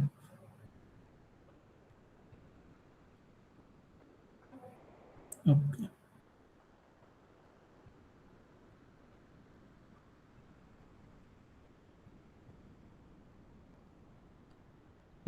Can I try from corner? No, it's fine. Okay, you can see. Okay, zoom out. Okay. Yes. Near the water body, there are a road and a river is crossing it. Yes, sir. Zoom into. Just zoom in the target display also.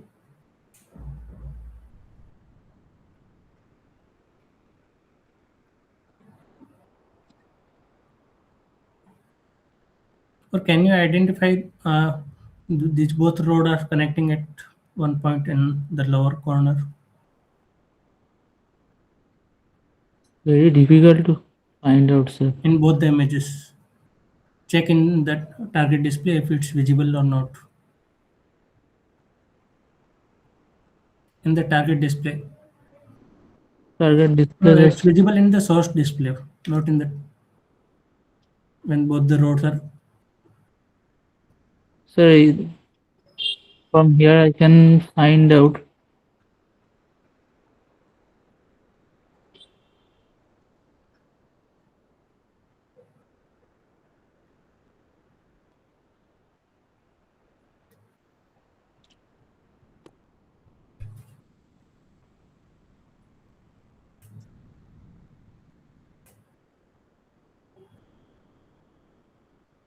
The water body.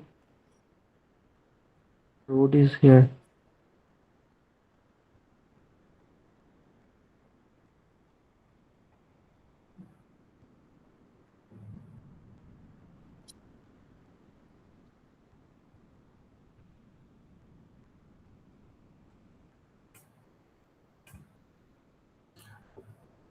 जो source display वाला है उसको एक बार वहीं पे रखो, थोड़ा ऊपर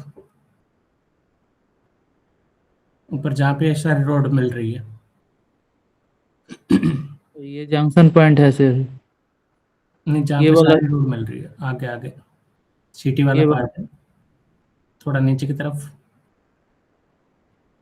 हाँ, यहाँ पे ये सारी रोड मिल रही है ना। हाँ, हाँ एक हाँ बार सर। ये सेम एरिया इसमें भी देखो, टारगेट में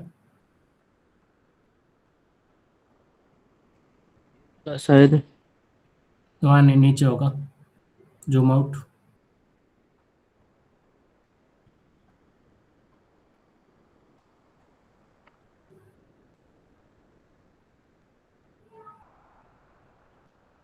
सारे रोड मिल रहा है यहाँ पे हो सकता है सर। नहीं, यहाँ नहीं, ऊपर है थोड़ा, एक बार चेक करो।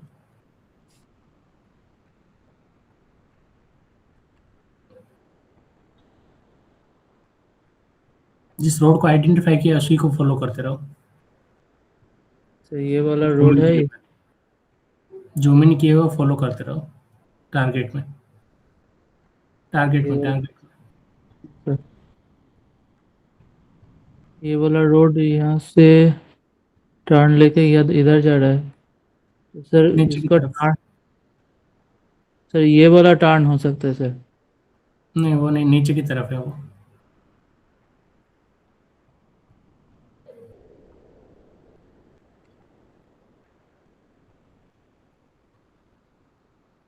यहाँ पे देखो, ये वाला पार्ट यहीं यहीं यहीं यहीं वाइट कलर में दिख रहा है। ये सर, ये वाला ये corner, just corner, corner centre पे, राइट हैंड साइड सेंटर वाला पार्ट। इमेज को थोड़ा राइट। बीच में लाओ, इमेज को। यहाँ पे देखो, ये वाला ये पार्ट। वाला ये हम्म। वाला तो यहाँ पे जूम करके तो रोड के ऊपर जूम करूँ। हाँ, रोड या फिर आसपास में कोई और फीचर हो जो इजीली दिख जाए दोनों में।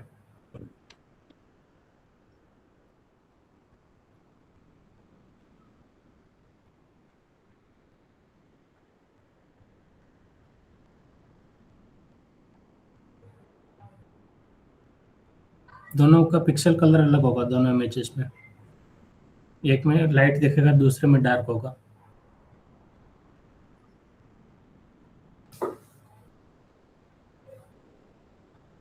तो उसमें रोड है, इस टारगेट डिस्प्ले में वो रोड नहीं है, रोड ऊपर है।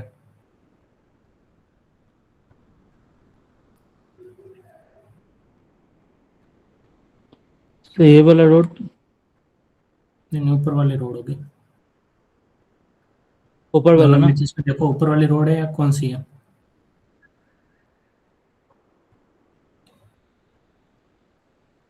ये वाला एक जा रहा है इसके साथ, ये भी है। हाँ, देखो ये रोड शार्प टर्न ले रही है ना। हाँ सर। यहाँ पे देखो, इस वाले इमेज में कहाँ पे टर्न ले रही है। यहाँ वाला सर, यहाँ पे शार्प टर्न ले रहा है सर, इधर से सीधा जा रहा है। और ये वाला तो सीधा ही चल रहा है यहाँ से। Okay. So there is a crossing here. Hmm. There is a crossing. ये वाला सर। ओके, तो इसी में जूम करके देखो कौन सा पिक्सल आइडेंटिफाई कर पा रहे हो।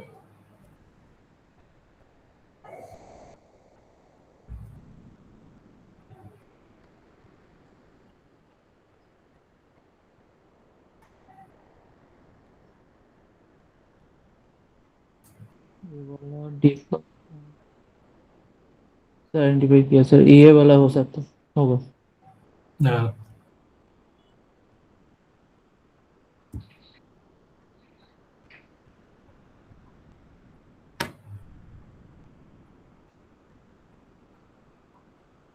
वो नीचे वाला होगा शायद।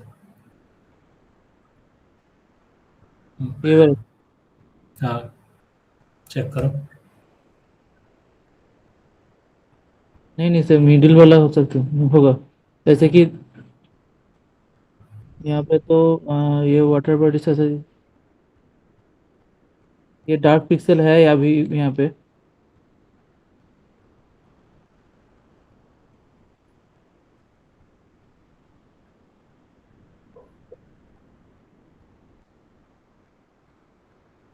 क्योंकि लाइटर के नीचे वाला इसमें ब्लैक कलर दिख रहा है, दोनों में कलर डिफरेंस है। नीचे वाले 2 ब्लैक पिक्सल है और एक वाइट और एक ये ग्रे कलर में टारगेट में। यहाँ से नहीं, डायगोनली इससे नीचे वाला कॉर्नर, दूसरे right sorry left hand side में। हाँ ये वाला सर? हाँ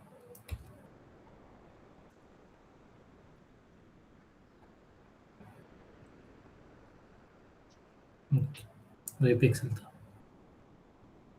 अब रेक्टिफाई,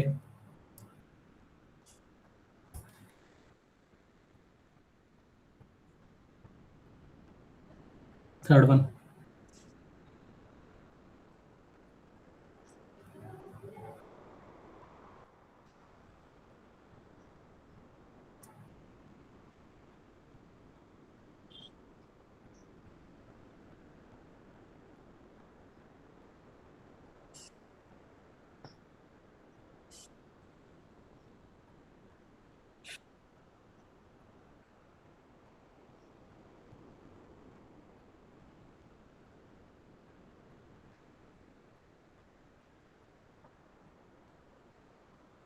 तो उसका बाद क्या प्रोसीजर है सर, बता दीजिए हमको, लिख रहे हैं किसका? क्या जियो रेक्टिफाई के बाद?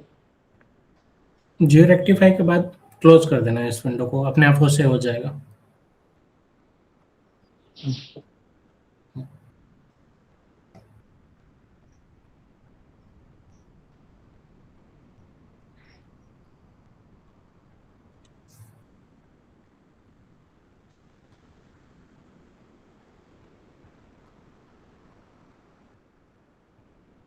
You have to practice georeferencing task in Saga GS by yourself, and if you face any difficulty, then you can ask in the next session.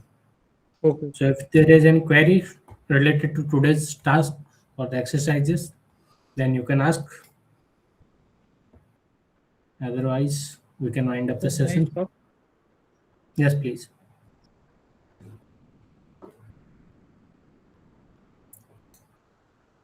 Okay, if all of you write your attendance in the chat box, then you can leave if you do not have any query.